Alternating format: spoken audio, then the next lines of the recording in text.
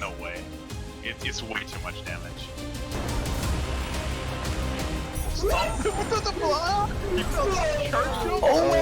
Wow. Somewhere there's a covert muffin just applauding this seed. Holy crap.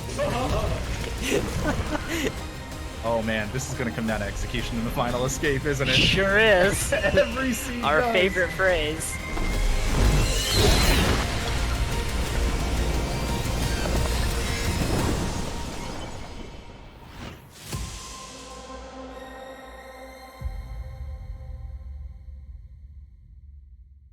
Good morning, good afternoon, good evening, folks. Here we have the grand finals of the Ori and the Blind Forest Randomizer Tournament. Today, we will be featuring Tritonite versus Cleanfel, the first and second seed of the entire tournament, battling all the way across upper bracket as well as lower bracket to bring the match here today. Cleanfel is the winner of the upper bracket, so in order for Tritonite to be able to win out the tournament here, they will have to beat Clean in 2 best-of-5 matches. But for Cleanfel's sake, all he has to do is close out the best-of-5 today.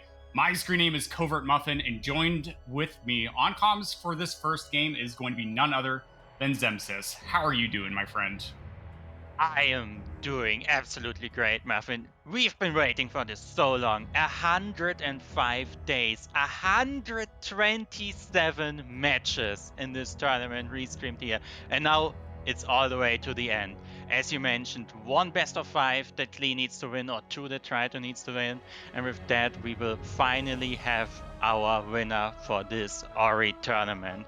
So, let's get into it. Let's talk about the runners. Why don't you give us a bit of info about Clean here? Yeah, so talking about Clean, I mean, Clean's real advantage throughout this entire tournament is his really smooth and steady play, right? We make a lot of Clean puns, and I'm sure those will definitely come out today for all the casters.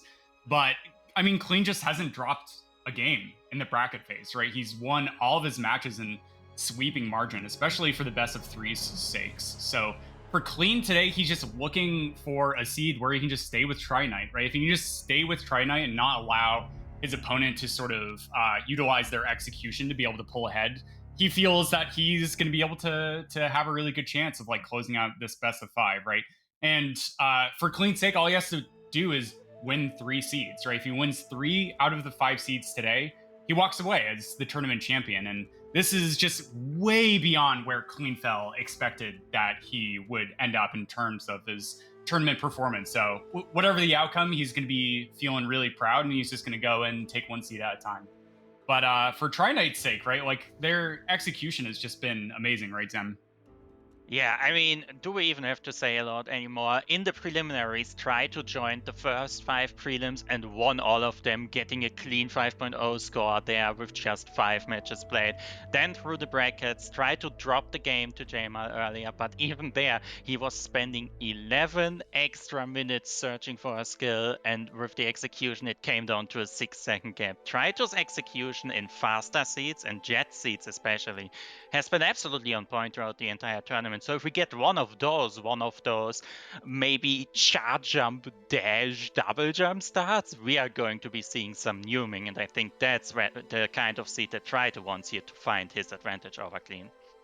Yeah, for sure. And we're going to give our runners a 1-minute warning as we are going to wrap up the intro here. And I think this stats page just really like spells it all out, right? Both of the runners are really experienced Ori like speedrunners, right? They've speedrun leaderboard categories and really taken part in the community. So it's just absolutely amazing that we get to witness this here today. And so for our viewers' perspective, this is going to be a best of 5. Most of the seeds, for people who are aware of the randomizer, are just going to be played as standard seeds with the competitive sort of pool set. So no Ginso teleporter, no Horu teleporter. We will have to find that water vein and Sunstone to be able to close them out. And so all of the seeds will be played sequentially today. So if we do go to a game 5, right, Zem, this could be a really tricky thing because it's really difficult to actually keep track of your seeds as you have to play them in a row. Yeah, especially if you get some of the more complicated seeds where you actually have to keep track about logic for 30, 40 minutes and Yeah. have those 1 hour seeds, 5 of those in a row. It would be Ugh. an absolute ride. And it is both draining on the execution as well as just mental stamina, mental fortitude. But let's see what this seed has in store for us because our runners are ready to go. Starting in 3, 2, 1. Now we're off to the first game of our grand finals between Triter and Clean. Muffin, in game 1, what do you want to see here? You know, I honestly want a jet seed, right? I want to start this grand finals off with a bang. Give me like dash first pickup and charge jump second pickup, right? Let's start off with 2 of the most powerful skills in the entire randomizer to just get us going here and going fast. But here we do see instead it is going to be the slowest starting pickup that you could find for progression, which is a keystone. So higher probability we'll find a second one in the next 3 pickups, but we still could find like some other form of progression. Yes, indeed. All right, let's see what our runners want to do with the Rhino. Looks like we're getting XP skips. Yep, with 1 keystone already found. Our runners do think there will be a second one, which means they don't need to go to early BRB. And indeed, there is another keystone. And with this, 2 pickups out of the way, the entirety of Glades open and Sign lying here on the round. We are through our opening sequence. So, we have 2 keystones. Are we gonna get our classic charge jump start into Blackroot, or do we maybe get something slower and go across this top path? What do you think? Yeah, you know, I mean, a list of things that can happen. So, like, this is a 2D Metroidvania platformer. So, like, finding various skills that are going to allow us to get access to additional pickups, right? So, the name of the game is tracking down those pickups and really just trying to expedite your search as you go through the map. So, this could be tricky. I mean, we've seen 3 keystones so far. So, if we don't find any sort of skill and that progression is going to be all the way down at Wall Jump Tree, our experienced runners are really going to need to try and like find their advantage by pushing for the objectives, right? 64 experience in the water isn't really much of a tell. But if we don't find a skill until Wall Jump Tree, right, that backtrack to Glades does take quite a bit. It takes over 30 seconds to get back down to that upper loop, which could be scary. But no, indeed, Zem, we find Wall Jump for a first bit of skill progression. Alright, so we're going to get a more traditional, slower start. Yeah, our runners can't quite get into Spirit Caverns yet, missing a keystone for that, so we're not going to see that early. Instead, they are going to come over here, turn in their first map stone, which will give them a second keystone, but I don't think they will be tracking back up just yet. Instead, we are going to see a clear out of the loop down here, this area to the left of our runners being where you're supposed to first really use the wall jump in the base game before we get all the way to the tree and then maybe down into Blackroot. Try to having a bit of a hack with the brambles here, but the health regeneration keeping him just above 0 HP so he doesn't take a death. Both runners choosing to push the bog instead of going for mini iceness, and with this we're off and let's see where the seed wants us to go next. Yeah, Trident not quite pulling out their block enough, so they're going to have to get reset up for that as we continue to move through. Another map stone, so that's going to be nice, as well as an additional keystone. So Charge Flame Tree is looking more and more to be early in logic as we find yet another keystone. So our runners only need 2 more keystones to be able to get access to that that next skill location, but Blackroot Burrows for their trouble is also open. So as we finish going through Glades, I imagine Blackroot Burrows is going to be the next play. The unfortunate thing about like Blackroot Burrows is it's not really pickup dense, but the good news is that we actually have to go in there anyway to be able to get the skill location. But no, hold the phone, Zem. There is our first power skill. It is going to be Charge Jump, which is going to get us a massive amount of verticality, and definitely in the hands of runners that are experienced like this. If we do find Climb and some other utility skills, this is going to spell like a go mode. And look at this, our first divergence. Trinite on the left is not going to alt R and is instead going to backtrack to be able to check some additional things. I like this play, Zen. Yes, also this is one of those dead ends, and if that pickup right there, charge jump block next to the wall jump tree, would have been something important, that could have spelled absolute disaster for Clean if he had to backtrack all the way. Now, if you're at this level in your randomizer, the one thing you always want to do is minimize backtracking, and charge jumping up here, if you have charge jump and no dash, is actually a bit faster than walking back. So as long as try to find another keystone or something else that's nice here in Spirit Caverns, this is pretty good for him. And indeed, there is Stomp and a keystone in here in Spirit Caverns. So Trito taking a bit of a skill advantage and now has the opportunity, if he wants to go all the way to Charge Flame Tree and get and maybe even do some Valley Entry. Has some problems on the damage boost that gives him the spikes. Will now instead take a safety save as Clean is making his way through early back route. But now he does have the door open, does have to save anywhere up. So I think Trito is gonna commit to Charge Flame Tree and using those keystones early here. Yeah, this is such a nominal play from Trito, right? Like recognizing that they're most likely going to find the keystones as they're heading up. They find the first one right by wall jump tree from that charge jump pickup, and then end up finding the last one in Spirit Caverns, right? Taking this into Sea Flame Tree by spending the keystones is a necessary resource cost, right? Because we don't know where blue breakage is yet. So Trito just getting Sea Flame Tree out of the way, and with this second energy, he could Frankie Walk to be able to open Death Gauntlet door. But also, down in Boulder Escape, it is now in logic in order to get down there and stomp the peg in order to get direct access to Double Jump Tree and Gumo Hideout, which is the lower portion of Moon Grotto. So, like, Trito just really doing this in the most efficient way possible in order to start off with activating the skill locations. Just absolutely beautiful play from him. Yes, and as you mentioned, it might actually be necessary to take that Stomp into the Boulder Escape, and in that case, Clean is gonna have to do some backtracks. Now, one lucky thing for Clean, Stomp does not speed up Blackroot Burrows besides skipping one reload in the area of the Boulder Escape. So for him, he can now do his cutscene skips here, will now be able to do some nice Crusher movement here to the right to get some information of a pickup that is logically blocked behind the Go Fast skill dash. It is 168 XP. That is not too low, so we can expect it to be logically a bit later in the seed, but we obviously don't quite know where it is. And on the left, try to finding even more. There is Clean Water right here at the Charge Flame Tree. So Clean, obviously getting his namesake pickup is gonna like that once he gets there, but Trito really has more of the important finds in his pocket right here by going left side first. Yeah, so far for Clean's sake, on the right, doing a great job of clearing up Blackroot Burrows, being able to get through the area effectively, finds a resource down below in the main room, so is going to keep that because backtracking using that charge jump is fast. And so now taking the damage boost to take an intentional death in order to get access to Blackroot Burrows. This is one of the few glitches that is actually tracked by logic. You are expected to level up to rekindle using ability cells to be able to do that lever glitch there.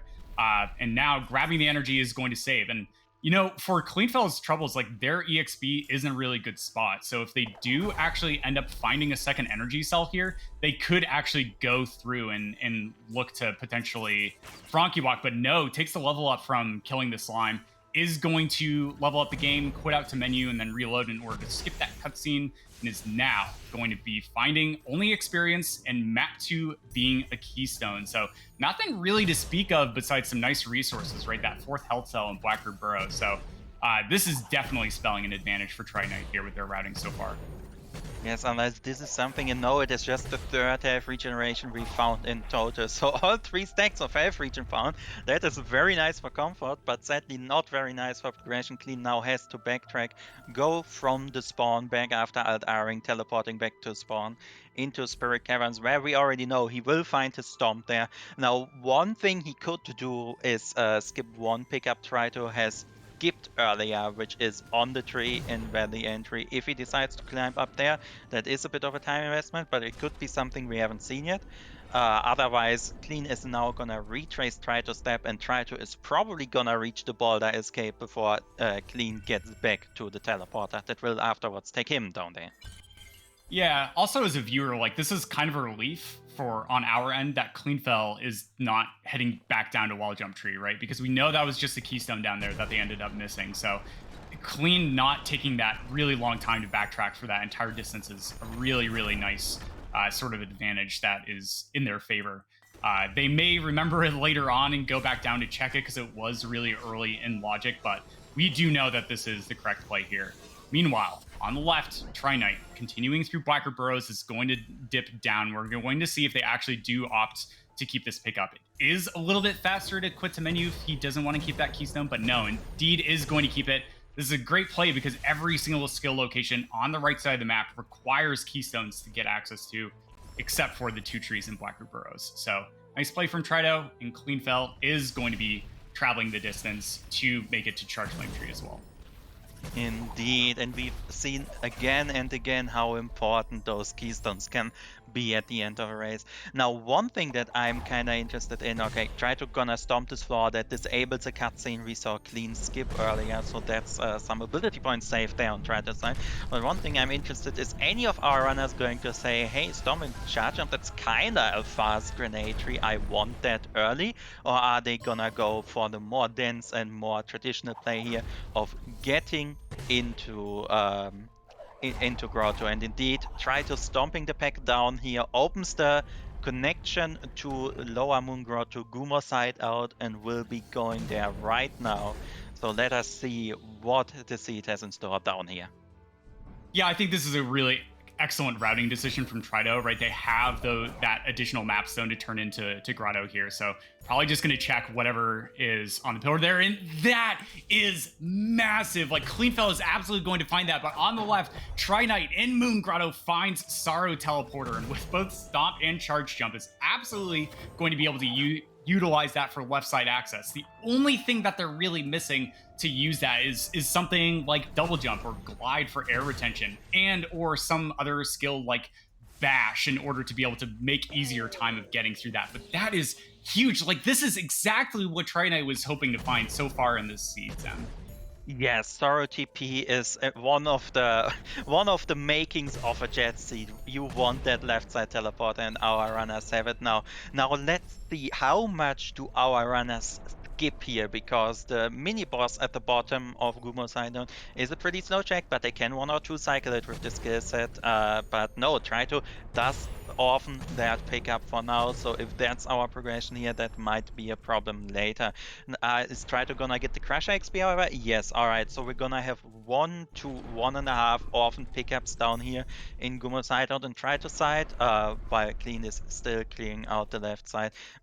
Just making his way over to his trees, because as long as you can push for trees in a reasonable fast manner, that will give you progress on the seed no matter what. So that's where we're going to go.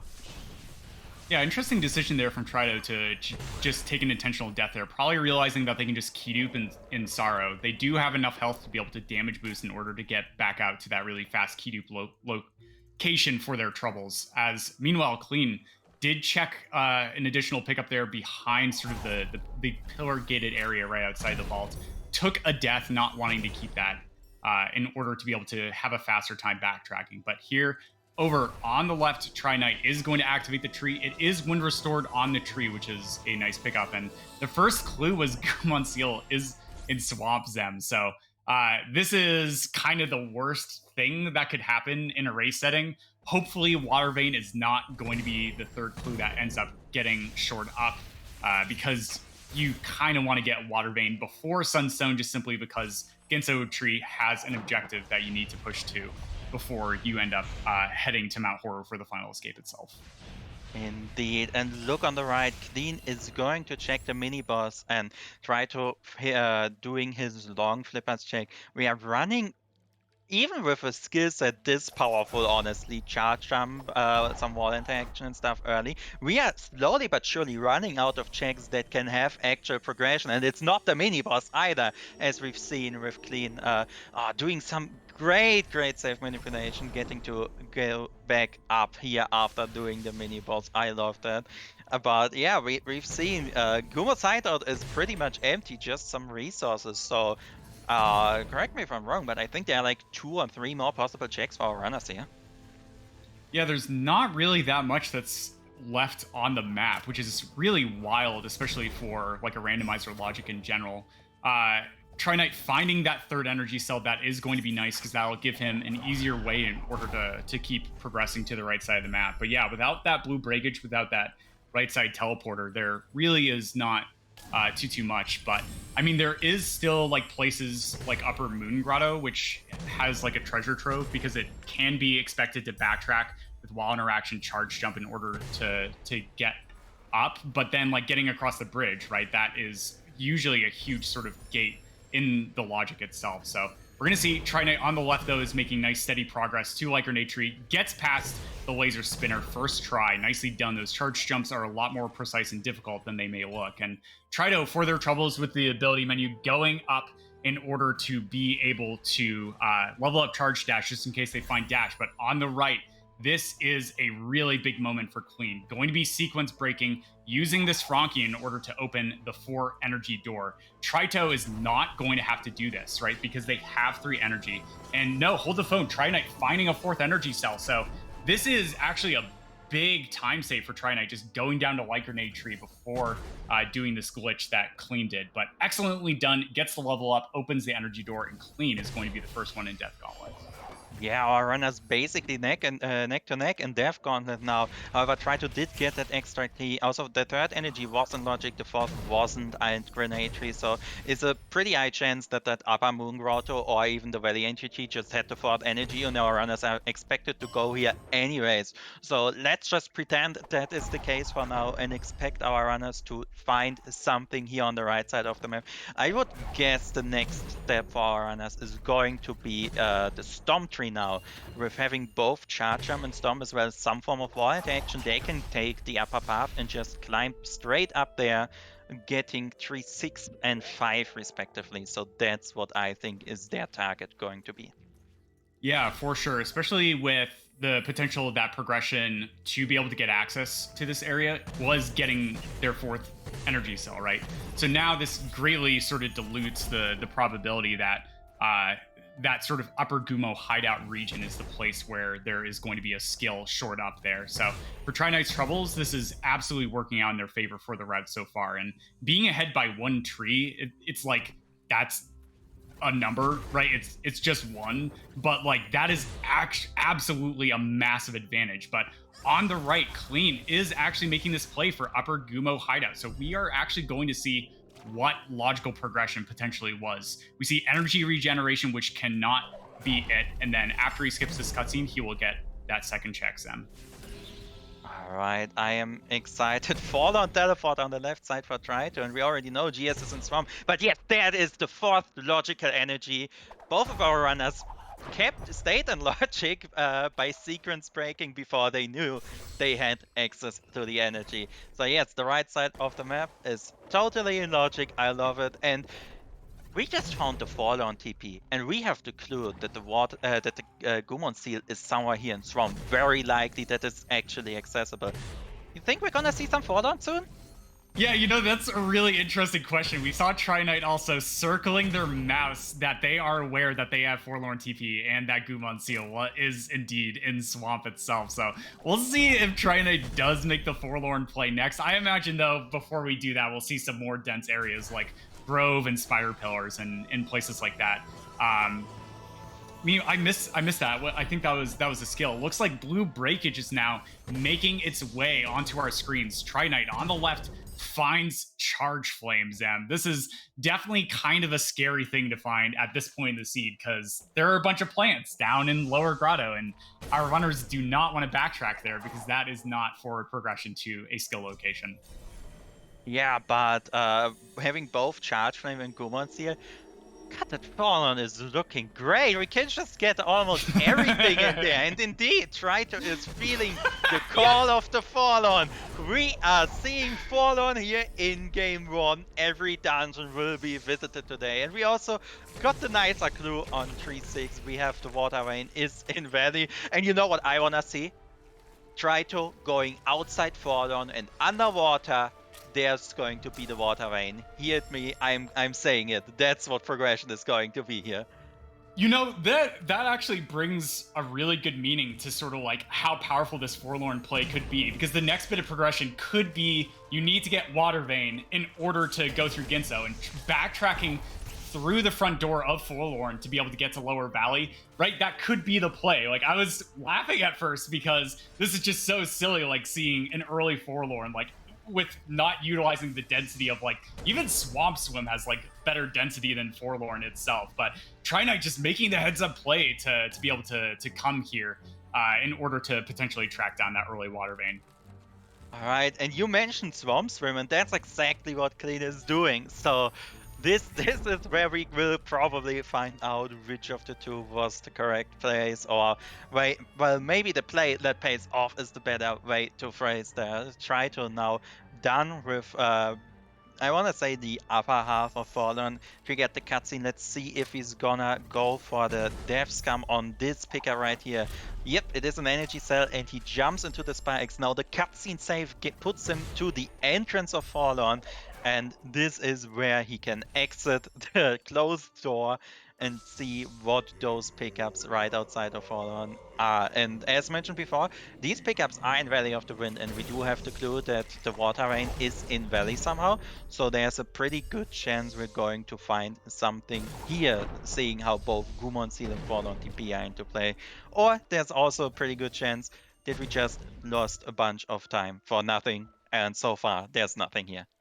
Yeah, nothing in Forlorn, so this is actually really good for Clean because Trido just spent like a couple minutes going through that entire dungeon. So, I mean, we still have Forlorn escape, so, right, there could be something there that is in logic, right? All you need are the keystones and wall jump to be able to get up there in logic, which is hilarious.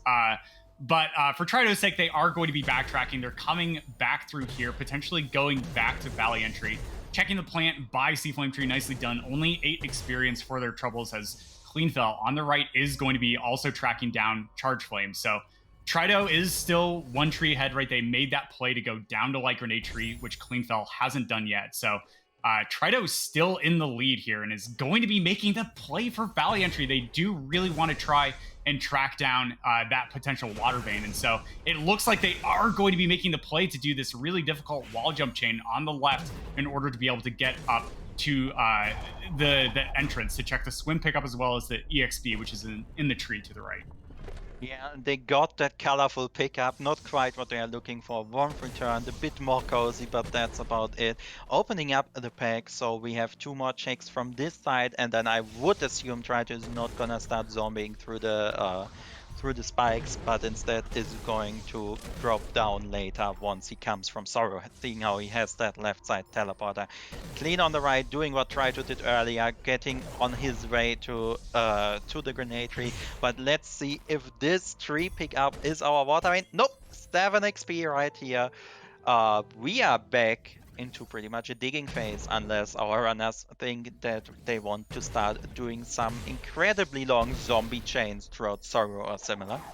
Yeah, you know, this could be Cleanfel's breakaway point, right? If they just make the play to go directly to Sorrow, we do have a metric bunch ton of health cells, right? So this even isn't really too bad. It's annoying because all we have is like wall jump and charge jump, no double jump, no glide for our troubles.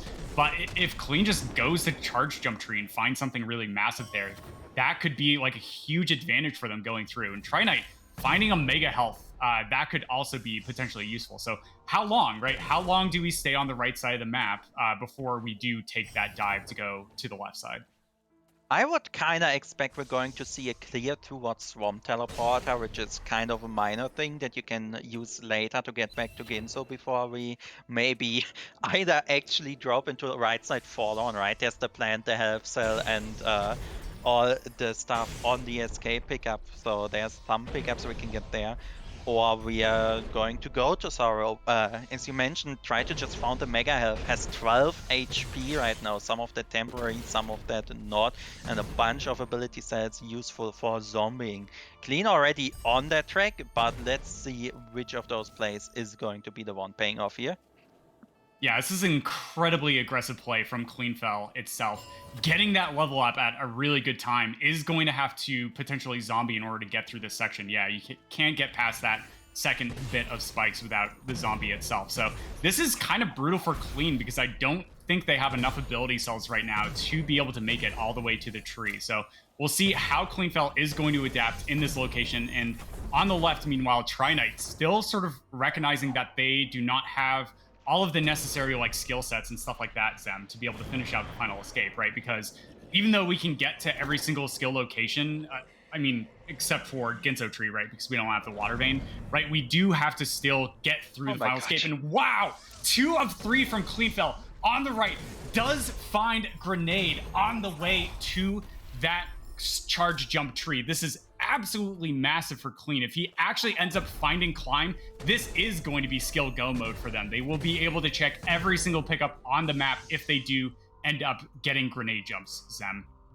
Yes, and it is probably one of the most probable things to find, having Sorrow TP and that grenade being in that place. That is just screaming, hey, where is Climb? This is what will give me that grenade in Logic. So that is absolutely massive if Trito keeps holding it off. Now, however, Clean did not have the ability points to zombie all the way to the tree and decided to R and back out instead, and is now going to go to Fallen.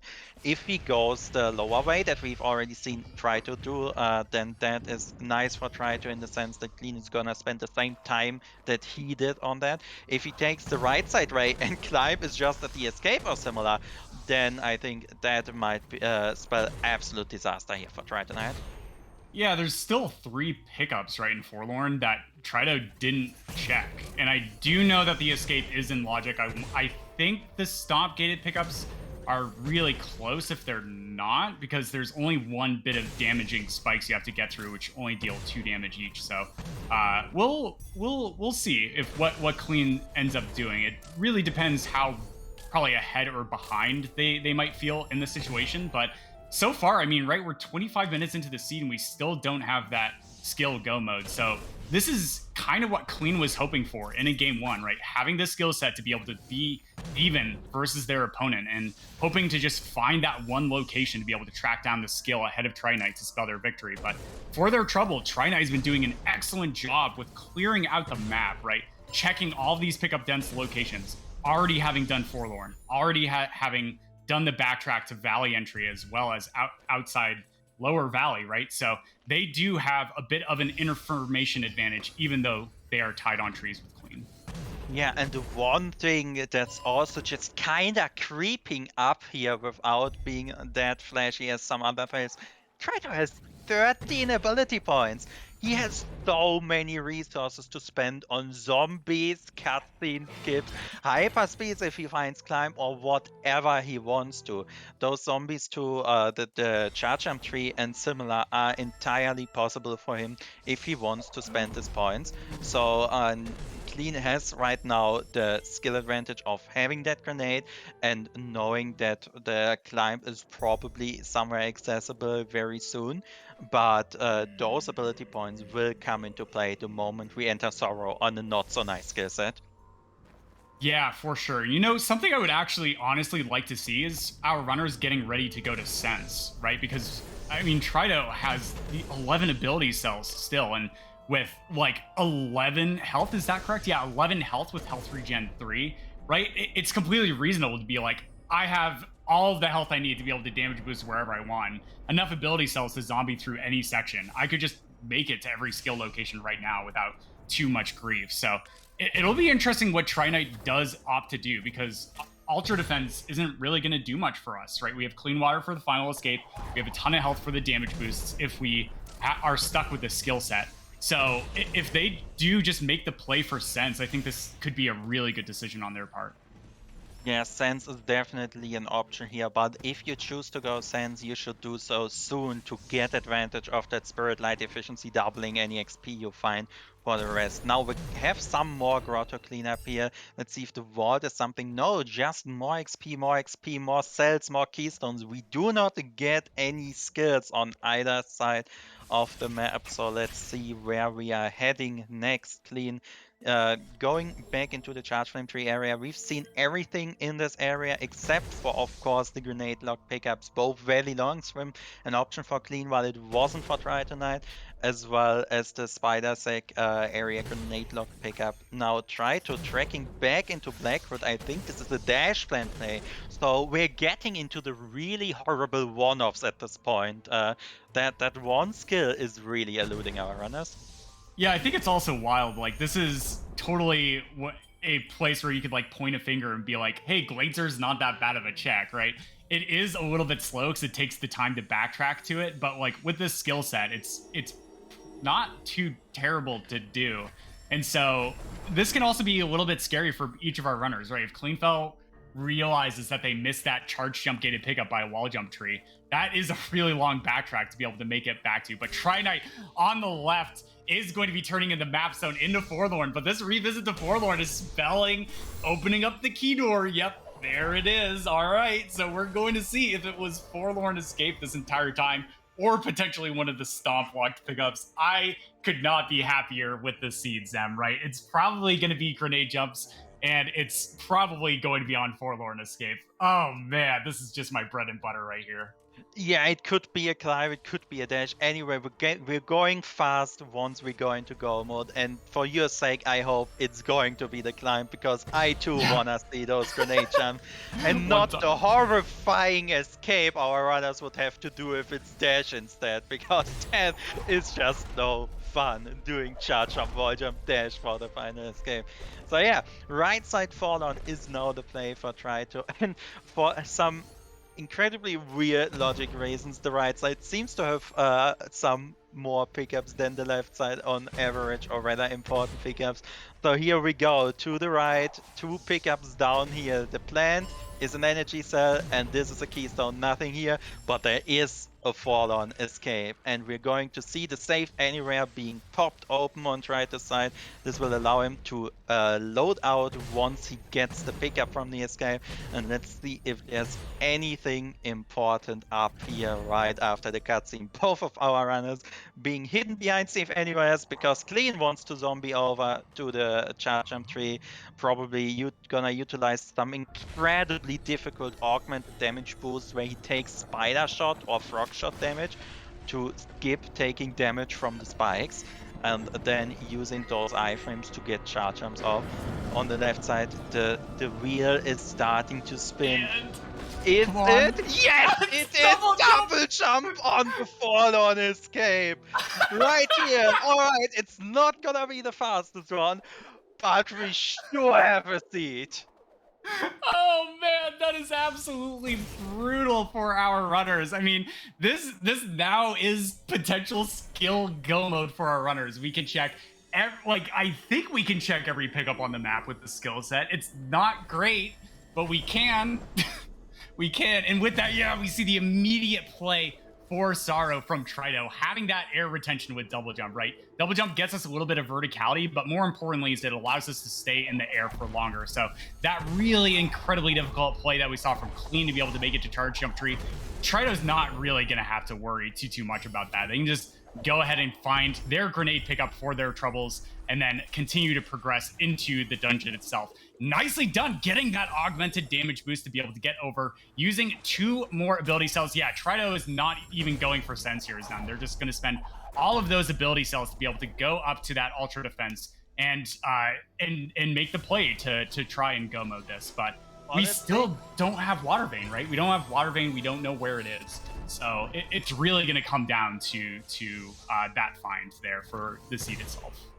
Yeah, but honestly, I think Tryto just wants his triple jump at this point. Having double jump and so much health, the one thing that can still stop you is that final wall and the final escape being incredibly precise if you're just on the double jump. So triple jump is a nice thing, and Tryto now realizing he's on 3 keystones, so he needs that frog alive, and it is instead going to cube up to get enough keystones to last him through the seed, I would assume.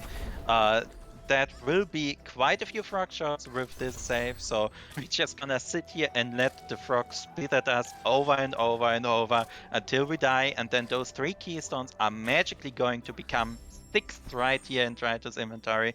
And yep, he's happy with his keystone counts. Off we go.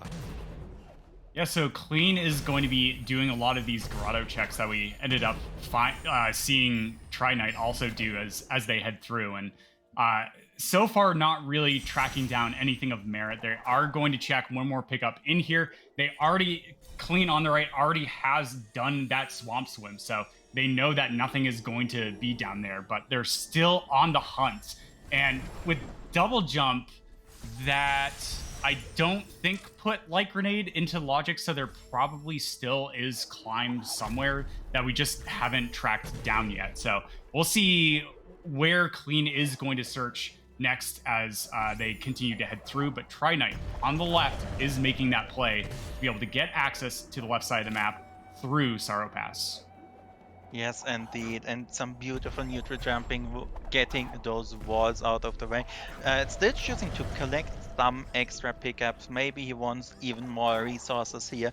Maybe he just doesn't want to miss a skill that's right on the way, because that certainly has happened before to everyone. But with this, we are down through Sorrow Pass and into the Valley of the Winds we go. And we know our water vein is somewhere in Valley. Now this is a Sorrow check right here. Open your map. It will say Sorrow, even though it's definitely doesn't look that way. But Yeah. once we get to the Feather and the rest of this area, that all is Valley of the Wind. So let's see whether the water vein is hiding, or if Trito decides, you know what, Misty first also sounds nice. Yeah, Tri-Knight doing a great job just like kind of cycling through these information menus. It's going to be a really important thing for our runners to be able to sort of taper their focus and remember exactly what they do and do not have at their disposal to be able to finish out a seed, trying to figure out exactly what logic potentially could hold for them for the location of the next important thing. Tri-Knight is going to be making the play to go back into the upper valley regions in order to be able to try and track down that water vein. This is absolutely a great play because it's going to get them information as well as potentially some additional pickups. They could also like literally just track down a skill that could just be buried somewhere horrifically late in logic. So Trito is going to be the first one to break the ground. They are definitely in the lead here with that double jump find on Forlorn Escape, leading them to be able to sequence break the logic to be able to get these additional valley checks. Yes, indeed. And let us see, nothing here on right side valley. Where was our last save? Not in the place Trito wanted, so he's instead going to Alt-R and walk back. Now, where is he walking? He is dropping down, so it's not too valley long swim set. That's what I wanted to see. I love that thing. But instead, we are going back to valley, and we still need to dig. And, you know, where's our Sunstone going to be? We still have no idea about that. Oh yeah, that's a really good point, right? Like we don't even have the clue for Sunstone because Gumon Seal was that first clue. So we're going to have to get all the way to Misty in order to be able to get that information. The good news for Tri-Knight especially is that they do have double jump, but wow, hold the phone. There it is. Dash and Water Vein right next to each other as Tri-Knight immediately is going to show off how insane their execution is with utilizing this next power scale. This is just absolutely massive for Tri-Knight to be able to track that down as they are going to be speeding immediately into Misty as a dungeon itself. Still checking pickups because we don't know where Sunstone is, but this is absolutely Tri-Knight seed to lose now at this point, Zem. Yes, finding that dash, and what even us there, showing off all those hard inputs. And even afterwards, we have so much energy here. We have 9 energy to spend on our charge dashes. Things got so fast right now, and you can just see it. Zooming through Misty at this point, we're going to see some extra checks until we get our Sunstone clue on that 9th tree at Climb Tree, and then afterwards we are probably only going to see 2 things. All the pickups that are actually in the Sunstone area, and the Bash Tree, because that's everything that is left afterwards.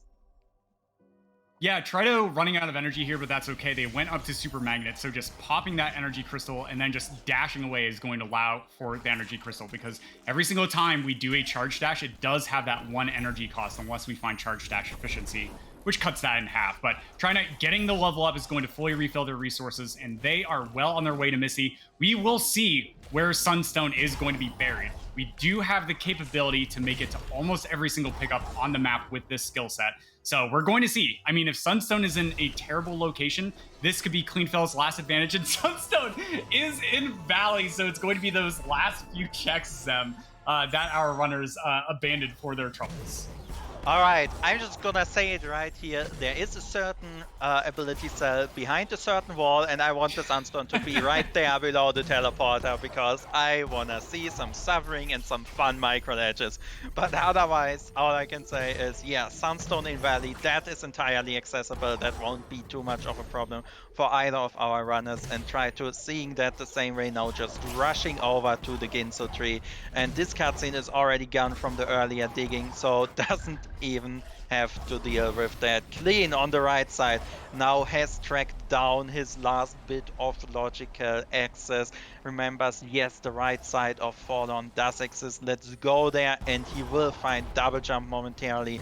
But try to, with that tree advantage and that yeah, the tree advantage and also already having dash, I think this is going to be a clean finish here. Let's see how quickly we are going to make do with the Ginso tree and then tracking down Sunstone. All right, Cleanfel on the right is going to track down the double jump. They don't have a save anywhere up, which is just having the ability menu up to be able to skip that cutscene, so they're going to have to watch all of it. But we can still just sort of back out from the escape using that Alt-R teleport, excuse me, in order to be able to go back to the start for free. So Clean gets their double jump. I'm sure that they are going to be starting to make the beeline for the skill locations themselves. Meanwhile, on the left, trying to utilizing their execution to great degree. Here's a really difficult redirect, gets it first try. Landing it in that redirect block is going to allow the shot to work forward a little bit, saving a tiny little bit of time. Just absolutely beautiful execution from Trito as they are progressing into this end game stage of the siege. Yeah, and you even saw try to get like one extra damage boost in there, then decides to grab an extra pickup just in case it's something. But yeah, that extra damage boost just to die a bit faster here. And we get into the bench tree. That is going to be 10 out of 10 trees and 255 XP for his travel. Clean now dropping down into Valley. Will probably get his stage very soon after getting Fender. If he decides to do the bottom route first instead of the right route, he can save some time there, but try to on the left, zooming in the direction of Valley Teleporter, and we do not have a lot of checks left. Let me count them real quick. 1, 2, 3, 4, 5 is what I count pickups that we haven't seen here in Valley. That's only going to take a minute or 3 here on Trito's side before he will track down that Sunstone. Let's see if he sets up. Oh, the ability menu gets up. Let's see if he can get the setup correctly here. Does have to save down and just needs to find a way to take a death now. Will probably do some extra checks. Yeah, I love that. So what's going to happen here is that Trito is going to check this entire branch, and instead of just backloading or climbing back up, we're going to see an intentional death and taking a charge jump through that death all the way to the save he just made to break the wall. This is just great routing here. Yeah, Cleanfel, in the meantime, is going to be picking up that dash in Waterbane, immediately rocket jumping up in order to get a bunch of height, and is now going to do their Ginso play, right? They're teleporting out immediately to Ginso. I actually really like this route from Clean going to Ginso before Misty because there aren't as many pickups to check because you can just sort of skip the final 4 pickups before the tree. But Trito not having enough horizontal speed there to be able to get over. Maybe they just didn't store the charge jump in order to get enough height, is going to be heading back down to try and do this trick. So basically what Trito is trying to do is take a death intentionally, which stores the damage from charge jump. So yeah, Trito is going to have to set back up in order to do this. A really easier way of doing this is actually just leveling up while you dash into the wall in order to get that speed. But I believe that is also not going to work because if you're touching the wall for some reason, sometimes the trick just doesn't work. But Clean, on the right, is now heading through Ginso Tree. Yes, indeed. And if Trito is having some extra trouble with this, no, he doesn't. He gets the break. Very nice Terra breakthrough here. And well, you know what we all really love to see? There is a pickup all the way in Valley. It needs grenade, it wants water, and it is very long. Yes, it is time for a very long swim. And Sunstone is, if I didn't see it incorrectly, going to be right here. I mean, this seed is just such a treat. Early Forlorn Teleporter and Gumon Seal for that Forlorn play to be able to get double jump on the escape itself, right? And then we get to see every single pickup checked in Valley in order to get access to this long swim, right? Having a dungeon key in Valley, let alone 2, is like one of the scariest things. But the seed, fortunately, was nice where we got Grenade, we got Stomp early, so it wasn't too bad. And Trido, on the left, gets their Sunstone as they are going to be heading back to Mount Horu in order to be able to get access to that final escape. And Clean is going to be well on their way through Ginso Tree, but they still need to be able to go to Misty in order to get Climb Tree before they themselves are going to be tracking down that Sunstone Zem. Yes, indeed. There's still an entirety of Misty left, and Clean also needs to do these early checks on Ginso because he doesn't have the Soundstone clue and needs to make sure he doesn't skip anything in the first half of Ginso. Bash Tree now on the cards for him, gets one extra check in and will now find out Sunstone also in Valley, which means he can go in that direction, but try to on the left. We're renewing to Mount Horu. The gates are opening. I do not expect any violence. We're going to see a door warp, and I will also say we're probably not going to see a warm skip after 45 minutes of such a scene, but this is really just closing out with 12 HP in Ultra Defense as well as 9 energy here on Triton's side. If he can get through this, that will be the first game loss Clean has taken in the tournament. Yeah, here we go. Tri-Knight on the left now. Only stretch before they take a win here in game number 1 is the final escape. And with this skill set, I'm sure Tri-Knight is going to be able to get through with minimal trouble. So here it is on the left. Tri-Knight first going through that boulder area. Nicely done. Not getting rocked by the giant Sigma boulders, is going over top. I like this decision. Stops a kill plane from getting activated. Realizes that this is not the cycle for the lava plume that they want, so they just sort of back off. Next, Elemental Room, they are going to be dashing. Nice air retention of that dash glide state, is able to get through no problem. With clean water, they are going to be making quick work of this swim. The last hurdle is going to be this final jump right here. If Tri-Knight's able to nail this, yes, they get through first try. Few more charge jumps and the double jumps, and they get up, crossing the finish line. Tri-Knight going up game 1 in this best of 5 series of the grand finals of the Ori and the Blind Forest Randomizer tournament. GG.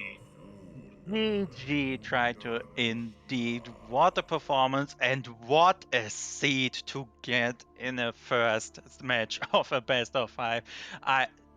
Honestly, this seed had everything we wanted, right? It had the bait and switch at the start with the wall jump into an immediate charge jump. It had mandatory fall on. It had some great logic passing. We got to see Valley long swim and some great strats all around, including that one ability cell in Valley.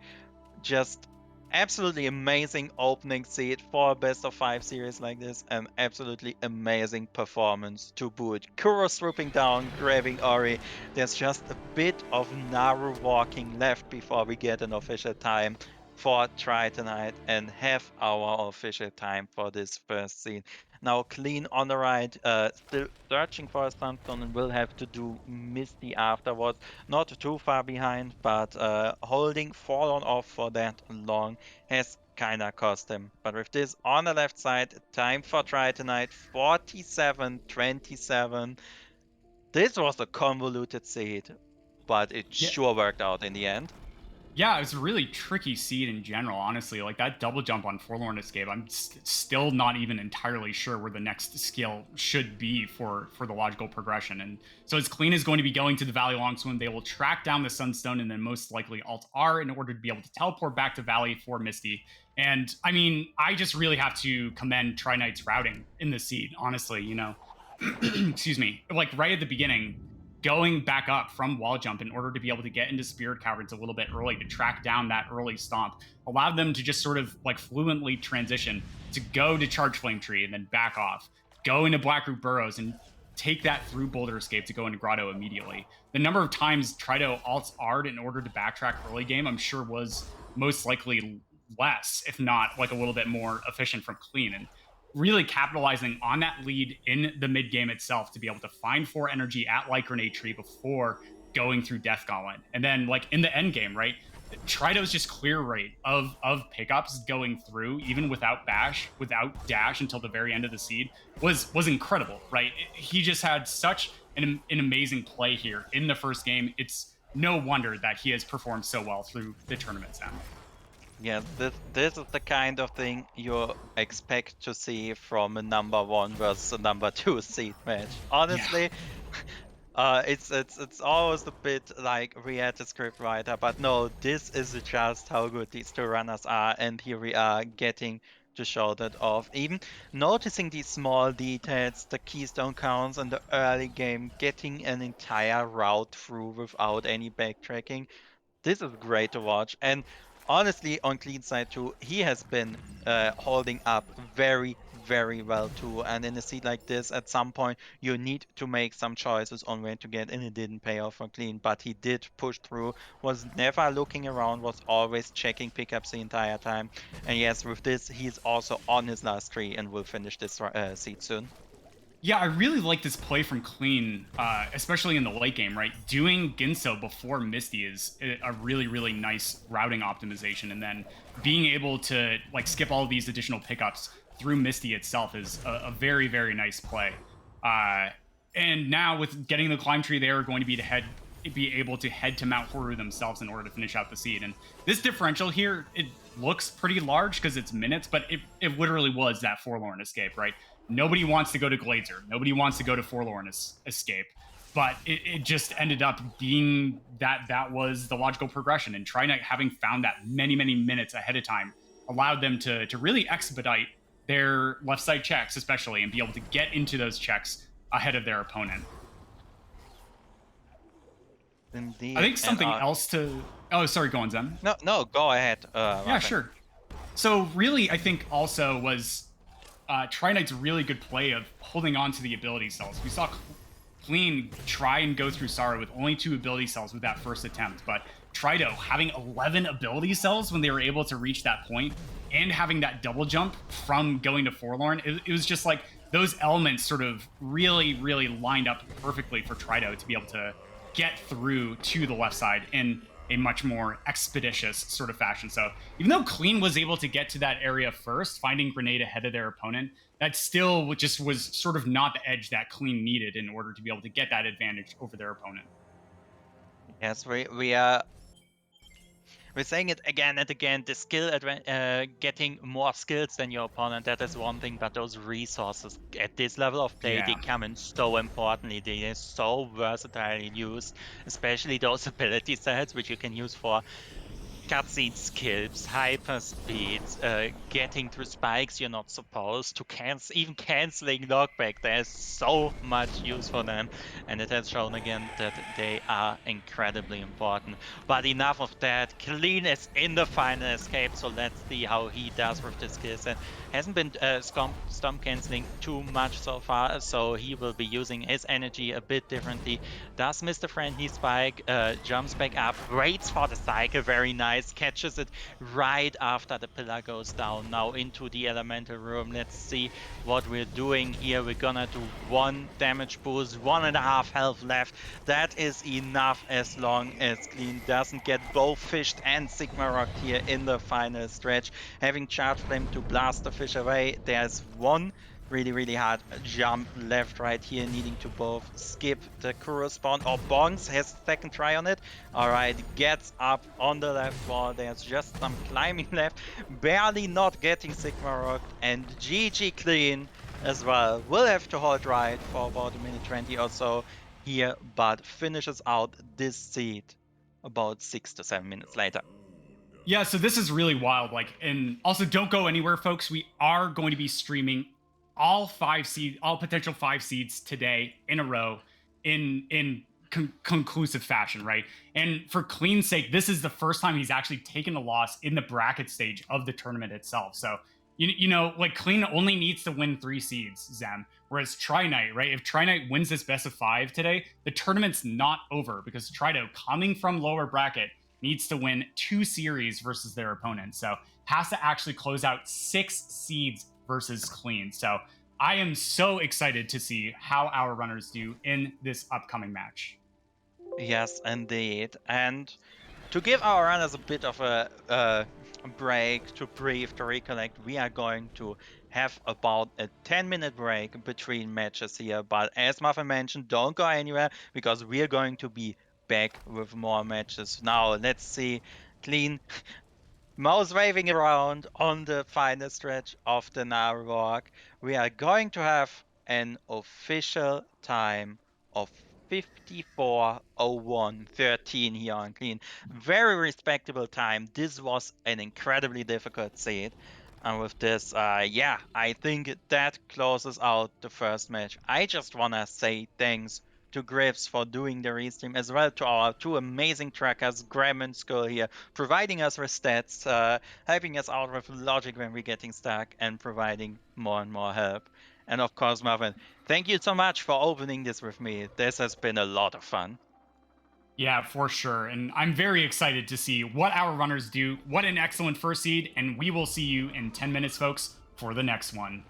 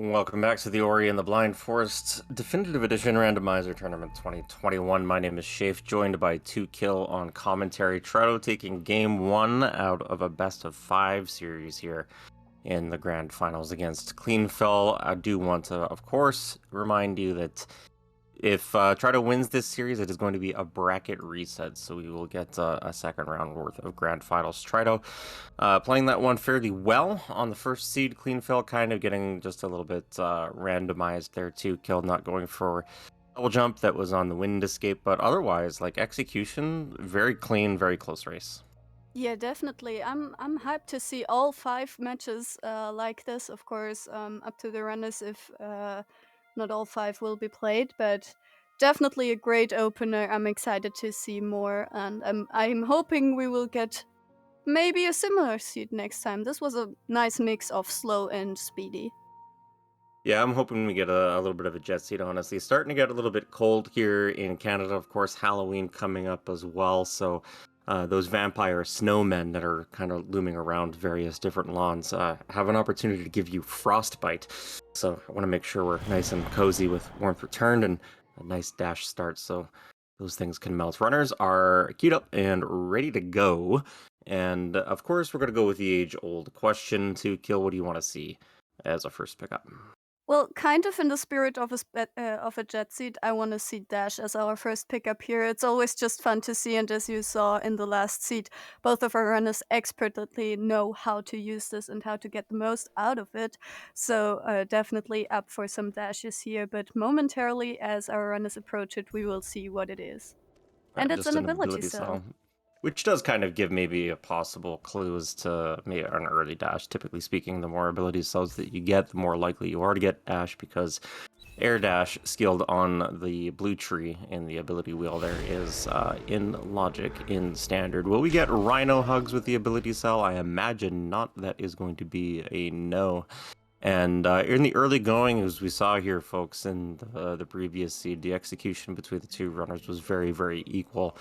Going up to the first ghost door, it was kind of hard to tell, honestly, whether or not it was 2 of the same screen showing up or if it was 2 separate runners. If we didn't have the colors on screen, Troto wearing the yellow Ori and Cleanfel wearing the white Ori, would have been a little bit hard to tell. So looking forward to kind of maybe a bit of an execution heavy seed here, is just sort of see where, you know, possible disparity might lie there, but also just a little bit of randomizer, maybe another rude sunstone location like we saw in the first seed. So the runner's now going to be heading into main glaze with that ability cell and singular keystone. They do need to check these for further progression, either a skill or another key. We do get wind restored. This would be hilarious if glide is the next one, just to go grab another keystone over to Frankie Walk, and yep, glide. So they will do the fake flippers check and alter out of here. Well, it is kind of a slow start. And talking about the slow and maybe mean seeds, I also am still waiting for that Mapstone 9 water vein. Maybe we will get to see that, but for now, our runners have acquired the 2 keystones in order to be able to progress further. So with that, they can head into Sunken Glades and possibly get some more progression on the way. I mean, at some point they have to be able to unlock some more. Both going for this ghost door trick, which basically just despawns the door for a few frames. Yeah, nice little just kind of small time save there. We do see Clean just with a little bit of a lead, like 1 second here, just on some of that execution. Does get another energy cell, always nice to have that possibility if they do gain further height with charge jump or wall jump or something like that, to be able to manage their experience now and potentially Frankie Walk as a sequence break into Grotto. And I'm pretty sure if we don't get a water vein on Mapstone 9 seed, we will actually have to do the tournament all over again. Wall jump here indeed is going to be our first form of wall interaction / verticality, minor though it might be. This is also nice to just have so the runners can go and do all of these checks in the wall jump loop without having to come back here and worry about backtracking. Both runners deciding to pull the rock, not going for baby iceless. I'm pretty sure that's an automatic forfeit. But they do get a keystone out of it and will continue up the wall jump loop. This exact same thing has happened in seat 1 though, so they would have had it to forfeit then already. 3 experience, not a quite lot, but more keystones as to open up Sunken Glades even further into Spirit Caverns, as they are now making their way into one of the first skill trees. This is of course mandatory to do, as we're playing force trees where you have to collect every single vanilla skill tree location to be able to be allowed to the final escape and finish out the seed. Yeah, and just for a little bit of clarity on that, did geez, a little bit of questions about that earlier on. They do not have to actually collect all the skills, they just need to visit the skill locations. Also, we do have clues mode in play for this, meaning that every 3 trees that the runners get, they will get a clue to the location of one of the dungeon keys. This is their first tree activated wall jump, another one coming up here in Blackroot in all likelihood for both runners. Not wanting to push into Spirit Caverns just yet, and indeed the drop down occurs, and the 1 second advantage now going to Trito's side. Actually, probably a little bit less than that, as they both set up a save anywhere to enter Blackroot. If this is the first time that you are witnessing Ori Rando throughout the course of this tournament, this save anywhere trick, basically, we are confusing the ability menu into thinking that we have closed it when we in fact have not. That allows us to gain control of Ori and move behind it. Then when we level something on that skill tree, the game saves. That allows us to do some various shenanigans, including skip a whole bunch of cutscenes. Minor divergence here. Tritonite actually jumping off the wall with Glide to go check that experience. Next to the Lantern a little bit earlier than Clean. So Clean will look to be a little bit ahead, but still will want to go and make that check. Yeah, and as you see, last seed, these definitely can take quite some time. The last seed just taking over 40 minutes, so even though there are small time differences right now, this does not mean anything for the state of the race just yet, as both of our runners still have the same progression right now. They still need to do the same things for now, and there is not much room for decisions. Of course, the decision to go into Blackroot Burrows, definitely a decision to make and not go into Spirit Caverns, but for now that does not give a huge advantage to either of our runners. Yeah, there will be just a slight lead here for Clean in terms of just not having to do that wall jump again with the glide over here, which Tritonite will have to do. But auto scroller here, ooh, Cleanfel missing the cycle. We'll try to get it on the left side of your screen. If he does, that'll put him in front. Nope, they both missed the cycle, so even Steven on that front. And speaking of the runners, just kind of doing the same thing, kind of comfortable, I would say, for runners, in a high pressure situation like this. You get to go on autopilot a little bit. Cleanfel actually talking to us a little bit in between matches said that he got rid of the jitters with that first siege, right? And it's kind of one of those things that you have to battle, not just like the logic and your own execution and whatnot. You gotta figure out your own headspace and make sure that you're sorted out on that front. It looks like Clean in all indications, both in gameplay and what he has said, is starting to feel a little bit more comfortable. So going to take this out of logic check over the Crushers, and it is a keystone, so no information on the possible location of Dash, and tree number 2 about to be activated here. Yeah, and there's our water vein, so we don't actually need the clue for that. Of course, this is just tree 2, so no clue would have been acquired just yet. But this means we don't need to search for it like we did last seed. This also means, unfortunately, no Mapstone 9 water vein seed, but we can still hope for a Mapstone 8 Sunstone seed, of course. And with that, yeah, we will see what our runners decide to do. Of course, they don't have the possibility to go into Ginso just yet, as they need some more verticality to go through the dungeon and to even get to the dungeon. But with that, definitely one item off the checklist that they might have in their head, as both of our runners still taking the same route through this boulder escape area. They need to actually Trito on the left, trying to go over it with Glide, doesn't quite get it, decides to do a save anywhere for the second try and to get the boulder out of here. There is a Frankie by the end that we do want to keep alive. We might need him later. This is Marvin on the right. He's our trusty friend to help us to get further into Blackroot Burrows in case we don't find Stomp or Climb Charge Jump, so definitely keep an eye out for that. Hey, Marvin. Love you, buddy. Cleanfel's going to be first to the Blackroot teleporter. Going to wander back over here to check the experience behind Sad Boulder, and it is indeed just experience. We'll get him another level up, and Forced Spirit Caverns here, so very linear start to the seed. Always nice, as you mentioned, to have that water vein in hand, something that you don't have to really worry about and consider for the rest of the seed. Also, sort of indirectly increases the likelihood, well, not the likelihood exactly, but you know, as you push for trees, you only need to worry about the sunstone now, as you were alluding to. So information, always good to have. Items, even better. Cleanfel going to be first to the Spirit Caverns door. Actually going to put the keystones in and reload to sort of get a bit of a ghost door there as well, saving just a little bit of time.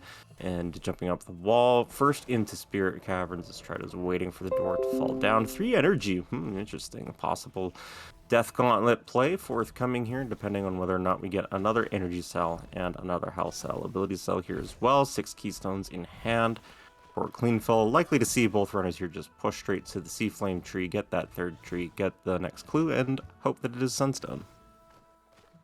Yeah, definitely. At this point, this is the only item they need to worry about, besides, of course, getting the required skills in order to beat the final escape with wall jump and glide. This is definitely not possible, so they will be on the lookout for some more items, maybe some more resources to be more comfortable, but definitely some more skills as well.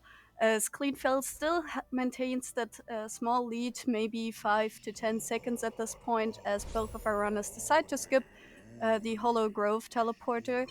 Might, since both players took the same decision, this is of course not important, but sometimes you need that, or it's nice to have. But with that, it should be fine for the decision making, as both of our runners are going to get the 3rd tree. So eyes on the right for the first clue. I suspect it will be the water vein clue. Was that a grenade that I saw pop up there real quick? Yep, indeed it is. Cleanfel doing the Alt-T for us, giving us the grenade find. Does open up the entire right side through sort of a vanilla intended pathway. The only difference being that you have grenade instead of charge flames, so tuck yourselves in. Get your blankets all nice and cozy, maybe a cup of hot chocolate or some such. And just hold on, we're going to be in for a little bit of a journey here. We do get the energy glitch access that both runners are going to be doing into Moon Grotto. Cleanfel actually having a little bit of trouble with this. Is going to give Trido an opportunity to catch up, especially if he can get it cleanly as well. And it looks like, yep, Trido's going to be first to get that glitch, so he pulls ahead slightly. But now, with the entire right side of the map open, with only really verticality locked pickups that are currently closed off from the runners, we're probably sitting here for a few minutes until we find our next bit of progression. Yeah, and that is actually kind of the seed Cleanfel was hoping for, a slow seed, that he might be lucky to find the next progression before Trito does. As you saw, both runners' execution is excellent, but Cleanfel does feel a bit behind of Trito Knight. So that piece, definitely a seed he's looking for, definitely something Trito Knight might have not wished for. There's the Grotto teleporter, Wow, definitely thanks. a trolley location, as we will get that to see that in like a few seconds. The Grotto teleporter and Grotto. I've never seen that before in a randomizer seed. Certainly not 80% of the seeds that I've ever played in my lifetime. Trito's going to be first to the actual Grotto teleporter, touching up on that, maybe getting a refill here on energy to open up Glide Vault on the way down. I doubt they will check it just because it's a slow check with the skill set, but it is in logic with that 4 health to go swimming through the water and then climbing up the nasty grotto walls coated in slippery syrup. Make it very difficult to get up there. He's going to actually go into Teeth Corridor here, get 4 energy and a level up as well.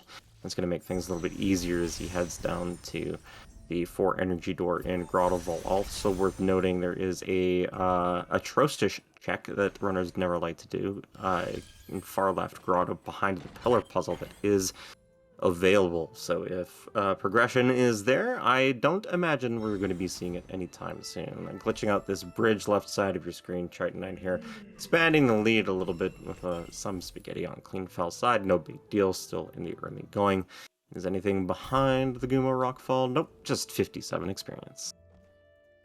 Yeah, as you mentioned, this can take a while until our runners will find the next piece of progression, and at this stage it could be almost everything. Almost every skill unlocks something new for our runners, so with the exception of Climb, they would probably like to find anything here. So far, Tritonite is ahead, so eyes on the left for some new pickups as he will get to them. So far, only experience, unfortunately, will be able to full clear Grotto, basically. There's, as mentioned, a few verticality locked pickups, but besides that, we have the ability to break blue plants, so those won't be a problem, as Trito just finds more experience, so at least ability cells will be filled up here. Yeah, once you have wall jump, the usefulness of climb is really in what it does in conjunction with other skills like charge jump, even bash, being able to hold climb along the walls and then throw a grenade and bash off of them can make movement a little bit easier. We are actually going to see a bit of a power play here from Clean. He is going to be going into Glide Vault with just wall jump.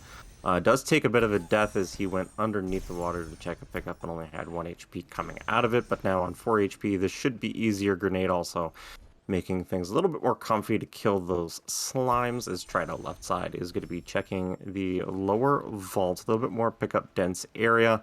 But given the likelihood that Trito is not going to check this, if this is something for Clean, it could be big. It is not. It is an ability cell. That's actually a fairly large time sink for Clean to put into that just for an ability cell. Understand, as you were alluding to, maybe feeling a little bit behind here against a player like Tritonite. Cleanfel obviously showing that he's able to keep up on the execution front in the first seed and so far here in the second seed, but losing time like that, making a little bit of a power play, it's a risk you take in Rando, and unfortunately for Clean, it didn't pay off. Trito in the Grotto Vault gets a health cell and another keystone, so still looking for skill progression. Yeah, and at this point, of course, our options are slowly dying out, but it could still be a long way. It could be in Grove, it could be in the Swamp Loop, so definitely some ugly places that our runners want to avoid. Of course, Grotto being a very pickup dense area, so this is the first place they will check because it has the highest probability of having anything, really. As we see Gumo jumping into a wall, just normal things to see, nothing to see here. As Tritonite, let's see if he will go for the mini boss this time. Last seed we saw him skip it with a better skill set, so yeah, as expected, he's skipping it this time as well. Let's hope for his sake that there is nothing on there.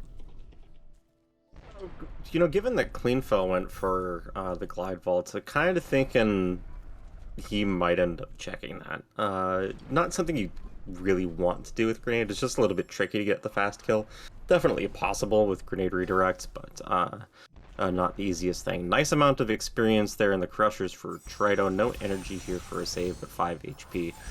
Shouldn't be a particular problem, as Cleanfel now also on 5 HP. Runners evening out on the resource count, and the double jump tree going to be tree number 4 for both of the runners, so no further information coming along that front as Cleanfel's exiting the Grotto Vault now. Be about around a minute or so, give or take, before we find out whether or not he's going to be doing the Grotto mini boss. Just an ability cell at double jump tree, so yep, indeed, we are going to continue our little tour throughout Nibel. Probably, I would guess, if I had to here too, Gil, we're probably going to see Outer Swamp Loop into Grove Main. Oh, see that what Trito does on the left. He's taking his Wind and Glide to go to the left and check that grenade locked pickup. This is actually in logic, so remembering that this is something he can do is very nice of him. Unfortunately, only gives him a mega energy, so only for a few minutes maybe he will have that extra energy. But definitely heads up play from him to be able to remember that as he's going back into Grotto and will continue his clear off the right side. Meanwhile, on Cleanfeld's side, he's also picking up the nice XP amount and will head to the double jump tree as well. Yep, and indeed, Trido's going to be heading up through the Grotto Laser Plant area. Iceless XP, of course, open as well with Wall Jump and Glide. Probable to see that first. Yep, indeed, that is the place that he's going. Might backtrack out of here to go through the Swamp Loop that way. Might decide to go up top. It's kind of an either-or situation. Does get Valley Teleporter. Doesn't currently open anything up in Logic, but if we do get Clean Water, that actually will add one more pickup in. And just want to kind of applaud Trido's play there, knowing that the Glide Wind restored access to Billy's stash there, that Grenade Lock pickup. But that is one that definitely control runners, especially if you're newer to the randomizer, knowing that that's in Logic. First Mapstone on Tritonite's side. Again, if you're just joining in the tournament, the way Mapstones work is they provide sequential pickups when you turn them in, effectively an IOU system. Doesn't matter where you turn them in. You can see he turns it here in Grove and got a little bit of experience out of it. But if he turned that in Blackroot, let's say, it would be the exact same. Oh, sorry, Energy Cell, not experience. If he turned it in a Blackroot, it would have been an Energy Cell because it's the first turn in that he gets. And going to be pathing over to the Swamp TP. I like this from Trido. He has the Water Vein, so he's going to be able to get quick access back to the Ginzo tree, and also with Wind Restored. And go and grab the ability cell up and above to the left, and then begin the outer Swamp Loop check. Yeah, and we can see Clean on the right basically trailing behind him, still behind just because some of the extra checks that he did compared to Tridonite, as Tridonite will be able to skip this cutscene right here. Very quick menuing from him. And on the right we can see Cleanfel also getting that valid TP, so no advantage gained for that, but that was to be expected. This is a pickup our runners won't miss, as Tridonite is now going through the Swamp Loop, going to check this grenade locked pickup, and it is an ability cell, so no progress still. Of course, 3 skills are not enough, and especially these 3 skills are not enough to finish the final escape. There are skill sets with 3 skills where it's possible, but this is definitely not one. This is not one of them. No, not even close. I honestly, the way the seed's going, would not be too surprised to see double jump show up just for verticality for Ginzo, and then you have to go all the way to the bash tree to get like Clean Water, and then you got to go run around and do other stuff. We'll see how that pans out. We are getting a route divergence here, however, as Tritonite is going to be doing the outer Swamp Loop series of checks. Looks like Cleanfel is going to be heading sort of more towards Grove Main, or at least indicated that briefly. Does save Scum a couple pickups, turns in that Mapstone, gets the Energy Cell, and Trido in the meantime is alt-Ring and deciding where to go. Cleanfel is going to be doing the outer Swamp Loop now, following on Trido's heels, and it looks like Trido's going to be going to this Grove proper area. Going up through the Sea Flame Tree has a couple checks that you can do, including Progression Vault, which is a 4 energy door in the Spider Sack area. A couple other pickups around there as well. Energy Cell, Health Cell. This plant, obviously, they already checked. And no access to the grenade lock pickup here, unfortunately. It's just really awkward too, because you get it put into this situation where you have Ball Jump, Blue Break, and you're digging for progression. And then when you finally do find it, just because of the nature of this skill, you don't have a lot of versatility. You can end up in a long series of backtracking and going back to these awful one-offs, and that's never a fun position when you're in a race setting. Yeah, definitely. Backtracking still being the source of time loss, as Tridonite on the left will be checking those valley entry pickups first. Will be luring this Frankie to be able to break the floor beneath him. Needs to defend against the bird, but no problem here for him, as Clean on the right still following behind him. So new checks are on the left. A health cell so far, and I think some experience. Will also decide to take the upper route to go pick up that ability cell on the top, and let's see whether that holds up to be something or not. When Trido does this check, you know he's desperate for progression. He will put this check off until it's one of the last things that he has available, and it is in fact one of the last things that he has available, and it's paying off in spades for Trido.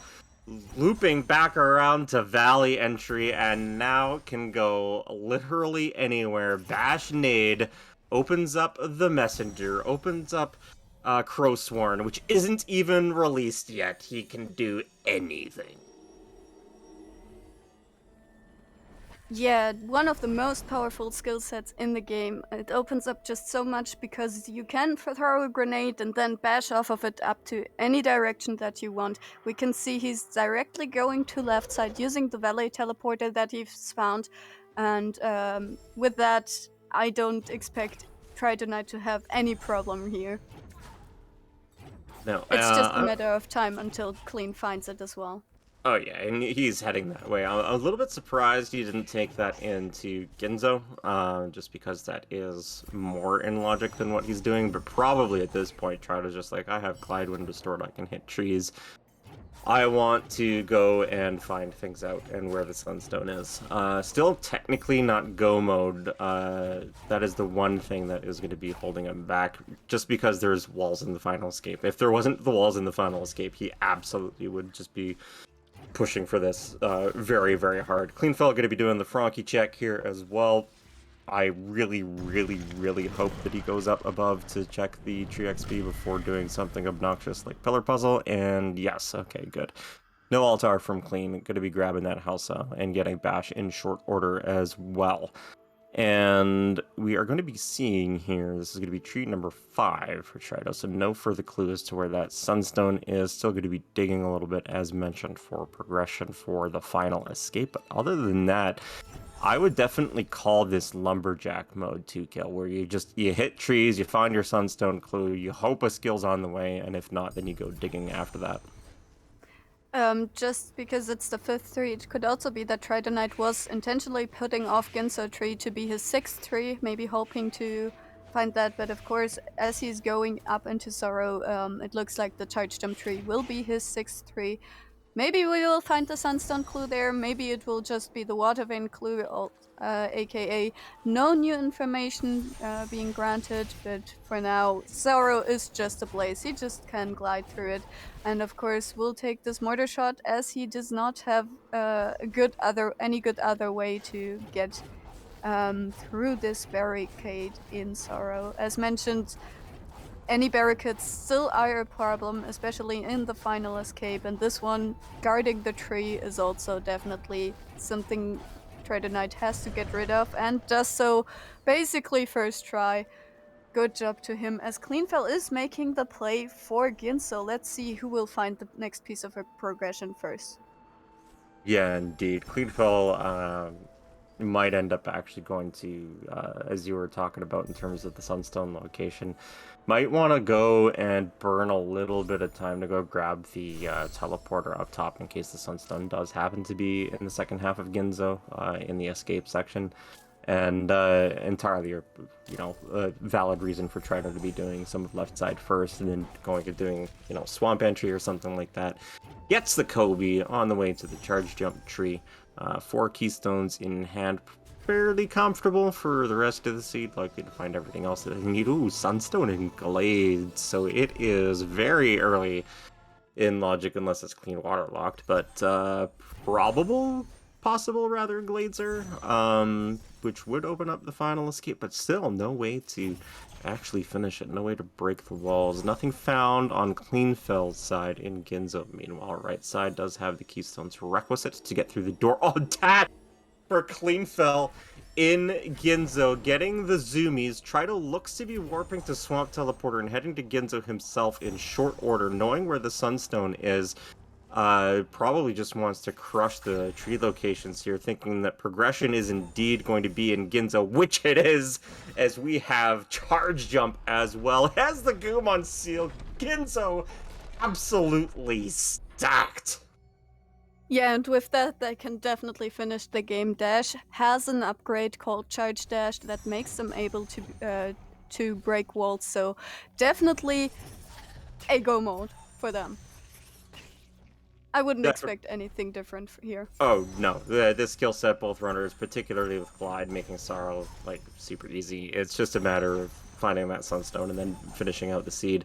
And Cleanfel is going to be taking that charge jump and grenade directly into the lower path through to Swamp, not bothering to check anything on the way anymore. Also has the clue for the Sunstone location, just wants to hit out those trees. And also worth noting, like, Cleanfel kind of behind here if we want to take a bit of a stack on the state of the race in terms of tree count and the push to the left side, etc., so forth. But getting that dash just a little bit early, that long double dash sequence that Trido did to break into Upper Sorrow, did take a little bit of time. And Cleanfel is going to have dash for a lot of that trickier movement over on the left side, which is going to save him some of the time that he lost making some extra checks earlier on in the seed. So make no mistake about it, this is not over. This is not Trido's race to win. This is not Cleanfel's race to win either. It's execution. It's straight up execution from here on out. The runners know everything that they need to know. They have everything that they need to have. It's just a matter of hitting trees, getting the Sunstone, and finishing out the seed. And Tridonite on the left actually deciding after he found that dash that is his go mode, didn't check any more pickups, so also missed out on that charge jump notably. If they find climb somewhere, that is huge on Cleanfel's side, definitely. This means 40-second possible time save in the final escape, a bunch of time save on the way there. So if that turns out to be something, Trido now looking for the Sunstone before hitting his last 3 trees. This is huge, actually. Beautiful sequence of fish bashing there from Cleanfel to go to check the long flips pick up there. Thanks, Sigma, for the 1 XP. Just on 6 health, that is not an easy thing that Clean just pulled off there and got it first try. Indeed, with his namesake very cleanly. Does take a small death there, going up to Grenadzer first. This is a faster check than Glazer with the skill set, just because not having climb to hold on to that bramble or double jump or something does get the Sunstone. And Trido is actually going to be digging into Spirit Caverns here first before heading in that general direction. Does not quite have enough energy to open up before Energy Door, and oh no, Trido's actually going all the way down to wall jump. With dash, this isn't going to cost them a whole lot of time, but it's definitely enough for Cleanfel to be catching up a little bit. Oh, but not having charge jump in terms of some of that verticality, no longer an issue for Trido, as he does get double jump over at that charge jump lock pickup near the wall jump tree. So 1 skill plus for Trido and 1 skill plus for Clean. I definitely would rather have charge jump in this situation, but still.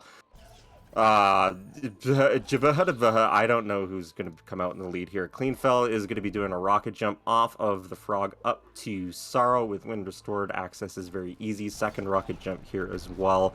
Using Wilhelm, had to avoid the first shot, takes the second shot to break the rocks above Kuro, and will be heading to Sorrow momentarily. And a lot of action also going on the left as Tridonite is taking Marvin. As previously mentioned, we will use him to break the entrance into lower Blackroot Burrows. So just a bit more careful here. Does not want to kill him on the spikes. Needs to be careful. And second stomp. He's through. Hopefully he will do a safety save. Oh god, Tridonite, please don't die. If he dies, he has to do all of this again, but it's looking good. Of course, a player of his expertise will be very careful and does know how to play this game, and he's through and skilling all the way up in the green/blue tree. 7 trees aside for each of the runners. Trido's going to be on tree 8 here at the grenade tree. A rocket jump there from Cleanfel. Using another one off of the frog to use the projectile to break the ceiling. A little bit low on energy. Is going to have to be careful here going through the Dorito Caverns. Has 4 HP. If he touches any of these spikes, it is finito. But health regen actually pushing him up above the threshold. He should be okay.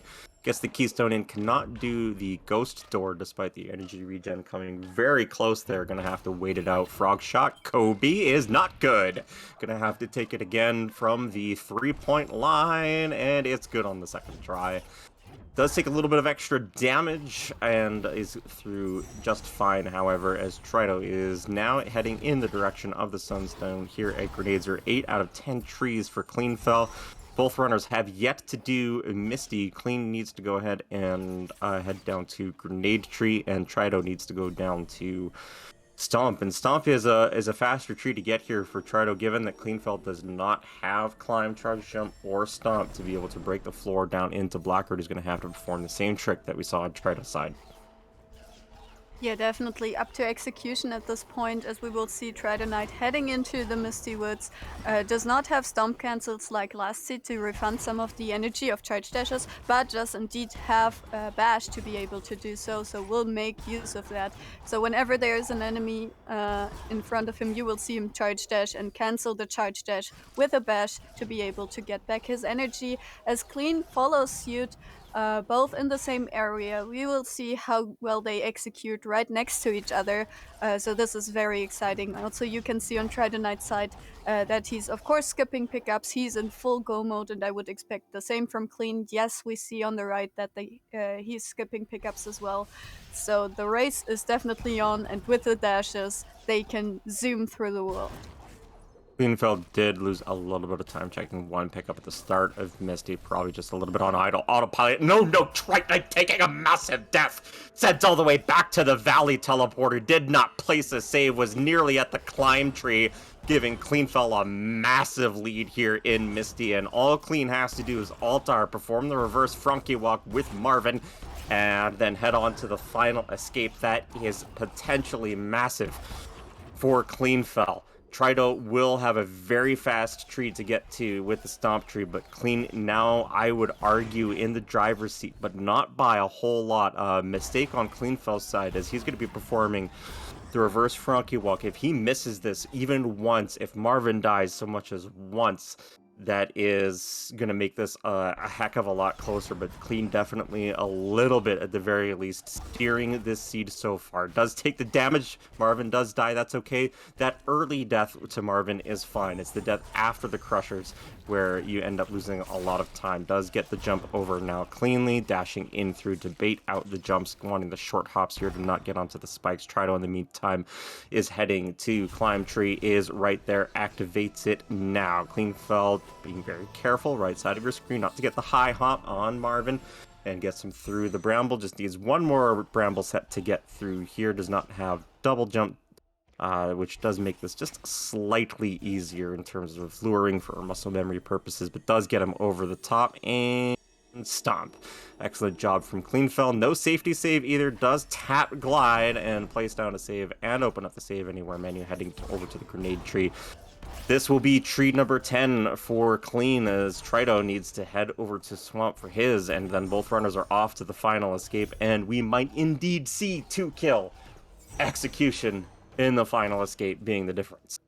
Oh yes, and I'm here for it. This is definitely a very close race, as you can see. Both reels kind of the same, one skill difference for both of our runners. The trees basically almost identical. As Cleanfel on the right collected his 10th tree, Trido Knight will do so in maybe 30 seconds as well. So this is definitely a close race. Cleanfel just needs to get to the final escape and complete it. Trido, I would say 30 seconds behind. Get your eyes on this match. This will come down to execution in the final escape for sure. I'm just marking that teleporter time, 36:40, arriving at the Swamp Teleporter for Clean. We'll get that on Trido's side as well momentarily. Clean now into Horror Fields. Did already do the health cell check here, I believe, and scummed it. No big deal. Will you kill the Elemental? No, you will not. You will go straight in on towards the Baneling. He takes the bash, throws the Baneling over at the wall, breaks the wall, sets up for the charge jump, does have charge dashes, hits the Elemental, 1 energy left. Needs to avoid taking damage from that Baneling, sets up the charge jump, and is over to the door. That was about a 37-10 for Trido sitting at the Swamp Teleporter. So yeah, pretty much exactly a 30-second difference. Cleanfel opening up Mount Horu, will need to decide whether or not to go for Door Warp or for Violence. Cleanfel has probably about 2 to 3 Door Warps here before Trido's right back on his heels. And gets it first try, so maintaining that 30-second lead over Triton Knight, starting the final escape. Eyes on the right side of your screen. Yeah, and definitely with that charge jump advantage, he has an easier time getting up. Trido would need to throw a grenade and bash it off, which can be a bit slower if you just don't get the bash nade off correctly. As Kuro on the right swoops down, lets see how that goes for Cleanfel and whether Tridonite can get up here. I don't expect Tridonite to go for violence. Let's see how many tries it takes him to get through that door into the final escape. First try as well, so Cleanfel does need to nail this to be able to win if Tridonite doesn't take a death here.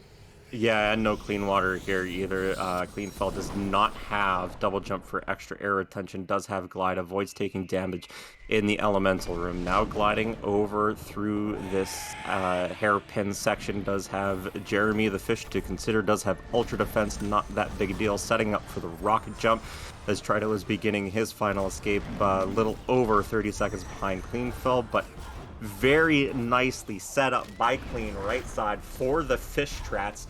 Rocket jumping up, this best of 5 now going down to a best of 3 as Cleanfel ties things up with a slow start to the Seed 2 kill, but once it sped up real fast.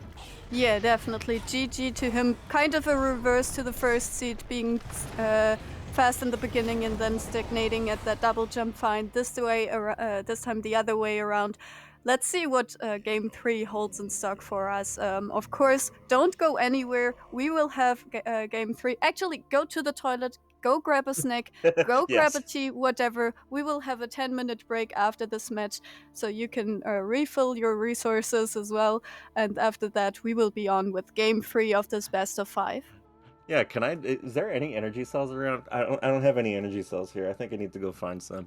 I do want to do just a bit of a breakdown here, though, of this Seed here to kill. We did have it, like, as mentioned, with that slow start. But you take a look at the time difference here, 30 seconds heading towards the final escape. Trido definitely had probably close to a 30-second lead before that death near the climb tree. And just the way that the Seed played out, it was kind of fairly linear. You had a little bit of divergence in the mid-late game with Trido going on to the left side early and Cleanfel heading to Ginzo early. So kind of 2 key points there. Cleanfel getting that earlier dash and also the big death from Trido kind of setting the stage here for Game 3. Yeah, definitely a very close one, and as mentioned, Tridonite's death being huge, but also Cleanfel's execution, both executions really being on point in this match. Having the bash to cancel charge dashes showed off very nicely, so GG to both of them. I am very excited to see the forthcoming matches. The next match actually being commentated by Gramelius and Jamal, so don't go anywhere. And thanks to our track for helping us out here with some extra information. So thanks to Graham and Solarian. Thanks for Griffs for the restream for the entirety of the series, actually. So yeah, we will see you all in a few minutes right here.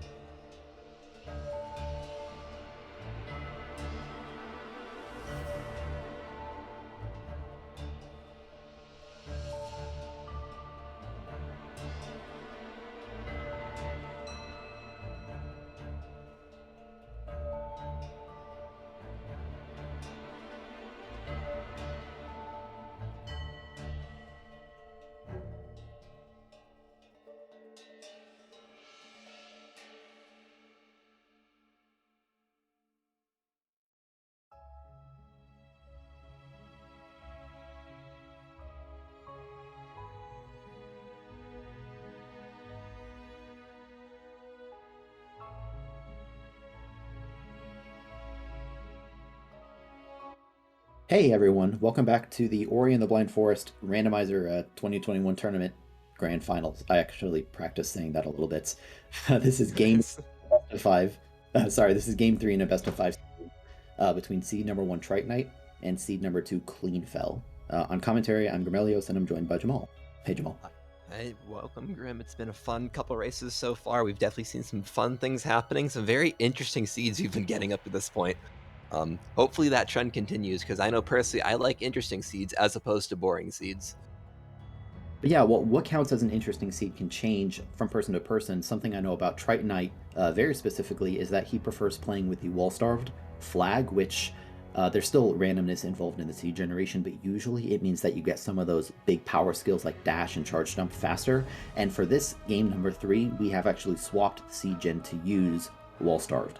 So we did see dash and charge jump in, well, I don't know if we saw dash in the first seed. We definitely saw it in the second seed, but we will be more likely to find those skills early this time around, which, again, I'm sure Trite Knight will be happy about, and Clean would never complain about a power skill.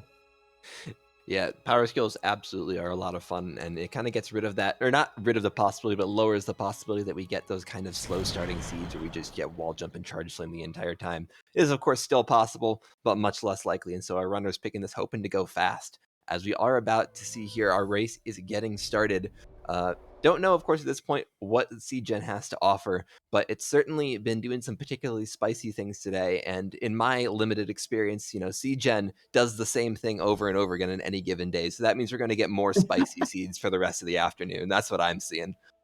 There's a fun sort of community superstition about that. I really want to see Climb, because we've had 2 seeds in a row now, both times where Climb would have been reasonably useful, and we haven't found it. The first pickup this time around is the Sorrow Teleporter. That's an interesting one.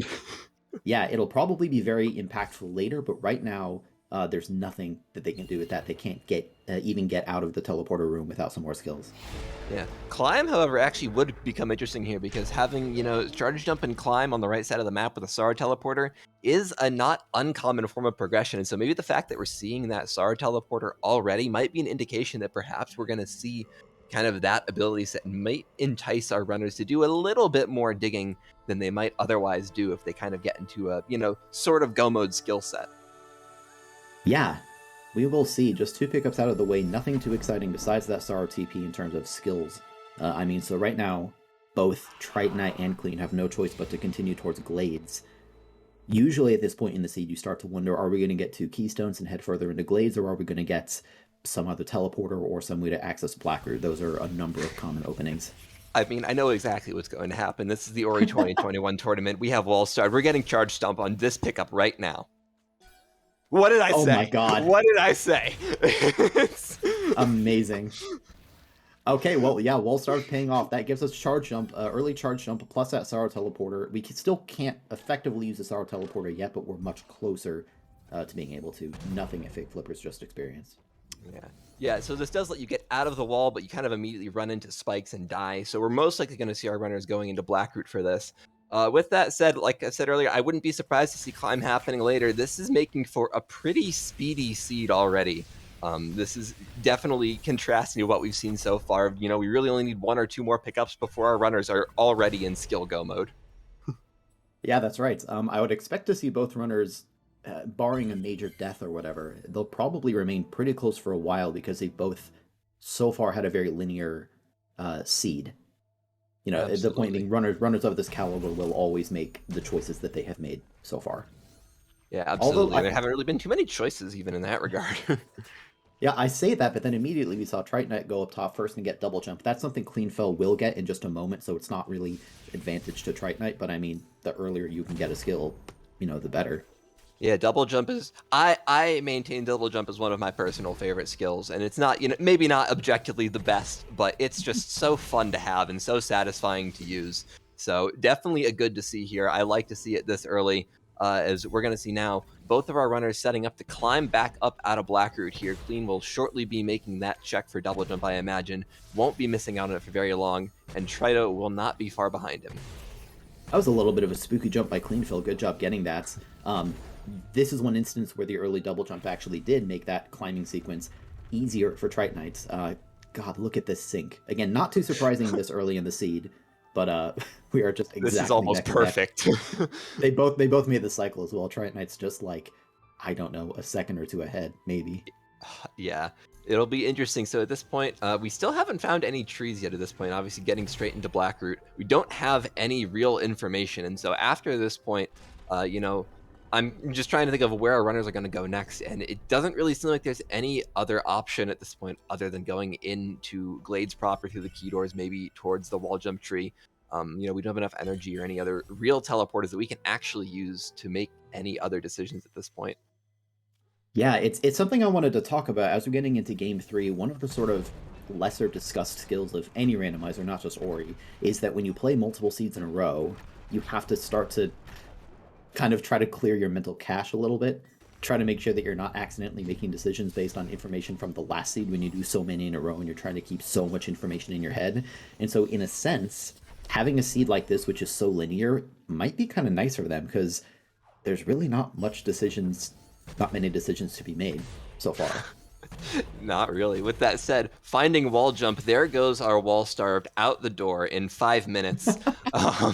But it is interesting. Our runners at this point only have one keystone each. That keystone is locked behind those crushers, which in standard logic is locked behind dash. And so depending on how many more keystones are over here, I mean, I guess wall jump does put the map stone or the map altar and the health cell back here in logic as well. But we might be seeing dash in not too long either, because we need to get through that key door at this point. Yeah, that's a really good observation about the nature of how that keystone is out of logic. Good job by both runners. Triton Knight pulled just a tiny bit ahead due to some slightly cleaner execution around the intentional death to glitch the door open. We'll see some of these other pickups over here in just a moment. At least one of them has to be some sort of progression, or it could be the map. There's one in logic keystone. And there's a second one right there. Okay. Okay, so no dash yet necessarily. Maybe unfortunate. We could, you know, I think when I'm watching races, I like to see either a really bad or a really jet seed. So would have been nice to see either one of those two. We had another keystone even. We're now officially loaded on keystones. Two of those are not in logic with what we have right now, but you know, you never say no to having more keystones. You also never say no to having more than one health. My goodness. That's why. Yeah. That's why. Yeah, that's very spooky. That's very spooky. It also, you know, not a fair amount, or like a fair amount of times actually lost to that. You know, there's a couple keystone pickups he's going to need. He's going to need to like kind of do that backtracking here. This is going to be a, you know, for early game lead, a pretty sizable one for Triton Knight. Yeah, and what's annoying from Clean's perspective is that like he actually doesn't have the resources to even make a safety save. You see Clean slowing down for just a moment, make sure it doesn't happen twice. So far, Triton Knight's doing okay. Just finally got back to 2 health. Yeah. That's the thing. These runners right now have a reasonable number of skills, but they're still very low on resources. There's a mega health for Triton Knight, which will help. Although, of course, remember that extra health acts more like a shield, and once lost, it doesn't come back. I actually didn't even realize they had no energy at that point, and Trito had gone that entire time without finding a single health pickup. That just makes that so much more tense than I initially realized. And we do see, okay, I wasn't paying attention if Trito had put the keystones into that door there. I'm going to interrupt myself. We do have Charge Flame. That is logical blue break. At this point, as far as early game checks are concerned, our runners are kind of spoiled. There's not much in this first part of the map that they're not going to be able to get with our pickups that we found so far. Well, it's always nice when you can full clear an area. Specifically, if you look over on the left, a Triton Knight in a moment is going to be grabbing an experience orb that's way up top here. That normally, in most seeds, when you come to wall jump, you end up skipping that. You usually don't have the verticality yet. So that means that both runners are going to be able to effectively wipe not the entirety of Glades, but most of the main part of Glades completely out of their memory. It's covered. It's done. Yeah, exactly. The only things we haven't really been able to check here so far would probably be, you know, things like Gladeser that, you know, just kind of tricky. We don't really have the energy resources. It does kind of bring up the interesting point, though, of, you know, as far as resources are concerned, we only have 1 energy still and don't really have a great ability to use much from that Sorrow Teleporter right now. The only other real way into like right side of the map is through that blue door into Grove proper and kind of going through the Spider Sack area, which is not usually a thing that we see runners at this skill kind of wanting to do because it's pretty slow compared to the alternatives. But it'll be interesting to see because you can still, as you said, full clear a lot of this area as you go through with the exception of some grenade pickups. So I'll be interested to see how this plays out. and if we find anything else in the near future. Yeah, well, as you said, there is that decision in the short term, Spirit Caverns versus going straight to the Charge Flame tree, which, by the way, would be tree number 3, so we'll get our first clue whenever we do that. We have not seen any of the dungeon keys yet. Tritonite decided to go into Spirit Caverns, but is not going to head through the door up top, even though he has enough keystones to do so, which I think is a smart call. You can preserve those 4 keystones and instead go through the Charge Flame area. With Charge Jump, you can even break up towards the top. Yeah, at the moment, Valley then, Entry, yeah. Yeah, at the moment, then Tritonite does still have an advantage. Yeah, not a huge advantage, but an advantage. Yeah, like I said, I think it's a lot of that death, and I definitely agree with you. I agree with this play, saving those keystones so you can use those somewhere else later without having to dupe. You can still check the Valley Entry play. You can scum that entire side, then keep those keystones if there's nothing important there. And just in general, kind of streamline your routing so that you're making, wasting fewer resources, which, as we've mentioned extensively, we don't really have a lot of at this point. And so I think a very intelligent play going from here. He's probably, I expect to see him making a couple checks here like this one up that he can reach with Charge Jump, opting not to head into Valley Entry like I thought he might. Of course, it's not necessarily the only thing in Logic, given that, he can just kind of walk right here and have the entire right side of the magic come into Logic at the same time. So not necessarily a bad play, but potentially stranding these later for if this is where, say Bash is on that tree XP up there like it was last race, you're making this harder to come back and check later. Yeah, I want to point out quickly that the first clue is that the Sunstone is in Ginso, which we can't get without the Water Vein anyway. So nice knowledge to have, although at the moment the Sunstone will remain locked away inside the dungeon. I will point out, as we have discussed, these runners are on such low energy that it actually would have been kind of difficult for Tritonite to, effectively save scum over to Valley Entry. It could be done, but that may have factored into Tritonite's decision. Possibly. I was imagining using it right off the Charge Flame tree save, actually. So there's some things you could have maybe managed, but again, I don't think you're really losing out on much. It's only 3 checks that you can get there right now, and there's a whole right side of the map that you can check in this direction. So I don't necessarily disagree with the play. It's just, things to think about, just alternatives flying through our minds at this point, because that's the thing with the randomizer. At any given moment, there's so much you could choose to do, so much that you have to keep in your mind, and so many factors that go into decision making. That's really, I think, where a lot of the skill on a race like this comes from, is part execution, but a lot of just how well do you actually know what options are available to you and what's going on in the game. Yeah, that's right. Over on the left, we saw Tritonite open up a save anywhere to skip part of the Crow cutscene, which will lead to Tritonite doing a little bit of blind movement, checking a few of these pickups. So that's a nice time save. We'll see if Cleanfel decides to do the same in that position. Yeah. At this point, though, it's kind of anyone's guess for where the next progression abilities are going to be, right? We don't quite have enough skills to finish the game at this point. We don't have all the dungeon keys we need. In fact, we have none of the dungeon keys at this point. But there's also just, a lot of things we could check that are not difficult to check. And so it's really a matter of, where do our runners decide to go first? There's a lot of things that could be done that aren't necessarily wrong. And so I think it'll be interesting to see what options our runners end up picking and who ends up finding that progression first. I want to point out that was a powerful save scum by Tritonite. Decided to check not everything in the outer swamp loop, but a number of pickups in that direction, and then save scum back to head down to Grotto. Very effective. Meanwhile, Cleanfel found Glide. That is one specific pickup that Tritonite decided to skip.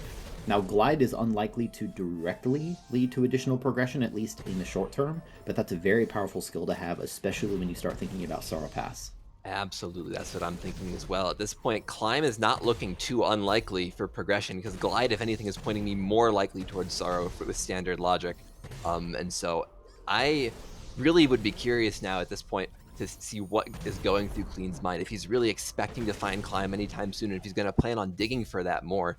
As instead, we see Trido really doing his best to push trees. He's making this play for Stomp Tree early. It's not too hard to get up to the tree with Charge Jump and Wall Jump as he's got right now. He's going to be able to turn a map zone in here too. I really like this play. Yeah, these route divergences are really, really fascinating. Tritonite over on the left going into Swamp early. I believe this is a play that I've seen him make before in this situation where you have a clear fork in the road between Swamp and Grotto. I don't know if either one could be sort of objectively argued to be better than the other. The thing I like about getting Swamp out of the way is that Swamp as I said, is sort of out of the way, and Grotto is an area that you might end up coming back to a number of times. Absolutely. It's one of those areas that, you don't usually full clear everything in Grotto, despite how much there is, in part because there is so much, and that's Dash.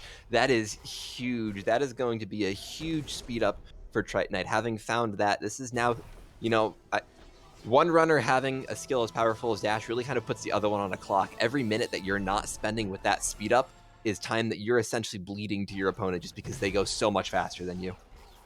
Yeah, that's a fantastic description. Clean will... Unbelievable. Unbelievable. Hey, you know that thing you said 10 seconds ago about how you're bleeding time to not having a skill? The same is true with Bash. Bash is going to let Cleanfel check a number of pickups, although having Charge Jump, it means that they could have checked many of the pickups like the Cell Cell already. Man, this is about the time in the season where it becomes really difficult to tell who is in the lead. Tritonite, as you correctly pointed out, will be able to check a number of pickups very, very quickly, but Cleanfel now has both Bash and Feather, which is going to make major portions of the map and the final escape significantly easier. Absolutely. It's also interesting now, we have the makings for a Jet Seed, right? We see Clean go into Swamp already, just like Trito did. I don't expect him to skip that dash check right next to the tree. He'll have all 3 power skills at this point. Trito, I believe, in this area found Wind Restored. This is approaching one of the quickest go modes that I've seen in a while. Yeah, you're not wrong about that. Eyes glued. As I said, normally when we, from a viewer perspective, watch these seeds, of course, we can see the locations of all skills from the perspectives of both runners. So in this case, we've already seen most of all the power skills. I'm curious to see where Stomp is, because that may be relevant depending on where the Water Vein is. But yeah, we've kind of already seen a lot of the skills. Clean, I'm sure, will end up picking up Dash in just a moment using the same Charge Flame redirect trick on the Mortar Projectile that we saw Tritonite do. Meanwhile, Tritonite is able to check...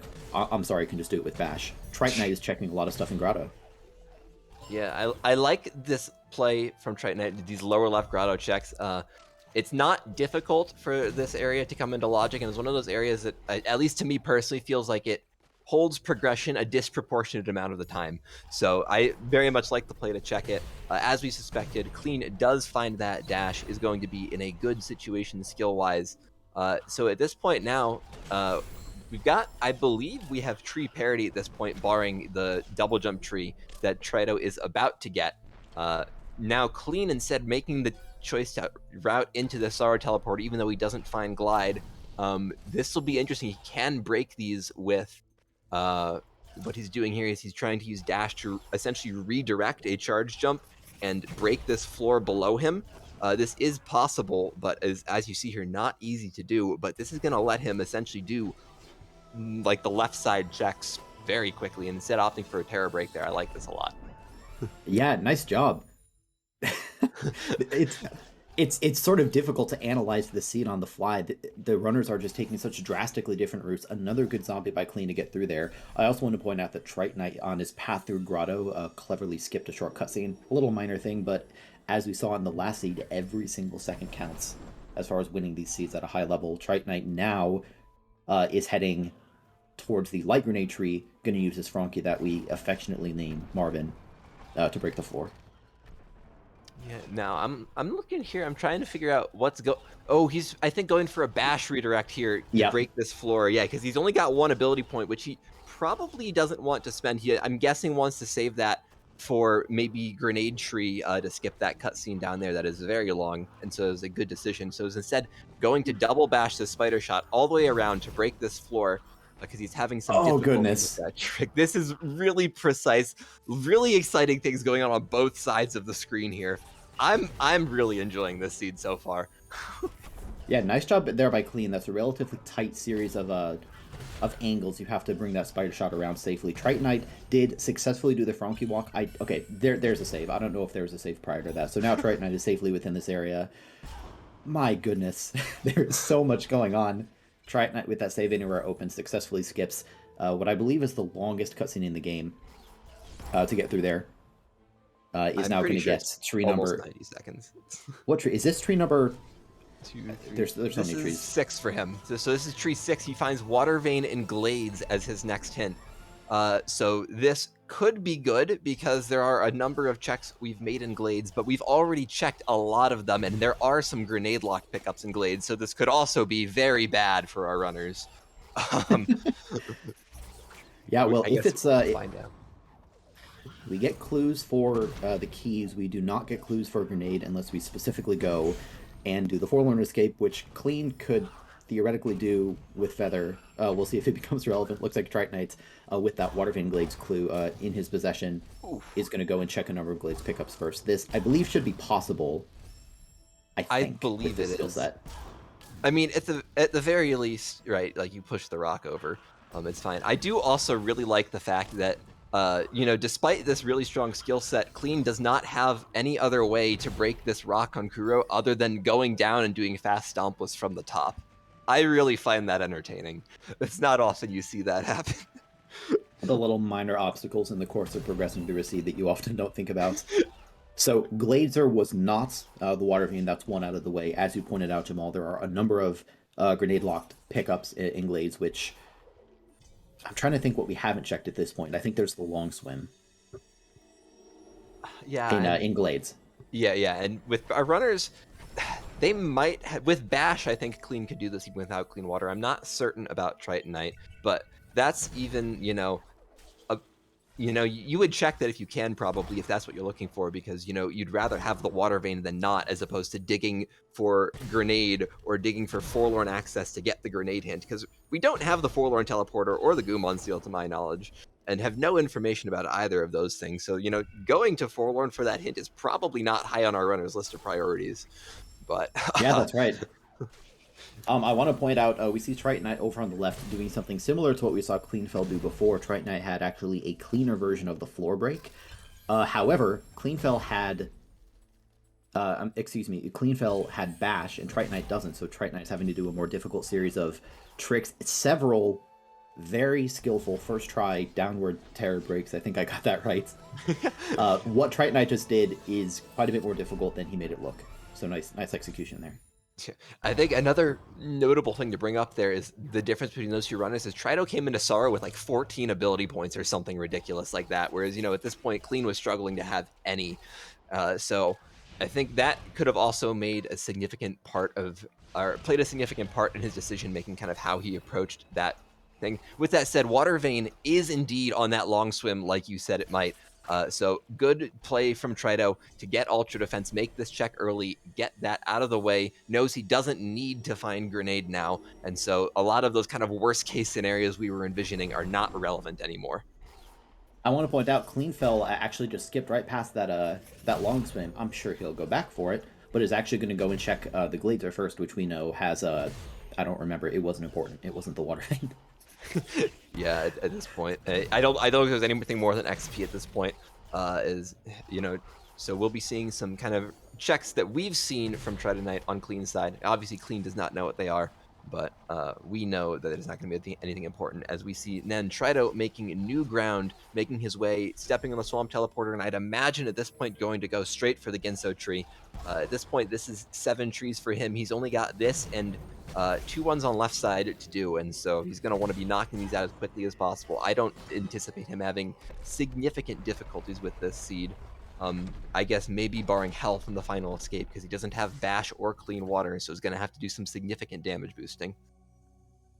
Yeah, that's right. Cleanfel is making his way to where we know the Water Vein is, as you said, using Double Bash to get through the water a lot more efficiently, despite not having Ultra Defense yet. So there's the Water Vein. We're going to see Trite Knight being the Trailblazer in this first dungeon. I also wouldn't be surprised to see Trite Knight spend a little bit of time going past the Bash tree, hoping for some additional skills. We will see, though. Yeah, it's not difficult checks to get up there past the Bash tree. It's pretty dense, and so if you're looking for skills still, it's not a bad idea, absolutely. I really think at this point, the skills that you would expect to find up there, he might be hoping for a Bash or maybe a Glide, but we know that neither of those things are up here, and so I think with our external knowledge, I think we know that's not a good play necessarily, because Climb would be nice for sure, but that's about the only other thing that I can think that we're missing that would really make a significant difference at this point in the seed. Yeah, I agree. Triton Knight again showing off a lot of experience with that mini boss. That's multiple times in this series of games where Triton Knight has just absolutely obliterated that creature. As expected, Tritonite is going to make a few additional checks. You have to wait for the door to open anyway, so you lose almost no time, unless you did a ghost door, I guess. So here's the tree, nice little dash glide there. Clean just sort of on Tritonite's tail. I mean, there's no way Clean is going to have significant trouble as long as Clean is careful to manage his health. Yep, as expected, Tritonite is going to check just a few things above the bash tree. And it is being pointed out to me now that I have made a fatal mistake in my reasoning that there could be not much use in Genso, because we know, in fact, that the Sunstone is in Genso. I forgot about that one. Luckily, our trackers are much more on top of things than I am right now, so thank you to them for pointing that out. So we will be seeing a lot more Genso checks, presumably all the way up through the escape itself, assuming we don't find the Sunstone before then. Well, this is where that bash difference could make a major difference, as if having bash by itself isn't already a huge difference. So getting through that escape is going to be a breeze for Cleanfel, and it's going to be quite a bit more difficult for Tritonite, although having ultra defense certainly helps there. Yeah. With that said, there aren't too many checks left in Genso. We've got, I think, 3 before the escape itself, and this is not an easy skill set to try to do Genso escape with if you're in Trito's position. Not having bash for this, and you know, it's doable, I'm pretty sure, but it is not trivial at all. And so if it does end up being the case that Sunstone is going to be in the Genso escape, especially high in the Genso escape, this could be a rough spot for him. Yeah, that's right. So I guess the dream scenario for Tritonite is that the Sunstone ends up being in one of these handful of pickups. There's one more up top here, and then there's one over on the right side with a plant. Otherwise, Tritonite's going to have to break both sides. He's not even opening the escape up. He has no intention of going in there. and it is in Genso escape. Now, I think Tritonite can do the escape with charge jump and all these extra double jumps and whatnot, but yeah, it won't be nearly as easy as Cleanfel, and will certainly take a little bit more time unless Tritonite nails it first try, which he might. Is he setting up core skip right now? I think he is.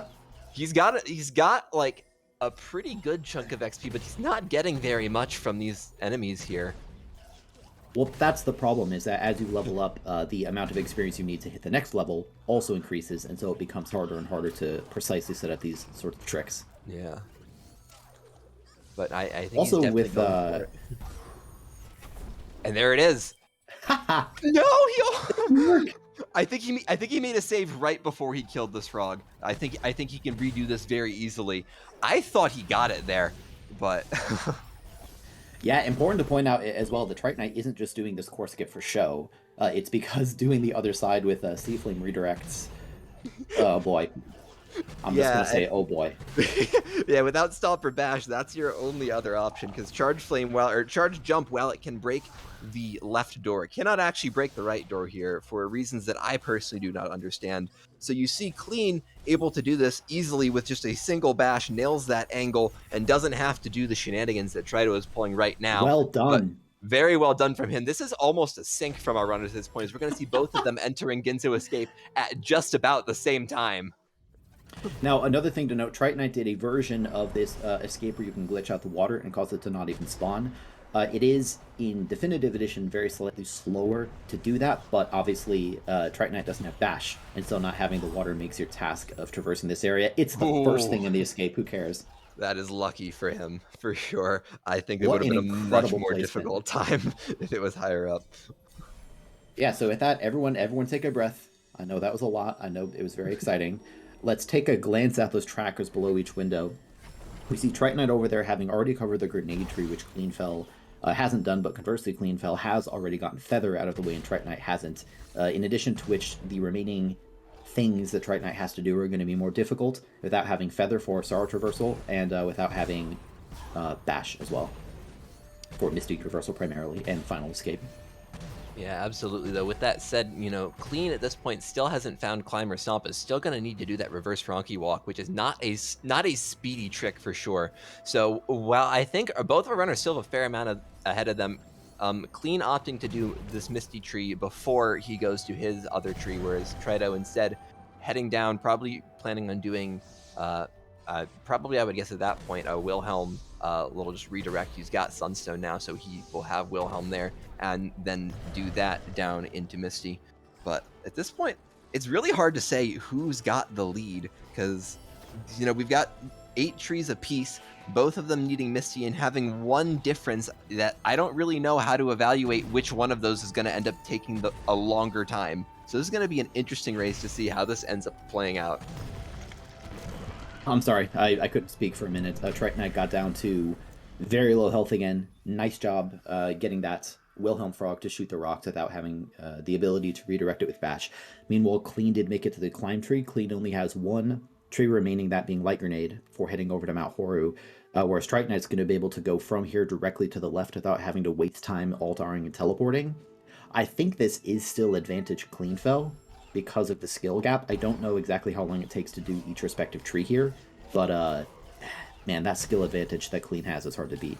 I think you're right. I think in my mind that's what it's coming down to, is we've got similar amount of seed left to perform, but Clean having Bash, whereas Trito doesn't. Clean, you know, I think at this point is just in a slightly better position. Obviously, there's still a lot of difficulty ahead for both runners. There's still a lot of ways this escape could go wrong, even once we get to these trees. This is still anyone's race at this point. I'm really excited by this. I'm really pleased that, you know, all 3 races so far have been pretty close, and that's exactly what you want to see out of a grand finals. I'm also just sort of laughing at the notion from a casual perspective that doing the entire first half of Misty Woods could be as fast as just getting down to this grenade tree. And again, it might not be, I don't know the exact timings, but as we can see, it's not too far off, especially because Cleanfel has to do this cutscene skit. Yeah, I mean, they're both pretty close. I have been impressed looking at both of these runners. Like their execution has been on point, right? That's part of how they got to this point. Not like 1s and 2 seeds. This is almost a perfect take again. This is so at this point, yeah, it's just getting to Horu and then execution in the final escape. Now, having Bash will certainly make everything easier, but the important aspect, well, one of the important aspects is that both runners have Dash, which means that for many portions of the path to Horu and the escape itself, they'll both be able to move very, very quickly. Also, neither runner can do the final grenade jump. If we had a disparity there, that would be really noteworthy, but we do not in this seed. Yeah, I think, honestly, you know, besides just Bash being what Bash is, one of the deciding factors here might end up being that Clean's able to have just more energy, because if he's got, you know, C-Dash cancels, then, you know, that's just more energy he's going to have. That's more charge dashes he can use, because neither runners have Stomp at this point. I really don't know what to make of this. Tritonite is trying to do a kind of redirect on this Baneling. You can get the Baneling to hit the wall in a number of ways. Tritonite's trying to do it with the Charge Dash, now with a Charge Flame, but that bled very, very precious time to his opponent Cleanfel. Of course, neither runner knows this, but at this level you have to imagine that probably both runners are pretty nervous, to be honest. Yeah, both runners entering Horu here at about 31 minutes. This is a ridiculously fast seed, like I expected. I expect we're going to see both runners going for Door Warp here. Clean getting it on first try. I don't expect Trito to have too much difficulty with this trick. He's done it enough. As we see Clean making his way up and starting his final escape. I think in this case, this is going to be the big situation where we see how much of a difference Bash can make. The ability to go up through the Lantern Room and the Elemental Room and just, you know, bash up those rocks at the end is going to make this a much easier escape for him. I think this is not much of a lead as we get C-Dash efficiency on the escape pickup. You really like to see that. This is not much of a lead, but I think it is definitely a significant one. Yeah, name of the game right now is Cleanfel going to take an accidental death. Did successfully dodge the big fire pillar. Has double jump and feather, so is able to successfully stall above the fire. Remember that we don't have clean water. However, Clean, as well as try to do have ultra defense, Clean can bash right through these just fine. Looks like Clean is going to go for fish strats rather than a safer strat, which is slightly slower. Does get the double bash, and with that, Cleanfel is out. No mistake. That is what Tritonite would have needed, would have been Cleanfel to die. With that, Cleanfel will take the win in game number 3, but this is Clean's second win. Yeah, Clean taking the 2-1 lead in the series. As a reminder, this now puts Cleanfel on tournament point because he came from the upper bracket. If he wins this best of 5, he wins the entire tournament. And finishing this race here, this couldn't have been more than 10 or 20 seconds apart. Like, this is very entertaining to watch. I'm a big fan of this race, but I feel like, you know, Clean coming out with a win here in such such a quick seed, one that had a lot going on mentally. I feel like he's got to feel really good going into this last race, and I think he's probably feeling really confident about his chances of taking the entire thing right here. Yeah, I agree. I do want to point out this statement is not in any way meant to disparage Clean, who had an incredible performance. I just want to point out how terrifying of an opponent Tritonite is. The Tritonite for this seed didn't have Feather or Bash and still came this close. That is astounding. Yeah, I am extremely impressed from both runners' performances. This has been an absolute joy to watch. And the fact that it came this close, despite all of the different decision making that we've seen, just different play styles in general, is very entertaining. As we see Clean walk across the finish, no Naru hops at just about 34 minutes even. Trito is going to be finishing not far behind. This is going to be, what, 15 seconds difference? That is wild. 15-second difference, and the absolute time itself was very fast. Definitely the wall-starved seed, which in the community we sometimes refer to as the jet seed flag, definitely paying off. 34 minutes is a very fast randomizer time, especially in the most recent version of the randomizer. Absolutely.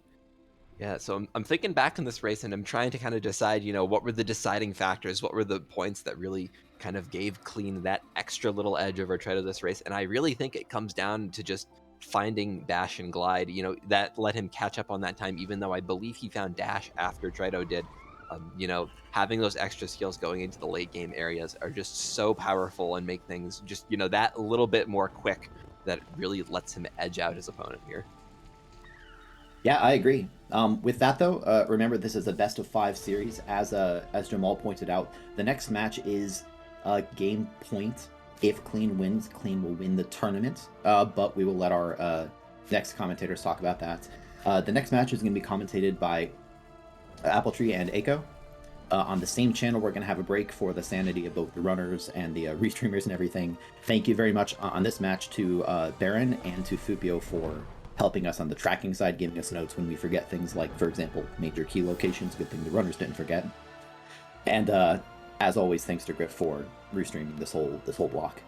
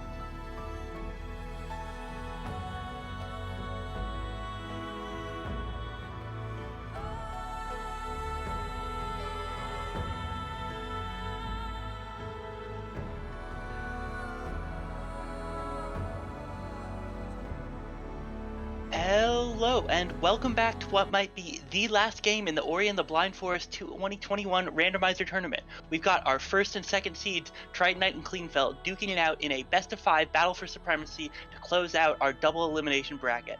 I'm Aiko, and I'm joined on commentary today by Appletree to bring you another incredible action-packed rando race. How are you doing, Apple?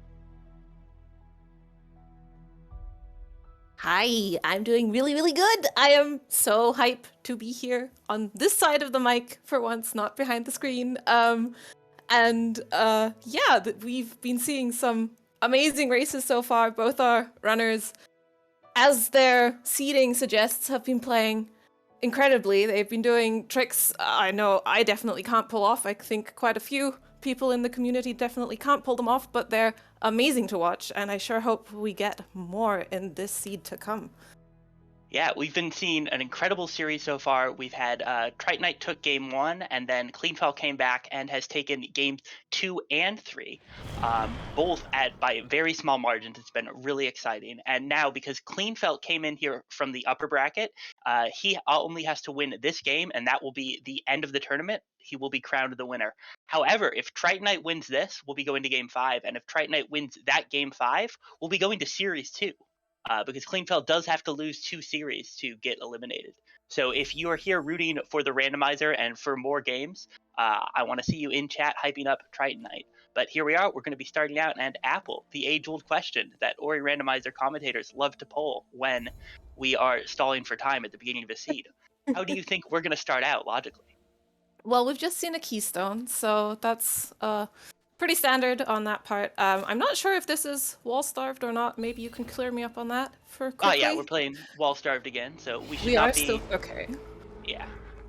What that means, if you're just joining us, is that we aren't necessarily going to expect to see one of the wall interaction skills early on in the game. However, it could happen anyways. And oh wow, that's the Sunstone. Well, this could be interesting, of course. If we find a Horu progression seed, that would be very fun as well. We'll need some kind of way of getting through Horu fields to reach that area first, that dungeon. So maybe a bash or a glide would be a fun starting point to maybe get us in that direction. Yeah, I mean, there's nothing that I think sounds like fun, and I'm sure our runners think sounds like fun, than forced horror progression. So yeah, we'll but see. We are viewers, Aiko. We live for that kind of thing, don't we? Oh, absolutely, yes. Everything, more things should be in Horu. In fact, more seeds should come down to what order people find check rooms in Horu first. I think that's just good stuff. But for now, what we're getting is the standard 2 keystone start, which means our runners are going to be free to head further into the left of the Sunken Glades area. A 3rd keystone, very nice. And yeah, we'll see both our runners doing basically the exact same thing here, which is going down here and, oh, it's a health cell. So instead of just dying or taking the alt-R back to spawn, Clean actually salvages that, which means he's going to be up a health cell in this early game, though down some health right now. As long as he's more careful here, he can, charge jump start. Well, there we go. We have the tourney favorite, I suppose, at least CGen's favorite, the charge jump. Harkening back to the beginnings of this tournament, where we had what felt like nothing else for a while there. So we saw this last seed, lots of verticality in this skill. So lots of things opened up here in Glades, things that they won't have to backtrack to get later if it comes down to it. So I'm sure they're quite happy with that. Yep. Charge jump early is amazing. It not only, as you pointed out, does it unlock an incredible number of things. Charge jump does 50 damage. Nothing from like here to the Grotti mini boss has 50 health. So there's just Ori in the Blind Forest is not what we typically call a combat-focused Metroidvania, but at this point it's just I am going to jump towards you and you are going to explode. And we've actually seen a bunch of really nice non-skill pickups for our runners. We've gotten a 2nd energy cell, Clean's on 4 health, which he's super happy about, and they both grabbed SLE, Spirit Light Efficiency, which doubles their experience gained from pickups and from enemies, and finding that really early can just be a massive boon. It means you'll get more ability cells, it means you'll get... Ooh. Yeah, interrupting that, we have found another skill that does very high amounts of damage. Stomp, this time in the downwards direction. Yeah, Stomp is another great skill and one of those later game skills. It's great for breaking barriers below you, does damage, redirects projectiles away from you. Really nice thing to have. Oh, this is neat. We see Clean getting back a little bit of time. I really like this from Clean, actually. He's does a save anywhere and regains control of Ori during this cutscene. And the reason I really like this is because that normally it's the kind of thing where maybe you might want to preserve your ability points for more impactful skips, but they found Spirit Light Efficiency and they both are sitting at 4 ability points. It's super useful to just recognize that you have Spirit Light Efficiency and therefore are just going to be coming along across a lot of ability points. And therefore he can just take these very small time gains from save anywheres at places like trees.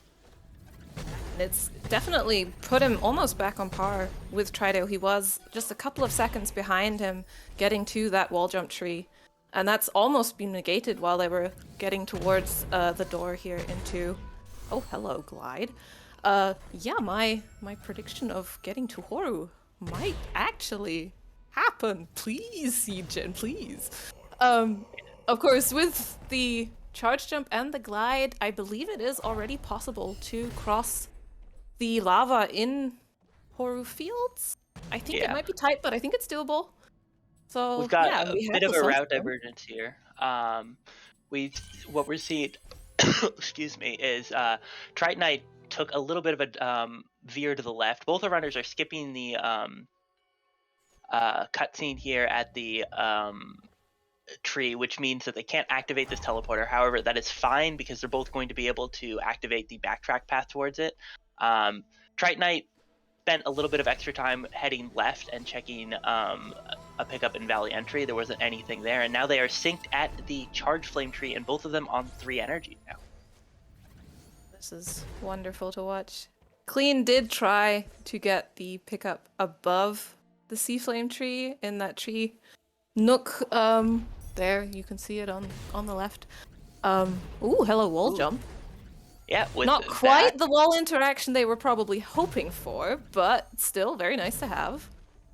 Yeah, with that, they really can do basically anything not plant locked on the right side of the map. And ooh, that is a 4th energy cell, very nice to find. And with that 4th energy cell and wall interaction, we're going to see Tritonite head towards Grotto. This is actually, I think, the latest we've seen in this best of 5 for either runner to head into Black Route, which I think is really interesting. Mm-hmm. Definitely. It's usually a play we see very early, simply because it's easy to do with minimal skills. And there's a tree there, so we have to go there anyway. It's slow. We can't really speed it up. Of course, with a lot of skills and very specific skills, there are ways of doing it, but you need to find those first, and it's not always easy. Yeah. But now, yeah, here we go. We've reached Grotto rather than... Oh no, never mind. Cleanfel is heading back. He just used his energy to open Death Gauntlet, but then turn back, and so we'll see a bit of a divergence here, maybe. Yeah.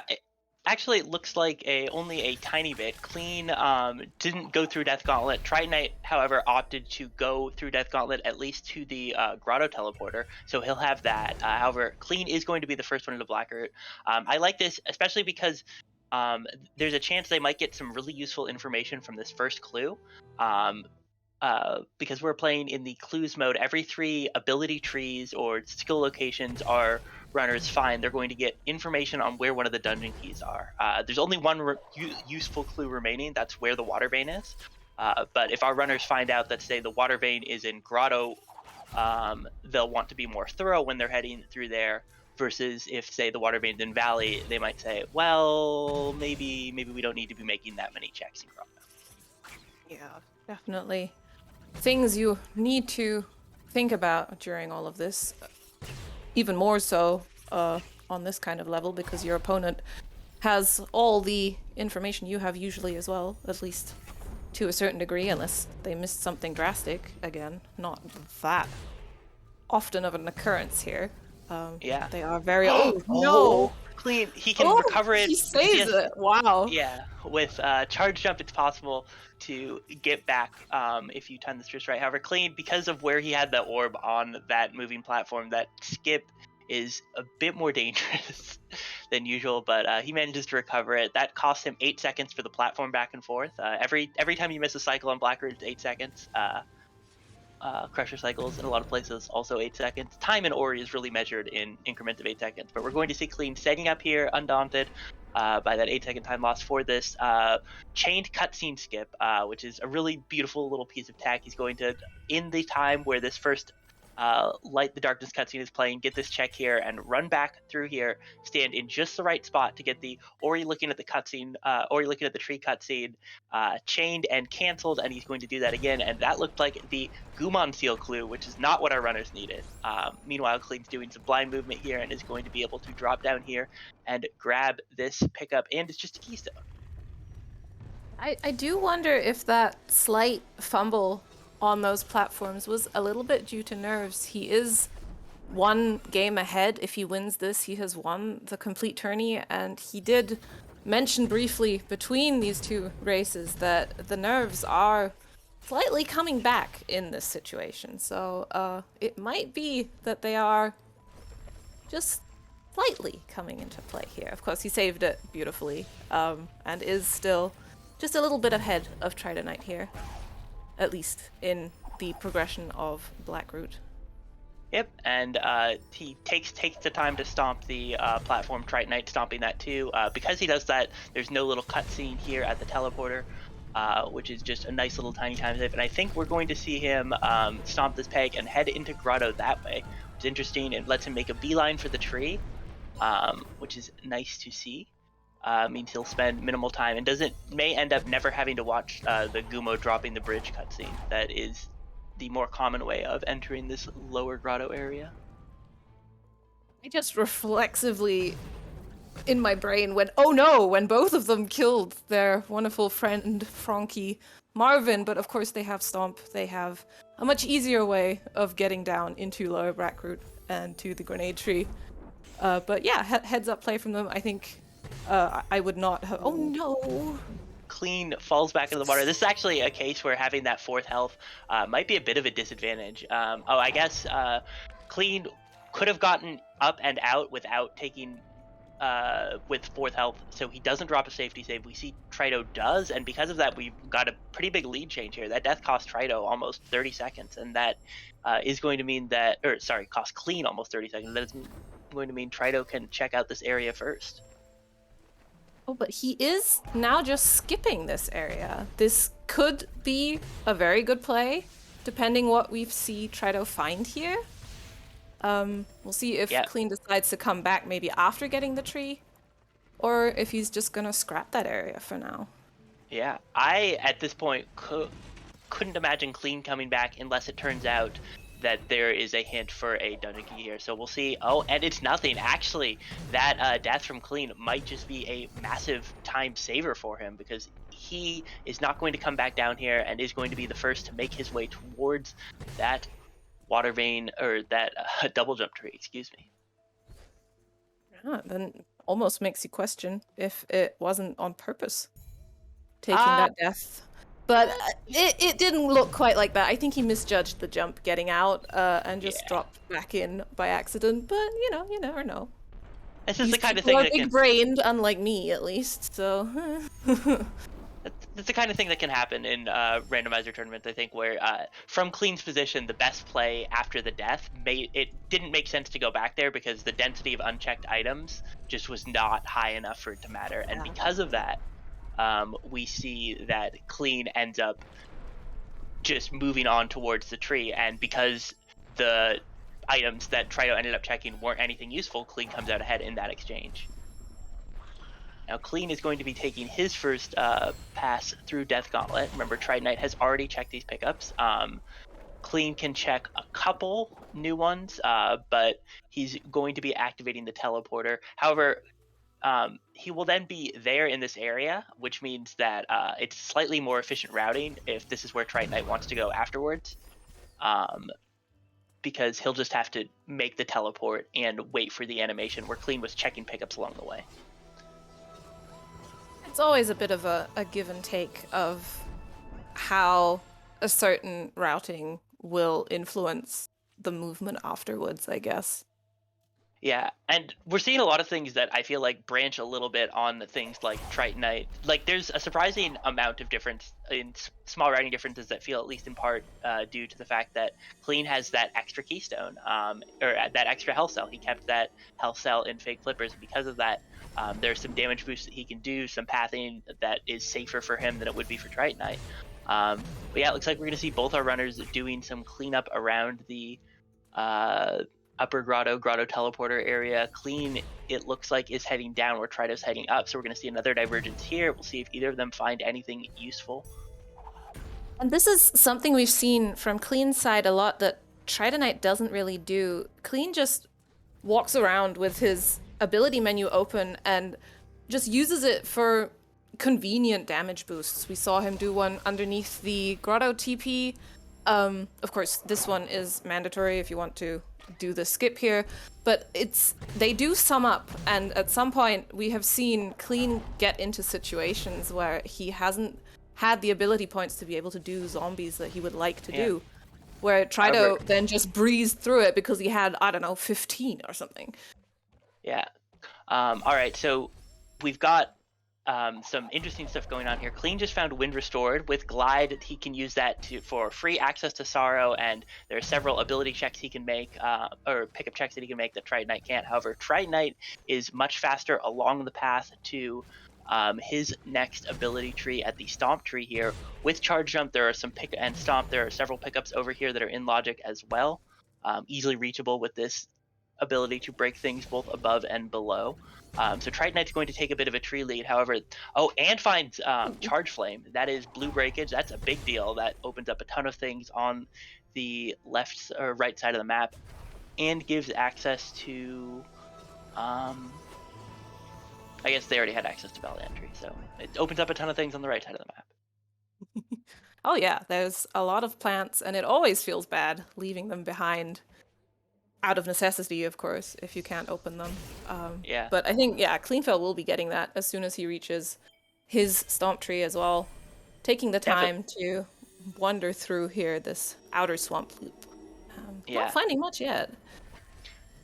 What could end up being really big here is if there are pickups in the lower to mid grotto area that end up being plants in the lower to mid grotto area that end up being important.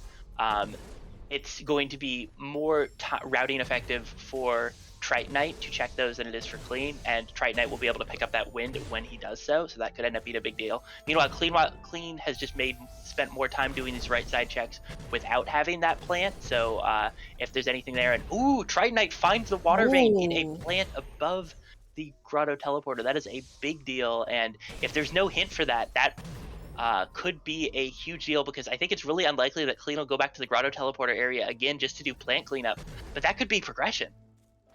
It could, yes, with these skills. And it looks like Tritonite is beelining towards the Ginso tree. This is the quickest way over there, and with the most checks he hasn't done yet. Quick skip here of another cutscene for him. I really don't like cutscenes. Yeah, but yes, it's great routing from him, definitely. Yeah, this is doing the save anywhere cutscene skip here and doing blind movement in this area is something that very few runners have been doing. It's been known to be possible for a long time, but typically it's only just the kind of thing that's starting to, I would say, come into the quote-unquote meta. But yeah, Clean gets his Charge Flame now. Tritonite is going to activate this teleporter, and we'll see. He does have 4 keystones, which is the minimum keystones you are ever going to be comfortable going into Ginso with. Sometimes you'll go in with less anyways, but you're never happy about it. But we'll see where Clean takes this Charge Flame, because that's going to be really important for the state of this race. And it looks like he's taking it back into Black Root. He's noticed that he has wall jump, climb, and Charge Flame, which is all you need for the dash plant to be in logic. So he's currently going for the soul read, hoping that there is something here, and if there is and he finds it, that would be a massive time save, because I don't think we're going to see Tritonite checking out the dash plant anytime soon. But no, it is just nothing. So Clean is going to, while he's here, I think head down towards the Stomp tree as Tritonite climbs the Ginso tree. Yeah, one going down, one going up. Very different trees. We'll see. Of course, Trito's side is the more pickup dense area. Not by much, but a little. So he might find something useful here, especially with that water vein being a relatively easy find. Having a bit of trouble here with the redirect. This is redirect terrible. is just it's so terrible. I have a lot of respect and love for everyone Oh, who nice. goes for this. There Like, we oh wow, go. gets it third try. I don't actually know if that's faster. I have never timed that. Anyways, Triton is going to make short work of this boss. He's got Charge Flame to deal damage. He also has Charge Jump, as I mentioned, 50 damage. 50 is a lot of damage. Over on the right, we've got Cleanfel making his way, no problem, to the Stomp Tree. Has 2 ability points. Is going to save so that he can make some other checks yet, but finds nothing and is going to do this save anywhere to skip. As we've said before, one of the longest cutscenes in the game. You absolutely want to make sure you are very careful to skip that. Triton Knight checking everything here. We'll see if he continues up past the Bash tree. I would certainly expect him to. There's a ton of pickups in Ginso above Bash, and they're almost all just easy to grab with this skill set. Clean gets his second skill hint, and it is for the Sunstone. No water vein hint. Clean is not going to know about that water vein in Grotto, which is monumental for the state of this race. Yeah, if that had been the clue that sent him back to Grotto, it might have been, well, quote-unquote, salvageable. But now he really is probably going to be a bit behind. He'll still be searching things. He has other trees he can move towards, I believe. No, they haven't. This is the first seed they haven't found the Sorrow TP yet. So yeah. He does not actually have that option, yes. And so he is going for some cleanup of these plants. Speaking of clean, we just had one of the most beautiful, exciting things that you can get in the Ori and the Blind Forest randomizer, which is finding a clean water at the pickup inside the Ginso tree. We're treated to that beautiful animation of the water going clean. And Clean just found the Sorrow teleporter in another one of those Ginso or Grotto plants, so that's huge too. Either of those could end up being important progression at this point. Yes, especially I think this teleporter actually, because Tritonite has his water vein. He knows that the other dungeon keys he needs are not here either. So he might not actually go back. So he might be missing out on that left side access for a little while longer. Yeah, this is really fascinating. Meanwhile, Clean has decided that, no, he found exactly the thing that he wanted in Grotto, and he's just going to break into Sorrow and just do a very obnoxious and difficult trick right here. Mm-hmm. There's very specific spacing that you need to be away from this wall to get the break properly, and looks like he's having a bit of trouble with that. And there he goes, gets it, and immediately has to do a save anywhere because he doesn't have the health to survive it. Yeah, that glide coming in nicely for him there. Otherwise, he would have not have been able to do that. He is on 0 ability points here, so no chance of saving anything anymore. He has to be very careful right now. Yeah, this is actually could be pretty crazy though, because Clean might end up finding something really powerful here in Sorrow. He has all the skills he needs to traverse the area, and it could be the case that progression is in fact teleport here and get something useful. And if it is, or something here is later progression, Clean could end up finding a massive skill. He really could, yeah. Of course, he will be beelining for this tree first. It depends how much he continues to check on the way down towards the glide tree, where he'll have to bonk our good friend Kuro on the head. But yeah, there could be something here directly on the way, maybe, or he goes digging a little bit, maybe thinking that this is the progression that the seed wants them to do. Yeah, with these skills, Misty is not, I would say, the most pleasant, but it's definitely very doable, which means that Clean can get 9 trees and be able to find out that water vein location. We know it's in Grove. He'll know it's in Grove once he finds his Grotto, excuse me. Finds the 9th tree. It looks like Clean is not going to go further to the right. I expect him to take quick opportune checks only, maybe this keystone just over here because it takes a couple of seconds, but probably wouldn't expect him to do any digging at this point, which makes a lot of sense because he feels like he can reach every tree that he needs to get his information. Just finding another mapstone here. We'll be holding on to that. He hasn't placed any so far. Tritonite only has 1 as well. And there we go. Trito came back to Grotto, for the same plant cleanup that Clean did, and did find that Sorrow teleporter as well, so any advantage that Clean might have had there is now gone. Oh, this is interesting. Because Triton Knight's just doing the drop here. He's not going to get that wind. But he does, looks like he wants to come back here for the Mapstone turn-in and the plants only. I expect we'll see him before too long Alt-R and take that Sorrow TP. But for now, it looks like he is not going to. Clean actually dipping down here into Valley looking for more movement skills. Trito being very thorough with these plants here. Does not want to get randoed on check here like this. Makes a lot of sense. But yeah, I just can't imagine. These runners must be so nervous. They've had 2 races now come down to 2 races in a row come down to like very small time differences. We had 21 seconds in game 2, and I think it was only 15 in game 3. And yeah, here we see it. Trito is teleporting to Sorrow. I assume that kind of cleanup thing down in Grotto was maybe looking for climb, because just the way that, or with the skills that they have currently, I don't believe this is actually in logic, either the way that Tritonite is going here or the longer way round that Cleanfel took. But if the climb had been hiding somewhere in Grotto, then all of this would have been much easier to do and actually, well, expected by the logic. So maybe he was looking for that in that case. Yeah, I think there's a missing skill somewhere, and there are a lot of places it could have been.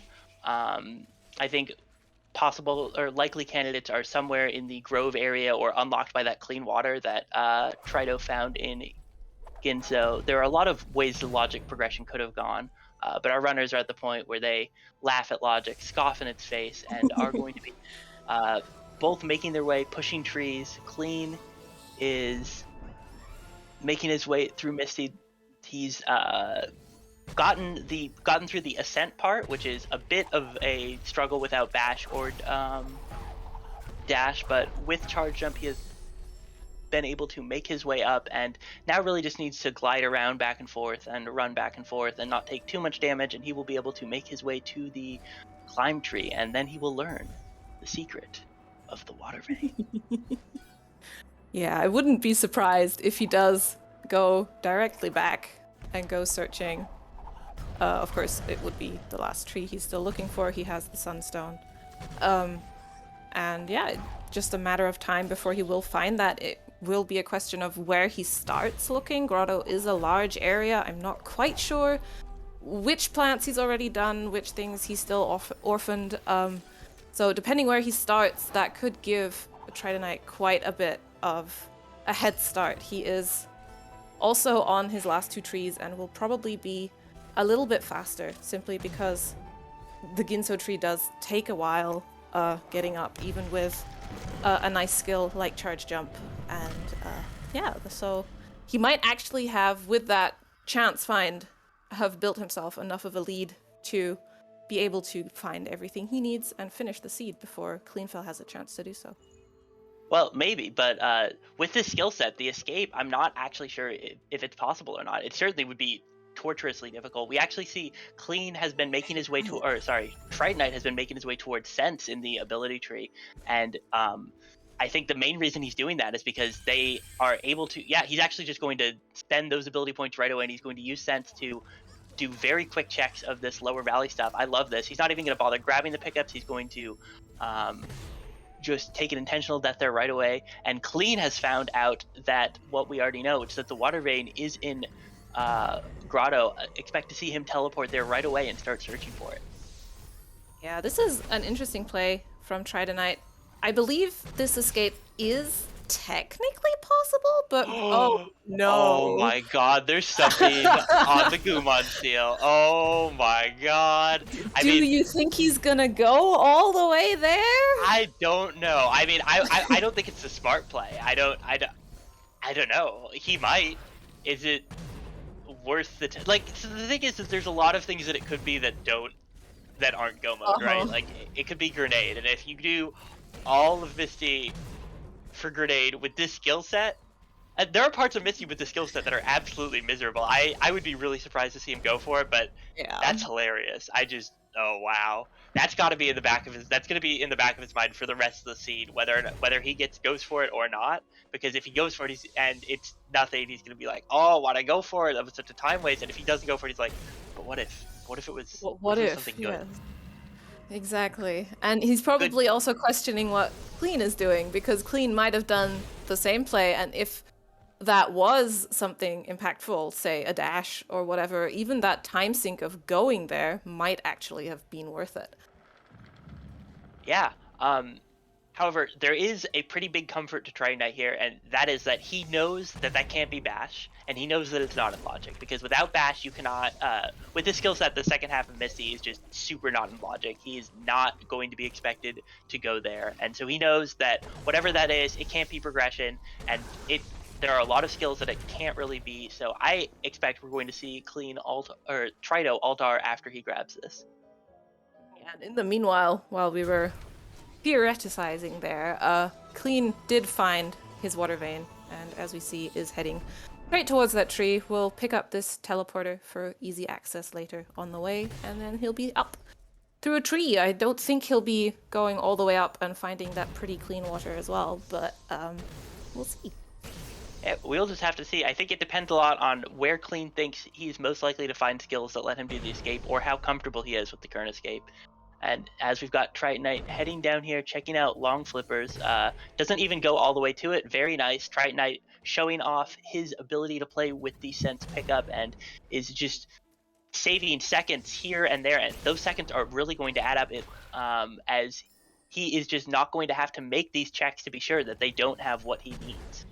And what he needs is a very, very short list right now. Any of double jump, bash, dash, or climb, I would expect it to be enough for him to make his way towards the end game in Mount Horu. He is taking the long way to Mount Horu.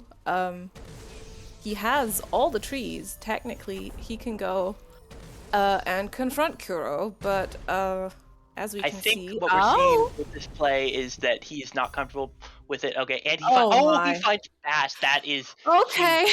That is going to be enough for him to be able to make it to the escape and get through it. That is a huge find. Sense paying off big time. Trido saves a bunch of time running around looking for pickups, and he finds the best pickup in the game, Bash. We saw last seed how impactful that was on that. In that one, of course, Clean had it, but it will do the same wonders for Trido as it did for Clean in that one, making the escape that much easier, making all the traversal through the world that much easier. And yeah, so we should be seeing Trido Knight finish this out. Ooh, hello. More colors. He is sensing something. I think this is the ability cell or energy cell below. Yeah, he's not going to go for it. I think that might have been the grenade locked one with how sharp his color change was, which I do not think is reachable. Yeah. Brock is confirming that color change pattern looked a lot like what it would be if that were on grenade. Doesn't look like he's sensing anything in horror fields either. Now the real question is, if you're here, if you're Triton Knight, and you sense what seems to be something in lower Horu, do you like sniff around for it? Or do you say, no, I'm in go mode, I don't need anything, I'm so worried, these last two seeds have come down to 15 seconds, 21 seconds, I just do not feel comfortable with that. Speaking of not feeling comfortable, we have Clean continuing up the water vein, or up the Ginso tree, excuse me. He's going to find a signature pickup. But we've got Triton Knight. Another first try door warp is approaching this final escape. No color change, so your hypothetical what if will unfortunately not come to pass. Would have been interesting to see, but I would have expected Triton Knight to be more than comfortable with what he has now. And how he needs to finish the escape here. I don't think that's going to be much of a problem for him. That bash makes everything just 1,000 times easier. Yep. He doesn't really have any options for going faster in a horizontal direction, so there's going to be a lot of holding right this escape. He's going to break that plant. He's through the first room. In the lantern room, he's just going to do some very well-timed bashes. Without double jump, you don't have as much leeway to aim those bashes incorrectly, but with glide, it is not that much of a challenge overall. Now he's going to bait a shot from the elemental. After breaking that wall with charge flump, he's through the elemental room and through really the harder parts of this escape. From here on out, he's just got a clean water swim, no problem, and then he's just going to be able to glide up as long as he doesn't make a mistake here. Does not spawn Kuro. All right, that is basically the last hard thing here. All you need to do is bash off these rocks, hold right, and GG. Triton Knight is going to take this to game 5. We really did get it. Oh my goodness. We are going all the way for this. This is amazing. I am so excited to watch the last one as well. And yeah, we'll see if he does manage to take that last one. We will not be ending our tournament here. We will be having another best of 5 between these two runners. So just as hype as this one, because of that bracket reset we mentioned earlier. So that would be very, very exciting. All right, so Clean doesn't know yet that Triton Knight is finished because Triton Knight still needs to finish the ending cutscene sequence. It looks like Clean is probably going to do a bit more digging. We'll see where exactly he ends up doing the digging. He is at least going to head to Horu. I don't know if he's going to try the escape with this skill set or not. He does have clean water, however, there are a couple rooms that without Bash would be really a nightmare. The lantern room in particular, I'm not actually sure how you would get through that with the skill set, but we'll see what Clean ends up doing here. Yeah, these runners know a lot of weird tricks that some of us more casual people are not necessarily aware of, and he does seem to be making a beeline. Ouch! That was a fire pillar. But yeah, he does seem to be making a beeline for... Maybe he's going to look through Horu as well. That could be an option. We did see him going all the way up the Ginso tree, even past that clean water pickup, all the way up to the core, and checking the things around there. Unfortunately, no escape, but, well, almost. And yeah, so he might be checking dungeons for things that might have missed. We did have that sunstone incredibly early, so it might be a possibility that there's something here. Yeah, it's definitely the kind of thing where I could see Clean ending up wanting to make checks here. He'll no matter what, he'll be able to activate this teleporter here, which will give him the ability to come back when he's found a skill set that he's comfortable with, if he's not going to go for it now. And there are, some number of checks. We know from Triton Knight's sense that the immediate pickups in this area aren't going to be anything super valuable. And oh my god, he's heading... Oh, okay, he's just heading here for this pickup. He's not heading immediately into L4. I was about to be very surprised. That would have been... would have been fun. It would have been fun. It would have been fascinating going straight into L4 without grabbing the teleporter, because it would imply an intent to do a very specific set of things that I wouldn't have necessarily expected. Clean is going to spend a bit more points in that blue tree, which means he's not at all going for sense, and he's going for door warp. That might be heading towards the validation pickup. I'm really curious to see what he does here, if he's going to keep going and go for the escape. No, he's quitting out, so that means he will be going back to look for things. Or no? He's gonna leave and enter the door a few times, just check, see if anything's changed. Yeah, sometimes object permanence is hard. Sometimes you reload the room and the item changes, or no, actually that does not happen. But that would be oh my. It'd be good. It'd be good. New game mode when on screen transitions reach Chaos roll rando. A new scene. Yeah. But a different chaos rando than the thing we currently call chaos rando. Anyways, Cleanfel, not here for our chaos commentary, but is going to be here for checking this R4 room. Is going to passed over the first one of these. He actually does not have what I would call an amazing way to get. Excuse me, makes me look like a fool. Charge jumps right through that gap, no problem. Doesn't take a damage boost, and is going to clear this room instantly. He can't get the check behind the laser, which is really obnoxious because this isn't 4.0. That laser doesn't turn off the way it's supposed to in the base game, but does not because of a beautiful bug that. I didn't actually know that you'd fixed that in 4.0. I don't think I've been in this room since I've been testing that. Yeah, just fun little plug for the next version of the randomizer that's going to come out at some point eventually. That laser is actually in the base game was intended to turn off when you have the Cleanfel's Dwarves returned. Oh, and he's counting up counting, descents. yeah, Oh he's no, counting the nope, distance no. descents, and Okay, he's he just went no, for no sense for Clean. It's going to no. be senseless gameplay, which I approve of. Clean really not sure where he wants to do the digging at this point, which, you know, valid. There are a lot of options here, and none of them feel good. Nope, not really. And of course, we know where the bash is. That would be very helpful for him. Oh, Yeah, I it's think you messed really that up. There we go. yeah, it took too many damage boosts. But yeah, that bash is in a really isolated location.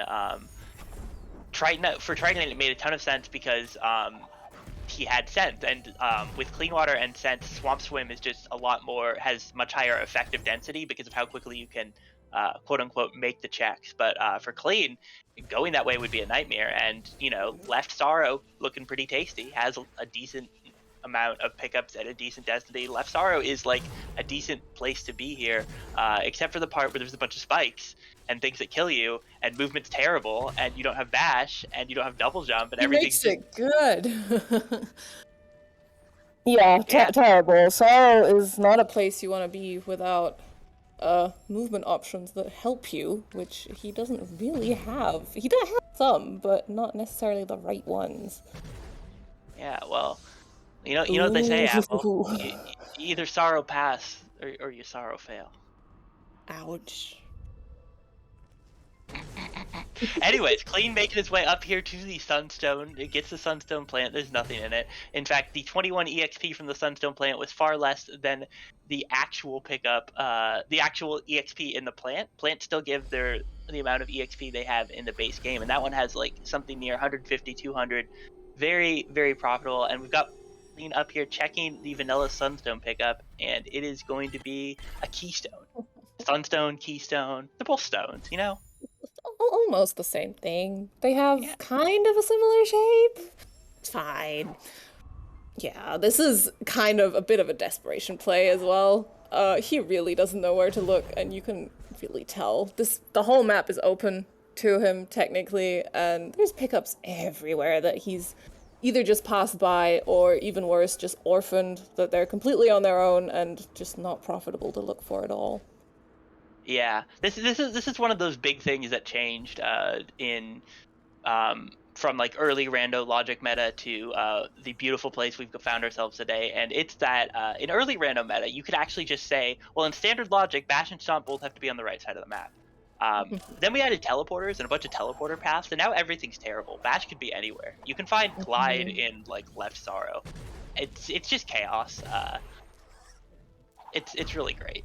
Everyone loves it. Oh, and he's remembered he has been collecting mapstones this whole seed. This is it's the second one he's put in, but he still has another 4 in his inventory that he could put in somewhere. We saw 3 from Tritonite, they were all nothing. But, you never know. 4 is, I think, statistically the one most likely to hold something. So you never know. Might be something. It sure could be. Tritonite picked up Scent and turned in Mapstones, but we never saw him approach a Mapstone altar after grabbing Scent, so we don't know for sure if there was anything there or not. But yeah, now I really do like Left Sorrow as a play here in this kind of situation. It's pretty dense. There's a lot of checks. And it's been in Logic for... Actually, I might be lying here. Technically, it still isn't in Logic. Yeah. Really? With that... I assume he's assuming that he missed climbs somewhere on the right side, and that was the progression that was expected, and that there still might be something here with the wind and glide that lets him reach this area pretty easily once getting the left side access. Yeah, we will have to see here. He's... Ooh. Oh my god, that's dash. I think... Yeah, that should do it. It's a very powerful skill. I mean, I'm not sure it helps with the lantern room is the thing. I It guess does. you can No, go... I think you can go over the top. Yeah, I think it's enough now. With the glide, it should be fine. This is... He has enough health, and there's clean water now, so this should be... Yeah, this is his escape time now. Yeah. Hearing from various sources that the final room is no easy feat with the skill set. he has wind. The problem is you don't have Oh wind. yeah, no, the you, top. Yeah, you're the right. top of the at the very top. There's no wind. You've got no bash to grab the rocks like Tritonite did. You've got Ooh, yeah. There are fun C dash strats that I have personally never tried, but know of theoretically. Maybe we're about to see that. Having seen a bit of this gameplay, I think fun is it's definitely a word you can use to describe this. But let's not worry about that until we get there. For now, Clean is going to just take a beautiful, nice charge jump off the friendly spikes. Is going to get through here. Has to take a damage boost here. Gets away with only 1, so he's got 6 health coming into this next bit. He's got this part is going to be just as easy for him as it was for Tritonite. He doesn't have bash, but it doesn't matter. He's got charge flame. Can just one-shot these fish, so he can get through here, get a charge jump. Okay, so now I think he has to be very quick so he can get a charge jump up here and then get over to the right and then get up this wall, and now it's too slow. The fire's there already, and I think we're just going to see him take a death, and this is going to be so exact what he's trying to do. Oh my. Yeah. He got really close to it there. This is a really hard trick. I'm not sure we've actually seen anyone pull this specific escape out in this entire tournament. And his movement is a little slower through here, so he gets a different lava cycle and charge dashes straight into a lava pillar. This kills the Ori. And we're back Ori at is it not again. meant to be toasted, yes. And yet. My. And yet. Alright, see here. He's got to watch these cycles carefully. There's a cycle in the background that you can see. Oh, nope. And he's just getting burned repeatedly with these timings. This has got to be super nerve-wracking. Oh my gosh, yeah. I don't think he has the race time open while racing. Yeah.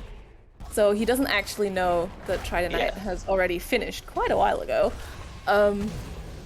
But yeah, so assuming that your opponent has the same skill set you have in this situation, he's probably very worried right now. Yeah, alright, we are back here at the end of the escape, so we're going to be round 2 of Clean versus the fire climbing up the right wall. Okay, so he gets it. Nope. Oh, so close. These wall jumps there are terrible. You cannot at all see what you're doing because the fire gets up there visually before the hitbox does, and takes the damage boost from those spikes. He should be fine. It should not be a big deal, but this is just a really precise and difficult trick that Clean is going for, and it has got to be he's got to be so nervous with this. Because if he wins this, he knows that he has finished this out, but he also knows that Tritonite is an incredibly skilled player, and he might be really worried about the possibility of this getting pushed to a game 5, which, as we already know, is going to be happening. Clean gets up, he's oh my god, he got beautiful. it. Amazing. GG to Clean. That was an incredible showing. Is not going to be enough for him to get the win in this match, of course, but really strong closeout of what was a really difficult seed there in the end, and it is going to mean that we are going to be ready to take this to a game 5. I am so excited. Oh yeah. This seed started out really nicely with that charge jump, but just it stopped giving you things. It gave you stomp, and then it was like, yeah, deal with it. And yeah, we see that even in the wall-star seeds that are supposed to be a little faster usually because you get those power skills. Sometimes it's still the randomizer manages to make things hard for you. Yeah, I mean, it's not an easy flag. It's your early progression won't be wall jump, and it wasn't. Good stuff. This was really good though. This is great from both of the runners, and this has really just been an incredible series back and forth. We had Tritonite out to an early lead. Clean takes 2 in a row, which put Tritonite on the ropes, and now it is anyone's series. And if Tritonite wins, we could get that bracket reset. That would be very, very hype. We would get another potentially 5 games of exactly this, and we've seen today how amazingly fun it is to see all of this. Yeah. However, this is going to be it from Apple and I. We are going to be moving on to a game 5 after a 10-minute break. Closing out the day will be the same two fine gentlefolk who started it. We're going to have Zem and Muffin back on comms. So stick around, don't go anywhere, except you should actually probably get up, stretch, take your water, but keep your browser pointed at twitch.tv/speedgaming. And yeah, that'll be it from us. Thank you so much, Apple, and thank you to everyone who's helping out on the volunteering side. Yeah, thank you to Fox Diamond and Lion Almanar, our truckers, and of course Griffs, who has been sitting in the background all the time here, giving us our wonderful restream. And thank you to you, Aiko, for joining me here.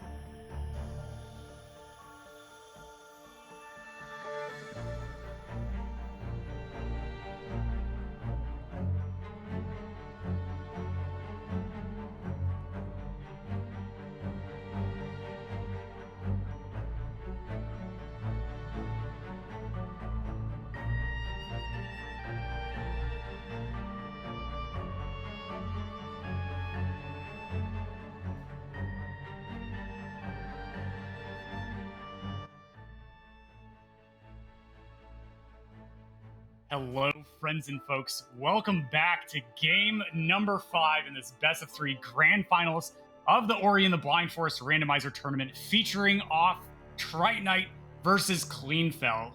I mean, Zem, this series has just been absolutely insane, and I am just absolutely beside myself with how incredibly close most of these seeds have been so far.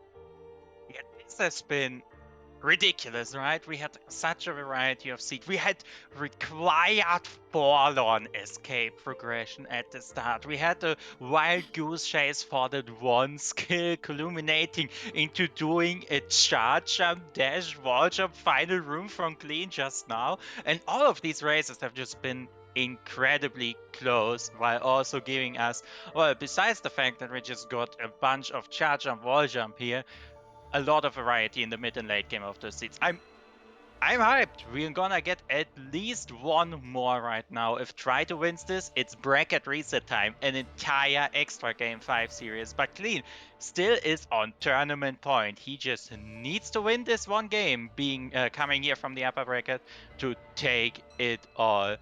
And Muffin, we had so many different seeds. I think we both know what we're missing, right? Yeah, we need the grenade jumps. I mean, stop giving me these like wall jump charge flame starts. Give me, if we see charge jump, please give me climb and grenade in order to be able to close out the trinity. I need the Triforce in at least one of these seeds, then, please. Yes, Randy. we've been getting the opening, right? Charge jump, wall interaction, blue breakage. Just swap that second and third skill, and we would be ready to go. Sprinkle in a bit of sorrow TP, and we could have one of the fastest seeds, and that's what I wanna see here as our runners are getting in. We are off to game 5 of the best of 5, and good luck on your rando in the Clean, showing us some love with his mouse cursor here, and we are into the game. All right, let's see with some jumping. Are we gonna get something interesting on the first pickup? It is Clean Water, and that is horrifying for Clean's seed prospects here, isn't it? Yeah, so we've been keeping track of a funny metric so far, and the 2 games that Tri-Knight has actually ended up winning so far in this best of 5, Clean Water was found, whereas in the 2 games that Cleanfel actually ended up winning, there was no Clean Water to be found. So with Clean Water as the first pickup, there is a little bit of voodoo going on. Maybe Randy is the randomizer favoring Tri-Knight a little bit here. But Ability Cell for the second pickup, it's honestly a really nice resource. And speaking of ability cells, Tri-Knight's just utilization of ability cells, as well as Cleanfel for their merits, has just been absolutely amazing. We saw Trito go up to Sense to be able to better track down that last skill that they needed in order to be able to finish the final escape, and bringing them to a win and being able to come to this game 5. But here we go, Zem, right? Only 2 more pickups, as well as the 2 in the water itself. So with a total of 4, what is this next progression going to be? I mean, I could be very boring and just say charge up, and I would have been right the last games, but no, we're getting already a wind restored, which is kind of suggesting to me we're just gonna get a glide either here or underwater. Yep, we're getting it here, but getting it here together with the clean water, I wouldn't be surprised to find something in both locations or even just underwater. Let's see what is here. Yep, the wall jump is here instead of the windlock pickup. Let's see what is over here. Can we get something good? Yep, both locations called it bash, wall jump, glide, and wind. Wow. Well, we need something to break walls, and this could be go mode. Yeah, this is actually pretty massive, right? With bash and glide when restored, like the entire right side of the map is accessible to our runners. There is a little bit of a sequence break, like going through Boulder Escape to get access to Grotto, but this is just absolutely massive, especially for a runner like Tri-Knight, who is like the scary opponent whenever like a jet seed arises. So if Trito is able to just really keep pace and be able to push through, I'm sure they'll have a slight advantage with this initial power skill that has been found in Sunstone. There it is in Blackroot Burrows. So very, very quick find to one of the 2 required dungeon keys then. Alright, if I'm either of the runners, I'm gonna get nervous now, because I know if the next thing I find is let's say dash, that is go mode right there for me. And if I miss that and my opponent gets it, it is a game over. We have 1 dungeon key already. We have 3, including the most powerful skill, just 3.5 minutes into the seed. And we haven't even found really any way to progress to either the left or right side of the map logic-wise. So we're gonna get more soon. This can be one hell of a jet seed here. Yeah, it's going to be interesting to see what our runners do, right? If they want to sort of do this efficiently, it might be actually a while before we go to wall jump tree. I'll probably end up going down to double jump tree. I like this play from Clean, actually, remembering to come over for that Sunstone, picks it up, but Tri-Knight with a slight early game lead, but no worries. There are a lot of situations where this time can be made up and more. Indeed. We've seen some amazing lead changes, and our runners have been neck and neck throughout almost all of these seeds. But with this kind of opening, sadly, as strong as Bash is by itself, it does not make sense to go skip this auto-scroller. So we still have some of this classic jumping and waiting for platform cycles here. But now Trito on the left going for his dash hint. Let's see what we're going to see after the crashers. It is going to be a health cell, so nothing too many of information gained here, but well, health is good to have. Even with having clean water, we were probably going to want some for some lighter damage boosts in the seed.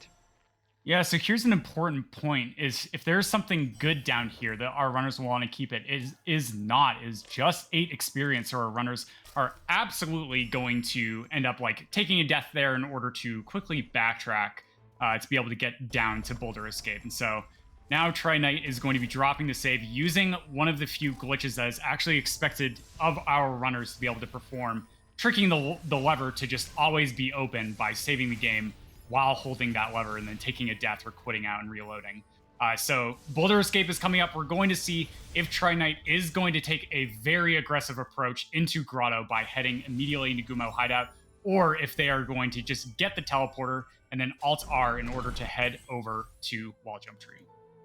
Yes, so this Boulder Escape area is super interesting because even with Bash, we do not actually have logical access to it. So not only does this give us one of the fastest way to get into Grotto, get to the double jump tree, but we also can get some information about the potential location of either dash or charge jump. Both would be absolutely amazing. And try to doing the bash chain again with only 1 bash, the second bash to get the Frankie back down, and now he can even collect the pickup and bash back up if he wants to after getting this. Very nicely done, both of our runners here on the boulder now, but Trito deciding to first check this, gets the level up out of the way, which will allow him to skip the teleporter cutscene, and then we're going to see where we're continuing. Yeah, really heads up play from Trito, realizing that they were really close to a level up, and so opting to not actually utilize the Frankie to bash back up, right? Getting that experience and then realizing, hey, like, I do not want to like do this, because if I level up, it kills the Frankie, and that Frankie is one of the few enemies on the map that actually does not respawn if it dies. So very, very heads up play. And I like this decision as well from Trito, putting off Grotto, because we don't have verticality Zam, right? We don't have blue breakage. So this severely decreases the density of Grotto. Of course, we do have bash, so we can double bash a spider shot into some areas to be able to check some additional pickups, but probably just waiting to see if they do end up finding something important, because they do know that going through Boulder Escape is a sequence break right now to get into Gumo Hideout. Yeah, and it does not look like Clean wants to full clear this area either. Gonna get some quick checks out of the way, as well as getting some of those of that tree progress on the way to the double jump tree. He finding extra air dash, deciding not to scam it, try to finding the valley teleporter. And well, things were fast before, but now we don't even need to do the Frankie lure to break into valley. We could instead really just go there straight away afterwards. We have that glide, wall jump, bash combination, as well as the valley TP. So if our runners want to go there, also have a Sunstone, well, I know of a pickup or two they could check there. Yeah, exactly. I mean, Valley's open, right? We have Sunstone, so Wilhelm's there to be able to break the rocks and despawn that Kuro kill plane. So this seed could be really fast and really nice. It's Trinite on the left, almost taking a death there to the slime, not being able to get past it really quickly, but just narrowly escaped that. That would have been a massive death because I can't remember how close Trinite's last save was. So nicely done. That might have been a little bit spooky and a good sort of like tale for them to be like, oh yeah, I should drop safety saves here and there. But yeah, I mean, this seed could be really, really fast, Zem, or it could just be horrifically slow, right? There is that one pickup that just throttled every single person in a prelim race, right? That had this like nobody like finished under an hour with it because of this really difficult sort of logic path to be able to utilize bash and wall jump to be able to check a single pickup. So it's wild, right? With bash and left side teleporters, these types of seeds can be really, really wild as to where the next bit of progression. And with this diluted pickups, could potentially be like 20 to 40 minutes before we find our next skill.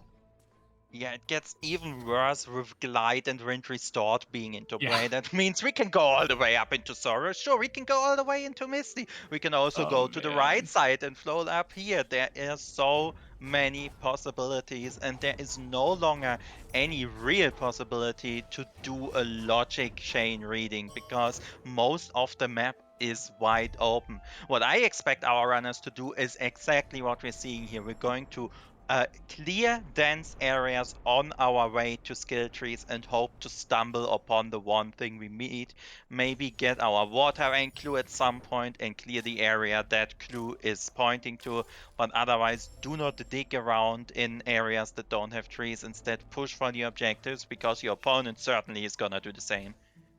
All right, so a little bit of a state of the race. Trinite has wall jump tree, whereas Cleanfel does not, and then Cleanfel has double jump tree, where Trinite does not. So they're kind of like high-fiving each other in sort of a long distance sort of place as they go to the respective trees themselves. So no really big lead for somebody in one way or the other. And so both runners are going to actually not keep that map zone. So that's interesting from Trinite, going to be taking a death in order to backtrack. Extra air dash can be useful in a certain set of locations, but because we have glide and wind restored especially, those locations are pretty far between. So if we do find dash also, like charge dash is always an option because we do have a lot of early ability cells. So Cleanfel for their troubles is going to be going through glades, and Trinite's just going to be clearing the same checks that we saw from Clean. Yes, indeed. So all we're going to have is some pickups we already knew. Now, Clean does have his Valley TP. That means he knows about how much of the left side is open. Try to being very, very aggressive on these scums, not keeping any small pickup amounts, any small XP amounts, or anything that's not straight up an ability cell or a different cell, because we've seen how these resources came into play for Tritus left side over and over, right? He's been using them to just break into wherever he wants, and this time he even has Glide and Wind Restored, so he might be able to use them for some more fancy damage boosting wall climbing, that kind of stuff. But now, here we are, Water Rain Sorrow, indeed! Wow. This seed could want us to float up there, get a skill, and get the Water Rain in one swoop. We will find out soon if Trito thinks the same or wants to go somewhere else instead. Yeah, I would just love to see a left side play like immediately coming out of our runners with this clue. This is just absolutely wild to see this early in a seed, and it's very bizarre. Yeah, there it is! There it is, Zem! Trito making the play, deciding immediately to go through that Valley teleporter, is going to be the first one to break their locks. And look at this! Clean also with the heads up, immediately heading to the left side of the map. What is this seed, Zem? We have not seen a play like this in this tournament. I could not be happier from our runners. Yes, this is some amazing opening. Now, let's just hope for both of our runners that there is absolutely nothing in the Charge Flame area, because that's not an area we're going to go to anytime soon, and there are a few pickups there and in Spirit Cavern, some of which are probably Keystone, but most of which can be anything. But yeah, progression. Looking towards this valley side, nothing here at the Stormblast cell, only a Keystone underwater at the valley short swim.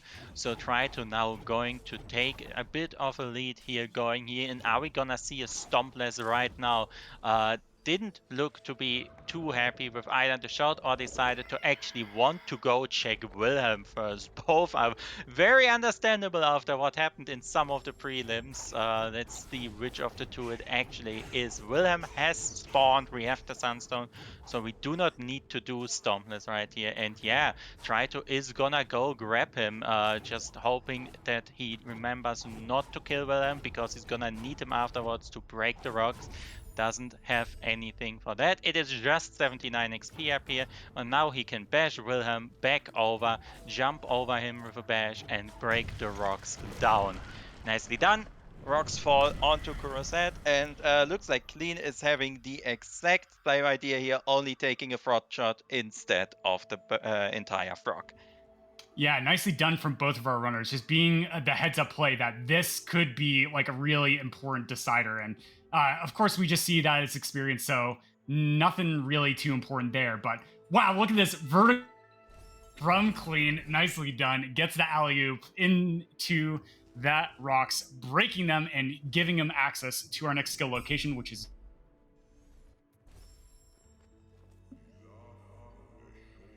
So the question I'm asking myself, if you're one of these runners and you already have all the clues, where are you going first? And it looks to me like Trito is deciding Misty is the place to be right now.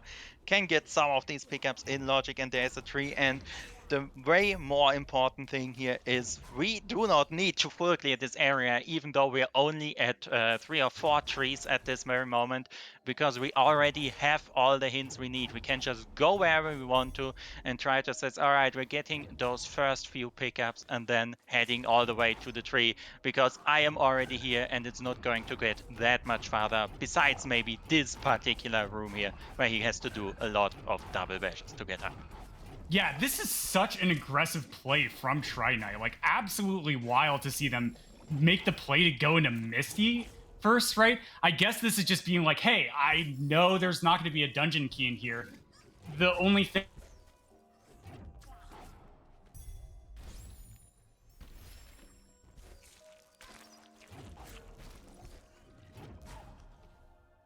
Yeah, there isn't going to be a dungeon key in here indeed, and we do some sort of density on our way to trees here. While Misty isn't the fastest area, we have to do it at some point. Finding something here early could absolutely tip the scales into any person's favor, but I do think what we're mostly going to see is some Clean Misty here getting some extra slime XP to refill via level up soon, and going over to the tree, because we have seen over and over during this tournament how an early tree advantage can completely tip the scales, even if the other person finds a skill early, just because you still then have to make up for all the time you have not been pushing to attract this. And both of our runners are looking towards their next tree right now.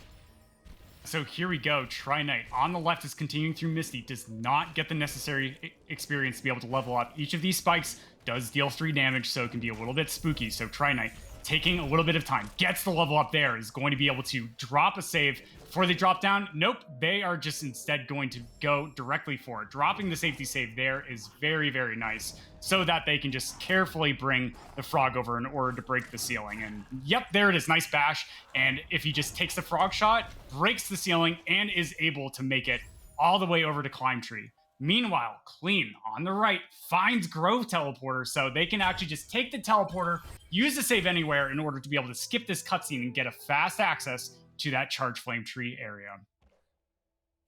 Alright, and try to getting the good Alt R after the Misty cutscene skip. Will not have to do any blind movement, instead gets to comfortably just walk through the left area of the map right now with all that stuff in his pocket.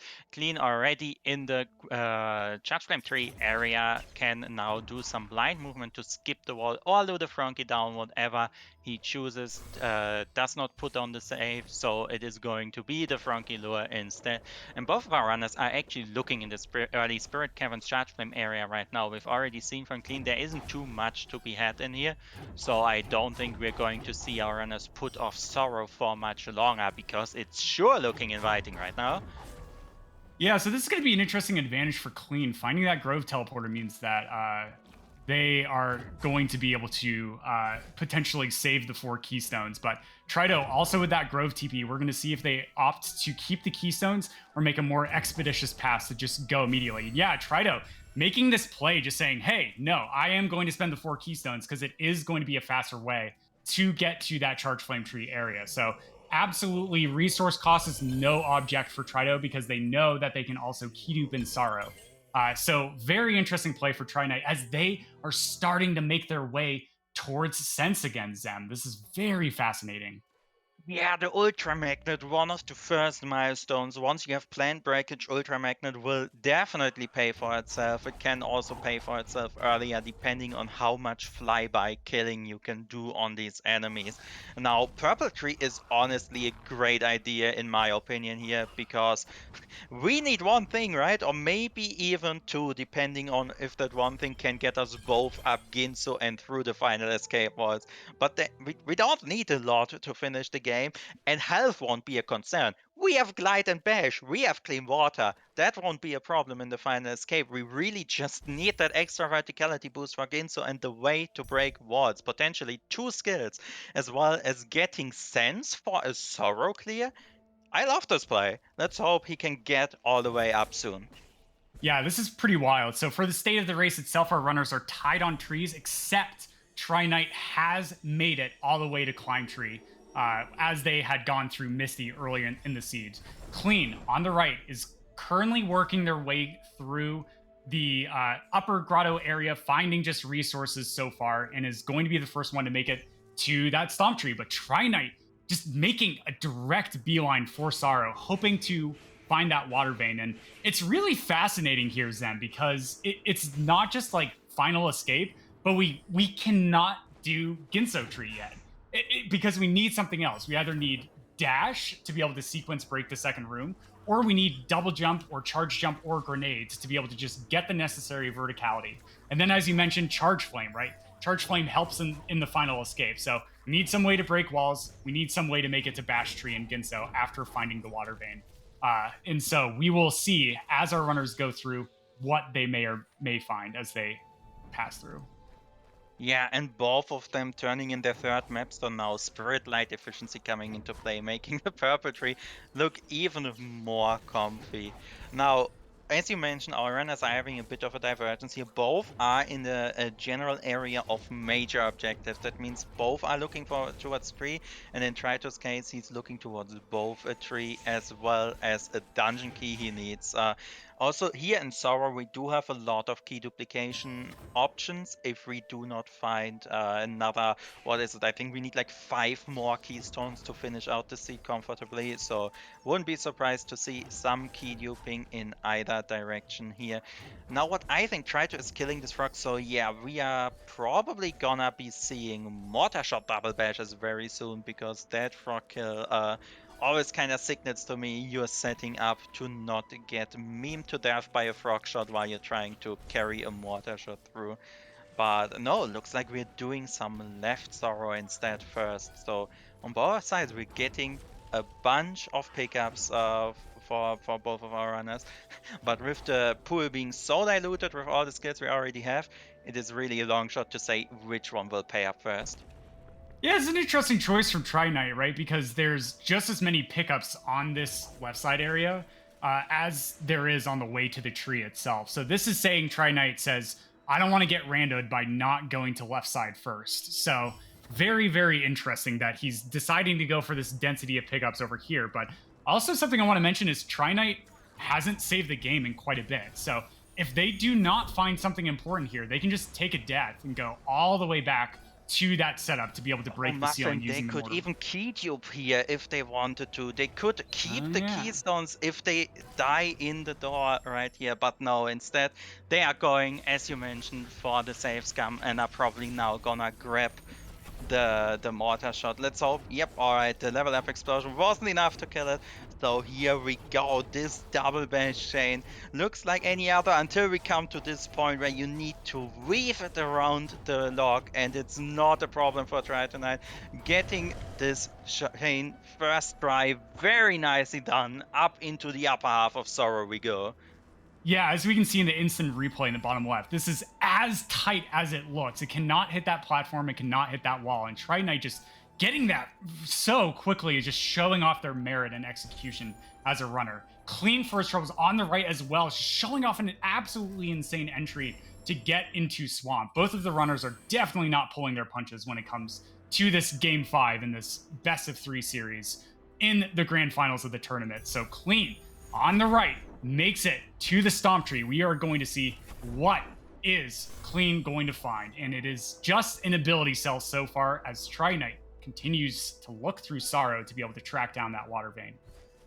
All right, and now come the real hard strats in Sorrow. If Trito wants to continue here, we're gonna see some absolutely insane frog double bashes, which I would not wish upon anyone to do in a race. So let's hope the water vein is right here. No, it's not. So let us see if Trito says, I'm gonna revisit this later, if he is going to go for it. And yes, goes with the more sensible choice, is not gonna reef a frog through like 3 layers of spike to get to the teleporter. Instead, going towards his next tree, using all the energy he found to break into right side. And I wouldn't be surprised if we see our runners swap places yet once again. Yeah, so it's going to be an interesting where our runners went to different areas first, and this could have been really bad for Try Knight, because if Clean had found Grenade somewhere on the right side of the map, right, and if Water Vein had been gated by that Grenade find, then Clean could have taken that. But fortunately for Try Knight, we do know that as casters and the audience that is not the case. So we don't necessarily know where Water Vein is. It could be in Upper Sorrow somewhere. It could be gated by Grenade as a skill. So our runners are going to continue to go through. But we also have found Gumon Seal. Clean found Gumon Seal in the Upper Swamp entry. So we have the potential to go down to Forlorn and do the escape to be able to track down Grenade if it is required. But it's going to be wild to see how our runners progress through, because neither of them found anything of merit, Zen. Yeah, but also keep your eye on Trito's ability cell counter, because he's all the way up to SLE already, and he has 5 points. 2 more, and that's a Sense. And we've already seen how much Sense can do to both help you find things as well as just speed up your clearing, because you suddenly save at least 2 seconds on every single check you want to make. So that is going to come into play very soon here on Trito's side, but for now it is just going to be that clearing we have. And the amount of areas that can actually hold progression is getting really small here. I'm thinking we might see Horu soon? Yeah, I mean, Horu isn't a half bad play, right? Grabbing that teleporter ahead of time. It's really going to come down to a couple of things, right? Where is Blue Breakage, right? If Blue Breakage is somewhere really late in Logic, our runners are going to know that that is not going to be probably necessarily get them some additional skills. Yeah, and honestly, at this point, Horu can get an incredibly great play the moment Sense comes into play, because while Horu normally is like a 10-11 minute clear when you get all the stuff with a skill set like this, the moment Sense is involved, you're saving half a minute on every check you do, because you can check most of the rooms from either other rooms or even outside the doors. So wouldn't be surprised if Trito decides Horu is a good area to go once Sense is actually fully done. But for now, it is time to go into Swamp. Maybe go swimming. I don't know if that is something Trito wants to do at this point. Most definitely, though, get the Storm Tree. And yes, indeed, he is going to the right side right now. Yeah, I think Horu is also an interesting play because it actually came into Logic really early, right? We had the Glide Wind Restored, in order to be able to get access to the upper portion if we had access through Boulder Escape. But also, I mean, we got the energy cells to be able to go through the Death Gauntlet area in order to get access to the right side. So not really much stopping the Horu from coming into logic at that point after that fact, which is absolutely terrifying. I mean, this is the story of this seed, that the potential to be able to track down your next important skill was massively diluted from the very start of the seed. And what I want to see right now is we are at 8 trees on Trito's side, right? And Clean is also currently on a clean tree cleaning journey here. What I want to see is Trito has 7 ability points. He will need at least 2 usages of Save Anywhere, maybe 3 for the grenade tree, and that would give him sense. So if he goes and builds out the 3 next and then takes that to Horu, that could be a very good thing for him. And he's also saying, well, this check up here at the Storm Tree, that double bash chain, I've done it once. I have failed it now 2 or 3 times on the second time. It's not worth spending that much time on a pickup that's not in logic right now, so instead he's gonna go take a leave and instead continue progressing through the seed. All right, I love this play from Trito, Zem, right? Like, just, hey, we don't have a way to like really finish out the seed yet, but I don't have Light Grenade Tree yet, right? This could give us a little bit of information as potentially where to track down Dash, depending if we find like an absolutely massive experience value, then it could be like, oh yeah, well, Dash might actually be in somewhere like Forlorn.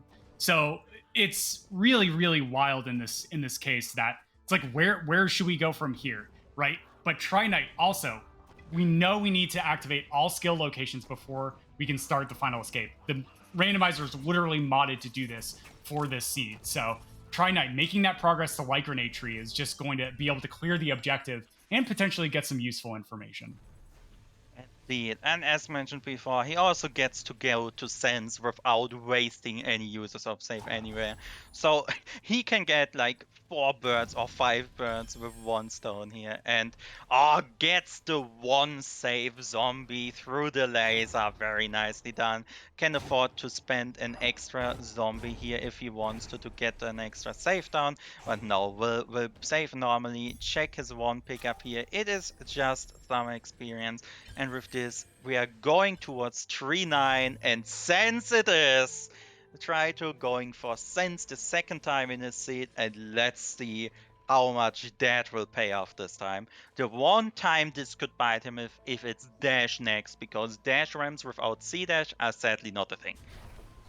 Yeah, so here we go. Cleanfel also making their way over to Misty Tree. So overall, I would say that Tri-Knight probably for the save the race is in the lead here because they've checked similar things in general, and Tri-Knight just simply has that true tree advantage over his opponent. So Cleanfel, though, on the right, showing off some really insane double bashes to be able to make their way through into Misty. So as they head up and over, nice safety save from Clean to not take a major death there, right? If you hadn't placed that save, you would have had to go pretty much all the way back to the teleporter. But Trito, on the right, where are they going to go next? It looks like they are heading up. Indeed, and we have a few options here. I think he will at least grab the Swamp Teleporter on his way because he's gonna need to backtrack to Ginzo at some point, and getting the Swamp Teleporter is worth it for that. Also, he might need to do the original Kuro cutscene skip here because he's actually out of ability points. So yeah, he's luring the frog, positioning right, and yes, gets the cutscene skip. That is something you're generally not prepared for when doing rando because it comes up so rarely that you don't just have an ability cell to do line movement. Nicely done there, and you can already see the power of Sense try to just skipping past all these pickups while having peace in his mind that he will not be missing anything important. Alright, on the right, Clean now also making the decision to go towards Purple Tree a bit more while checking out more of Misty, but now we are back in only... We already mentioned there's about a 2-3 advantage right now, well 1.5 now that we've done half of Misty, but Clean now also through the end of this Spy Cave, and let's see which version of the frog redirects he wants to do. Gets the frog over with 2 bashes, some extra momentum, nicely done. So it's down to 1-3, but Trito is at the gates of Mount Horus, so let's see if something is here. Yeah, this is the play. This is the play here. Tri-Knight's going to be able to get the Horu TP. He's going to be able to check a bunch of additional pickups in here that are accessible, especially with Bash. Horu is actually not too bad for a speedrunner to be able to sort of traverse, because there are so many things that end up firing projectiles to be able to get like infinite height using our tech, which is known as double bashing. Because like normally Bash sends a projectile one way, Ori in the opposite, but here we can just end up stacking another Bash utilizing that binding functionality that the randomizer provides. And so far, so nothing in Horu, but they do have one more Baneling to be able to take up. And so, in order to be able to get out of this area. So we'll see where Tri-Knight decides to go to first. It looks like they will be starting with R4, as we have labeled the room sequentially with the R designating the right side of Horu. And then, oh man, there it is, Zem. And then the numbers, they count downwards from the top. But Zem, he's turning red. What is going to be there? Tay is a bit of a dev, but we know something is in R4, and you've seen that Elemental shoot and then shooting a projectile afterwards. He can take that projectile, not the laser, but the projectile, to get up to the pickup where Sans is triggering. So he just needs to do a small hop here to only take 1 damage, and now comes the part, takes another. Let's see, he doesn't have XP to do this with a potential zombie, so alright, gets the beta lure this time and also gets the upper laser, which means this projectile will break the floor. And it is charge jump. That is huge. That's it. That's it. All Tri-Knight has to do now is track down Water Vein, right? This is absolutely advantage Tri-Knight in this scenario. And man, that is just such a massive find, because charge jump not only gets us the verticality to be able to get through Ginso, but it also breaks every single wall that we could come across, right? There is only the single floor now, actually. So Final Escape is still not doable yet. Oh no, I just realized that. But if we end up finding one other skill, then we can actually finish it out. So it could be Light Grenade. Light Grenade could be that final skill now that allows us to do the Final Escape, as Clean doing some beautiful double bashes with the Baneling, bashing him up into the air, and is going to be making their way over to Light Grenade Tree. But Tri-Knight is now making the play to come back to Sorrow. Yeah, let's just hope that it's not in a plant, not grenade lock, because 3 out of the 5 pickups Trito didn't check. He can't even get with the skill set. He doesn't have blue breakage still, 35 minutes into the seed. There's a plant at the bottom left, we saw it's nothing thanks to Sense. There's a pickup locked behind grenade, we saw it's nothing thanks to Sense. And there is one more thing at the top next to Sunstone, which is another plant. And I just realized Trito only has 1 ability point. If Sunstone is the water vein, he needs to watch that cutscene or get some extra XP. Yeah, we're going to see exactly what Tri-Knight is going to have to deal with. Dropping the save down there so that they can backtrack to it. Yeah, circling it to showcase it off. And so this is good because this will give like easier access. But oh no, Zem, he's turning red. That means that this plant right there, I believe, is going to be it. Yep, that is it. So blue breakage is potentially going to be the thing that is gating our runners from being able to finish out. So with Gumon Seal, right? No. Forlorn Escape. No. We can't. Because it's in the plant. Yeah, it's the plant. So the clue. So there's a clue at the end of Forlorn Escape that tells us exactly where which biome has Stomp and which biome has Grenade. However, it's a plant. And so we need blue breakage in order to break that. So the thing that's gating Tri-Knight here is the same thing that would be able to give them the clue to be able to finish the seed. So this is just absolutely terrifying and absolutely sort of also, I think, kind of what Clean was hoping for, right? It's blue breakage that is really gating them from finishing out. So there's a lot of places where blue breakage could be, Zem. Yes, indeed. But remember, Trito has Sense, and he will be absolutely trying to utilize that to its best. And there are some very interesting Sense checks that you can do. Such as the one Trito just did and forgot that he never pulled that lever. But yes, indeed, you go to that half cell, you start turning colors, pillar puzzle. And that's where Trito is going. Alright, we do have wall jump and glide, which is enough to clear this area. logically, and as Trito is getting closer and closer. Nope, apparently it wasn't a Sensed. I misjudged that color change, and ambient color might have played a trick on both Trito and me here. Either that or the actual thing he sensed is down in Blackroot, which you can also sense from this area. Yeah, it'll be interesting to see how Tri-Knight goes around the map. They're just going to dip down here to see if they change colors. They did not, so they are not going to go into the vault.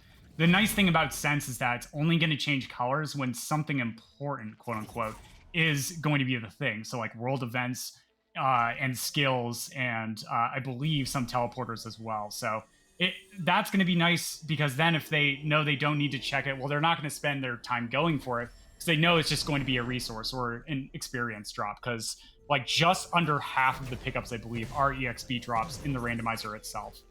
So Trito now is going to be heading up, but there it is! Cleanfel using Gliding Wind Restored at Swamp TP is going to track down Grenade, and so with this, Tri-Knight might actually go over there as well to be able to track down that Grenade pickup. So with that Grenade find, Clean is now going to be well on their way to be able to head towards Sorrow in order to be able to track down the Water Vein. This race just became incredibly close. Indeed, that Grenade is honestly, well, here's the thing, right? So, Grenade, oh my god, there's more in plans, are you kidding me? But here's the thing, Clean, if she does some incredibly hard frog shenanigans, he can get up there and get his water and clear Ginso out and be done with his tree.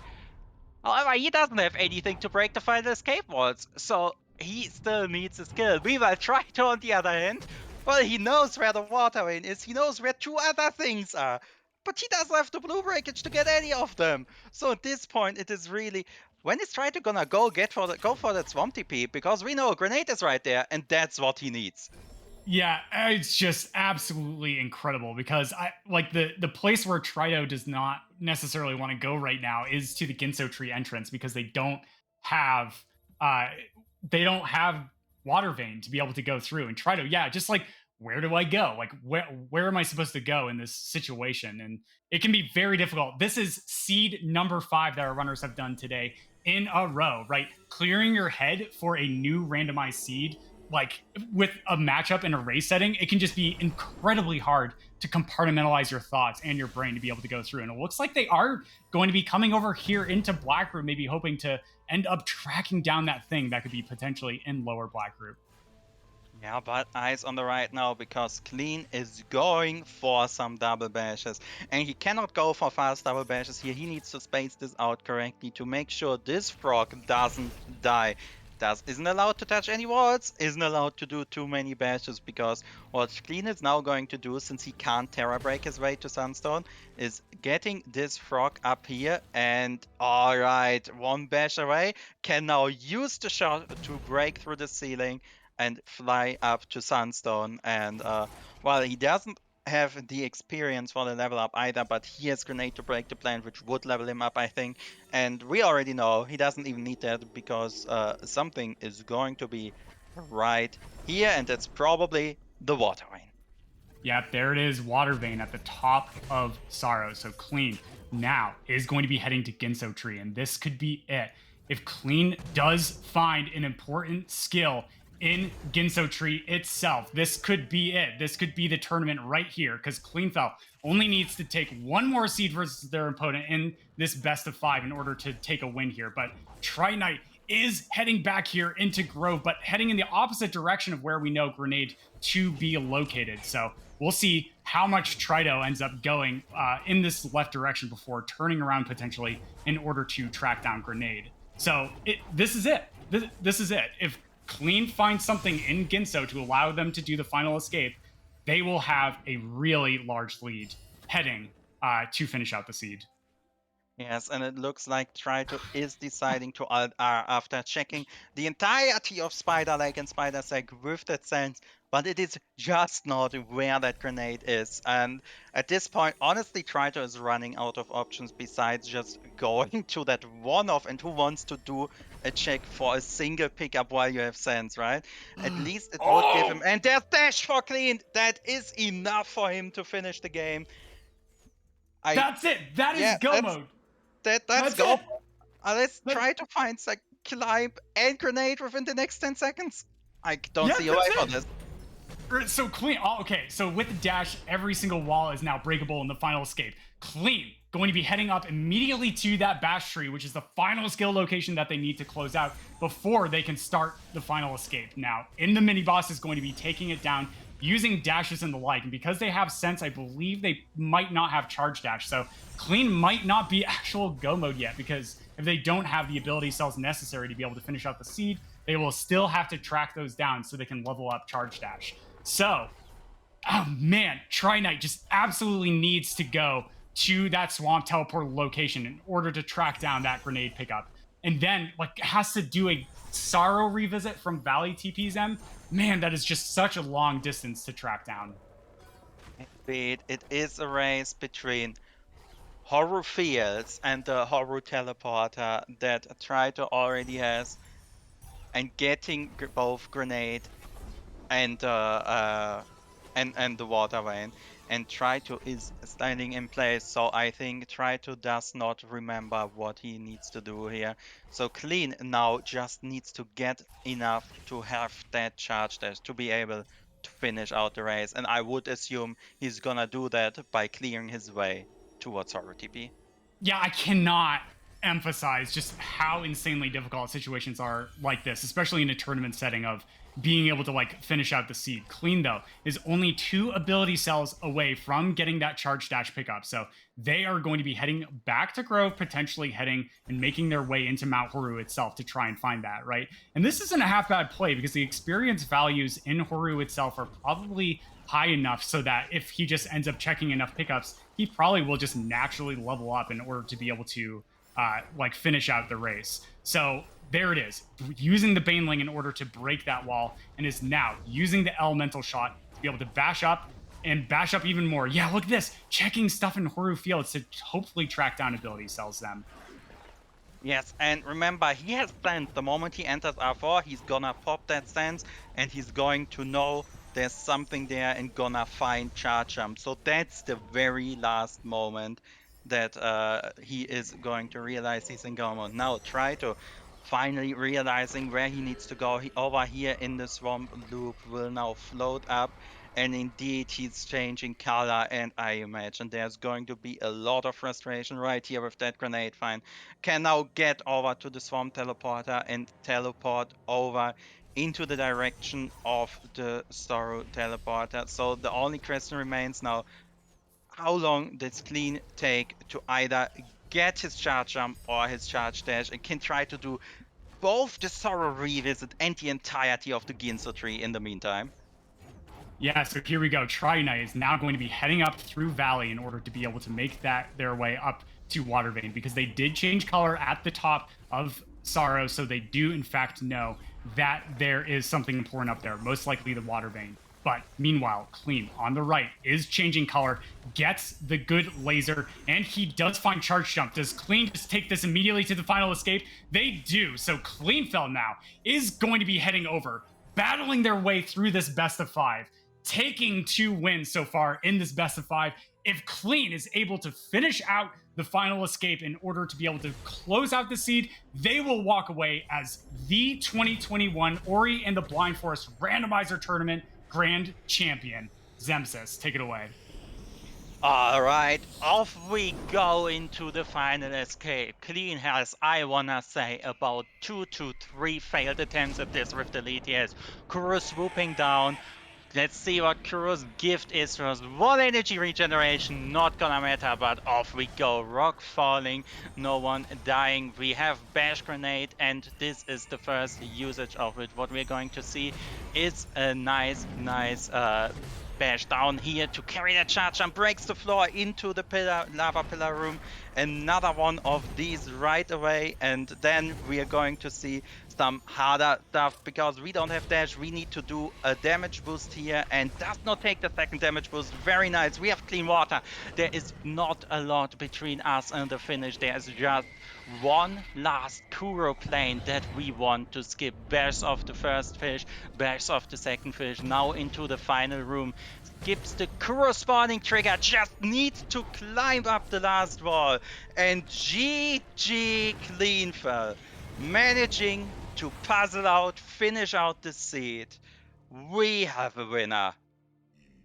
Yes, congratulations, folks. That you are now witnessing your champion here, Cleanfel, making their way through brackets, not taking a single loss in upper brackets until facing off against Tri-Knight in the grand finals, losing game 1, taking it back with 2 wins with game 2 and game 3, and then taking us to a game 5 and crossing the finish line in order to close out. GG Clean.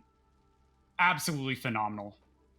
We did not get any grenade jumps today, but still, this was an amazing series. Every single seed pushing us to the back of our seats, tense until the very last moment, until the last 3 every single time. And you can see even this seed, which had our runners puzzling for a good 10-20 minutes finding a last skill, came down to a difference of about 1 escape. But Clean, now ready to hold right. It is only a few more seconds until we get it official. And indeed, Clean finishing with an official time of 48:54:67. GG again. All right, congratulations to Cleanfel. We will definitely be trying to get him in for an interview, and we'll see if Tri-Knight would like to interview as well. And because, once again, this was a double elimination bracket tournament, Cleanfel was our upper bracket finalist, and so Cleanfel only needed to take a single best-of-5 series, as Cleanfel has won 3 games out of the 5 they have closed out the series themselves. And so Cleanfel is the official tournament champion, and we will not be seeing another best-of-5 series between these 2 runners. And it does look like Tri-Knight has forfeited from the race time seed itself. And yeah, just bringing up that grenade zem, right? That grenade find was the big thing. I mean, Tri-Knight tracking down Charge Jump and Horror was just absolutely massive, but just not being able to break 2 floors in the final escape was the thing that was really stopping him from being able to close out, as well as that plant at the top of Sorrow. And seeing, like, what? It was like 2 additional things in plants, right? That had potential skills at them. Just, man, what a intense seed to close out this series on. Water Rain in a plant, something in a plant in Swamp, Dash in a plant, and, you know, with how this was going, I'm willing to bet money on that was Charge Flame in the other plant. So the grenade really kinda hard gating the entire seed. And yes, in the end, Clean found it while making progress towards Swamp TP and was able to close it out with that, getting first his Water Rain, finding a dash on the way to the Bash Tree, but then also being able to track down that last skill just for him to be able to hellstomp his way through the final escape and close out the seed. This was an amazing series. I can't say anything else about this. Yeah, we got like an amazing set of seeds, you know, right? Like seed number 1, they had to go to Forlorn Escape for double jump, right? Like finding double jump on Forlorn Escape, and that was the thing that sort of allowed them to be able to progress through that match itself and be able to close it out. And then just like seed 2 is just insanely close. Like both seeds 2 and 3 were just unbelievably close. It came down to the finish line itself, and Clean just like easing ahead in each of those to be able to go up for the 2 games. And then game number 4, I mean, just really Tri-Knight grabbing that sense with tracking down that bash pickup was just such a winner for him to be able to get through. And then in this seed, it was just one of the unbelievably most difficult seeds, I think, in my opinion, in a tournament setting, where it was just Valley Teleporter, Wind Restored Glide, and then right side access. And then right side just opens up early in Logic. So you have like 2/3, if not the grand majority of the map, that is just open to be able to check in logic. And so that severely diluted where to find the next bit of progression. And indeed, it was Grenade in Swamp. And Clean picking that up was able to get Water Vein earlier. He found Dash and Ginso, which was just absolutely the most important part for Clean to take that advantage home. And then he finished out with a first try final escape. Unbelievable, absolute final seed, Zem. Indeed, and we like to call this the open world special, right? Where in open world all these barriers are gone, so you have this kind of seed where you need to go left side earlier, and then everything opens up at once. And this is not something you're too much used to when you play these kinds of tournament seeds, those competitive standard or wall stuffed standard flag set seeds. You do not get those openings often, so being able to close one out like this with the pressure of a game 5 of the grand finals, GG's again. And it looks like both our runners are here for an interview, so Muffin, take it away. First, just congratulations to you both. This set of matches was just absolutely epic and such a treat to watch from both of you. GG's. Thank you very much. Thank you. All right, so Trito, I mean, seed number 1, right? If you can remember that far back, right? Just the early Forlorn play was just absolutely massive. And of course, we had that clue for an important dungeon key to be in Valley. So when you were heading into Forlorn, were you doing it because you wanted to just do the checks early in Logic there? Or was it also to potentially check outside of Valley? Or maybe you're trying to find some sort of power skill there? I was thinking Water Vein could have been outside Forlorn, definitely, because I just got the clue that Water Vein's in Valley, and right before that found Forlorn TP and Gumon Seal. Yeah, for sure. Yeah, that is a really, really smart play. So Clean, I guess also a question for you for game 1, if you can think back that far. So in the early game, we had a bunch of keystones, wall jump and charge jump, just sort of as a reminder. What sort of brought you to go into BRB instead of backtracking from that wall jump tree to go up to Spirit Caverns? Were you thinking that maybe you're just going to find like blue breakage in BRB to be able to go through Spider Sack area for right side access? Or maybe were you just trying to get to the next skill location in the fastest possible time for you? Yeah, I think I do remember that. That seed, like we were like, oh, it's a wall jump seed, but then we were gifted charge jump. I think I remember. I was very much considering it. I think I ulted like as I was like going back, because also I do like it as a preference doing BRB as early as you can, but I also kind of had the understanding that if there's nothing over at Sea Flame Tree, I might have to do a bit of backtracking in order to get back to it. Like if the blue breakage was just in BRB all this time. So it's definitely a preference thing, but I think for that case, I wanted to, get that tree out of the way. Cool. All right, then As a side note, maybe... Oh, go ahead, try to. I definitely think that Clean deserved to win this last one, with Clean Water being the first pickup. So it was actually funny. We were keeping track of this. So in games 1 through 4, the seeds that had Clean Water, Cleanfel actually ended up taking a loss. And then in the seeds where there was no Clean Water to be found, Cleanfel took a win. So right at the beginning when we saw Clean Water on the first pickup, we were laughing about it. Oh man, that's hilarious. But yeah, let's maybe move on to game 2. I don't know how much you remember of that, but there was basically Dash and Charge Jump right next to each other in Ginso, and the moment you saw Dash, you saw, all right, I can finish the game with the and stopped digging. Did you have your mind made up that the next skill you get, you're just gonna go and close it out, or was there something else which made you stop getting those pickups in Ginso 3, if you remember that? I can't really say. I'm pretty sure I just needed one skill to finish, and it didn't really matter which skill that was. Yeah, makes sense. And in the end, that was also a super, super close race with, I think there was 30 seconds between you two with that Misty thing happening. So, yeah, the thoughts there definitely being on the correct side. A bit of a Easier question for you, maybe Clean. Bashnade, what's your opinion on that? Well, I like Bashnade, but I like to know pretty early. Having to go to Valley Entry Tree to find out it's Bashnade is that's pretty brutal. But luckily, I think we literally got the other two power skills like immediately because I went straight to Ginzo and said, "Oh, cool, they're just both right there." So I like it. This is all right.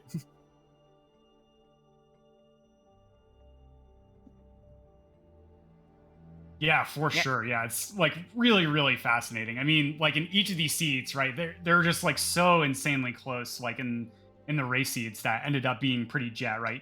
Game 3, same sort of story. You both had a lot of really, really good skill usage, and in that one, it was really interesting. So, a question for you both: like when you're going over to the right side of the map with like your cleanup in general, Clean, you actually ended up checking the health cell that's like on the way to Horu Fields. That ended up being Glide. And then you ended up tracking down that bash find actually over in the right side there. So when you're going sort of towards like skill locations, how do you sort of like balance out whether you decide to do some extra checks or not? Let's see. I don't want to get too like buried in grotto, so that was kind of my reasoning for heading over to swamp area, like because I have charge jump. I could do a lot of quick pickups there.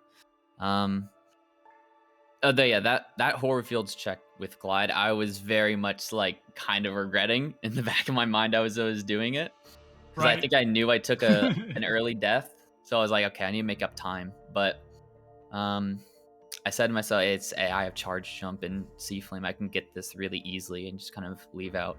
And I guess at the end of the day, I'm glad I didn't. Yeah, and so like similar question for you, Trido. Like we saw the power of your backtracking, right? In these mid-game sections.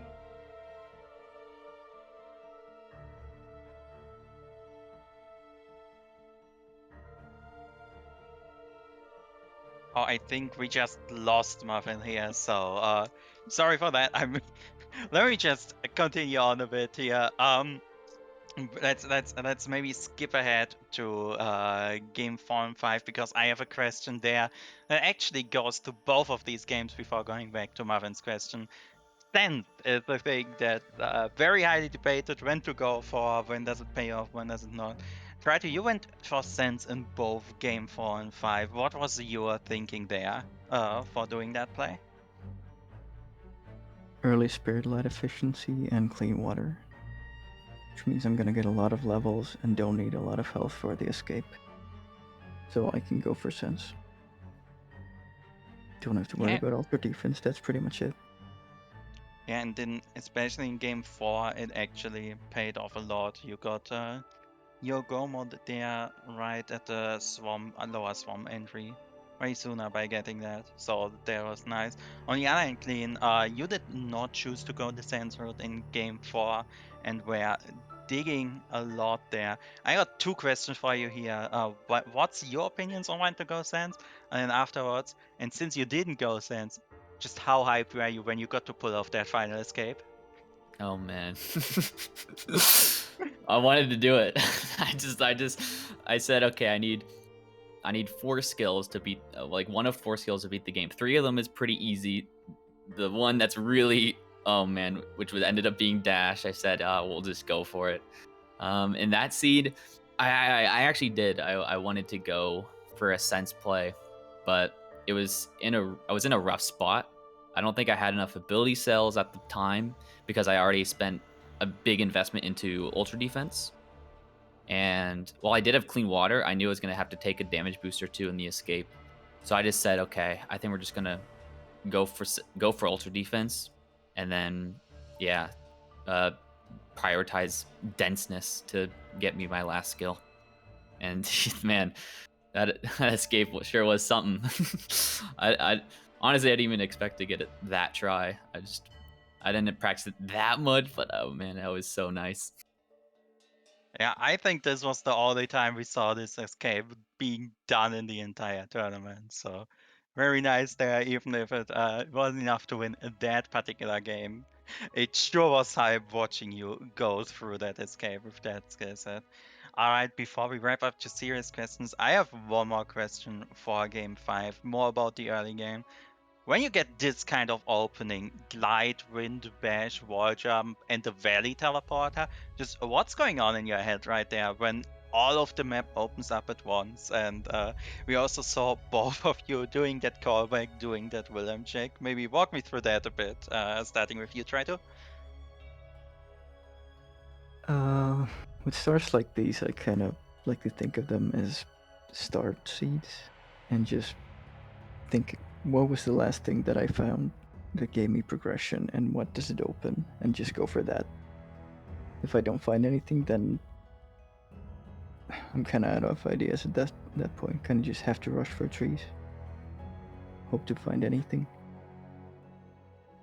Yeah, and the trees, and then even the horror worked out very well. It was just that grenade eluding for a while. But what was on your end going on there, Clean, when you saw a Valley TP and all that opening up at the same time? Well, what are your opinions on these kind of seeds? Oh man, that seed, while being very fun, I had a lot of fun actually, and it was screaming left side, go left side. I was like, okay, which one is it gonna be? Is it gonna be Wilhelm XP? Is it gonna be the one past the stomp in Valley entry? Is it gonna be in Misty? Like, I think you can go all the way into Misty with that skill. Like, I was searching for something, but I couldn't find it. And then due to this being so many seeds back to back, I temporarily forgot that I had 4 energy. That was my logic to right side. So I temporarily didn't even think I had logic to the right side yet. That's why I checked like Glazer, I think, before finally getting in and finding that grenade. That was so rude.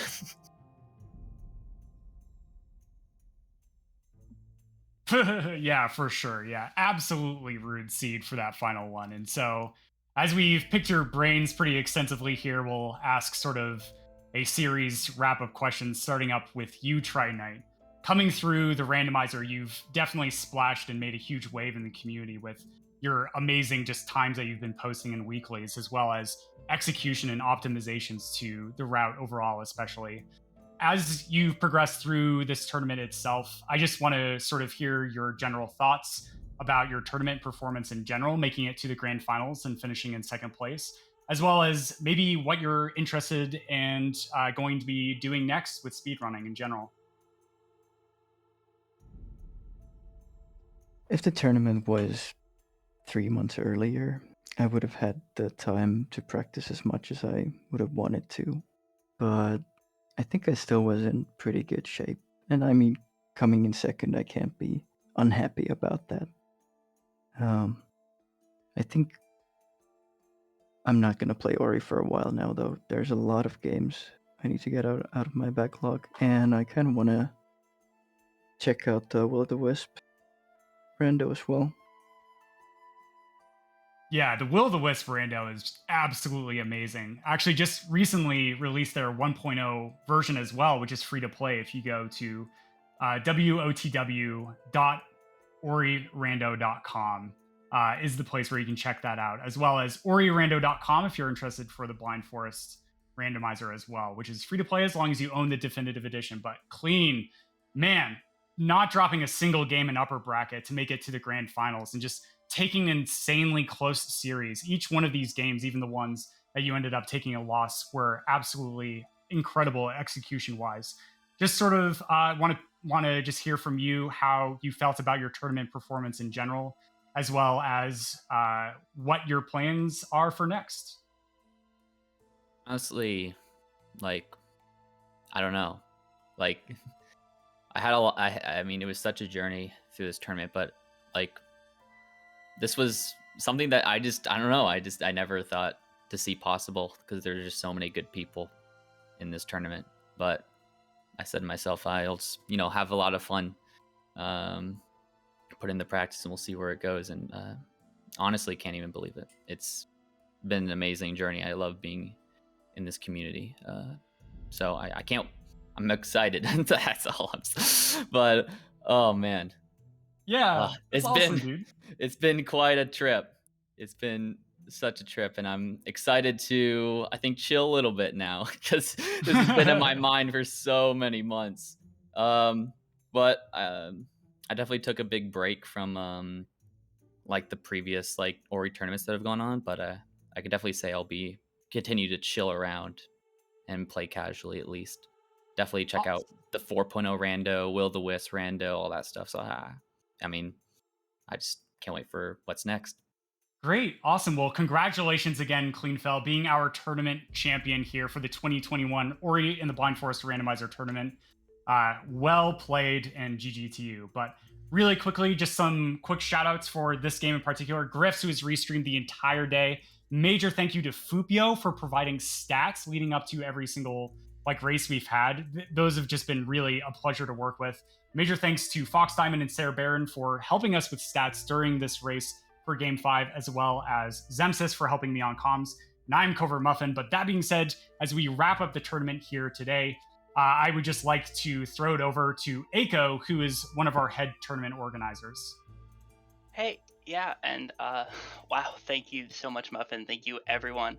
And yeah, this is going to bring our 2021 Ori Randomizer tournament to a close. It's been an incredible event. Zem said at the beginning of the day, 105 days since we started. We've had 127 matches, and somehow no forced water vein on map zone 9, or like forced map zone 9 at all seeds. It's just incredible how this could happen. I want to say huge congrats again to Cleanfel and Tritonite, and congrats to all 49 runners who signed up and participated. No matter how far you got, you were an important part of this tournament, and I'm glad you were here. I want to give a huge thanks to all the volunteers for all their time and help with commentary, tracking, and restreaming these races. We could not have done this without such an incredible, enthusiastic, and talented volunteer pool. Speaking of incredible, enthusiastic talent and volunteering, the tournament organizers, I need a huge, massive shout out for all of their hard work behind the scenes. Running these events requires a huge amount of time and energy and skilled work from a bunch of different people, and that's all done for free out of love for all of you guys. And in particular, I want to give some quick shout outs to Grem for her amazing work coordinating volunteers for each match, Griffs for all his hard work facilitating the restreaming setups both on the technical side and in training our new volunteers, Wilson for the incredible intro video and credits, and everyone who helped prepare the rules, runner, volunteer, and commentator guides, and all the other things we needed necessary to run the tournament. I also want to thank SpeedGaming for hosting this entire tournament, and especially for giving us the main channel for this 5-hour finale on middle of the day Saturday prime time. Obviously, huge thanks to Sigma Sign for building such an incredible randomizer and making this all possible. None of us would be here if Sigma hadn't way back in the day sat down and banged out what has grown to be just such an incredible piece of software and community around it. And of course, really the biggest thanks should go to the Ori community, to all of you for being such a kind and welcoming and supportive group of people. I've spent a lot of my life in all kinds of internet communities, and I've never found anything quite like this one. And I think it's undoubtedly the case that the reason we all work so hard to run these events is because we know that this community is something special and unique, and that is what drives us all to work so hard and bring you guys such a neat and good events. Before we close out, I want to give some quick plugs for new developments that have been happening in both randomizers. As Muffin mentioned, the Will the Wisp randomizer just released version 1.0. We've got an entirely revamped launcher, a sweet new website, a huge variety of multiplayer game modes, and more customization than I think I've seen in any randomizer anywhere, including our own programming language that you can use to make entirely new game modes. Someone pointed out that you could write Connect 4 multiplayer in the Ori randomizer. That's possible. Someone could do that. It's horrifying. I love it. You'll love it. Come check it out at wotw.orirando.com and hit us up in WOTW Randomizer in our Discord. And for Blind Forest players, we're currently working on version 4.0, which has a number of major changes we're super excited about, including Will the Wisp style teleport anywhere, replacing the old Alt-R, auto grenade jumps, spawning with an energy cell so that first energy cell can be randomized, and a built-in logic helper that you can access by opening the in-game map, and more. And that's all. Thanks. I love you all. Have a wonderful day.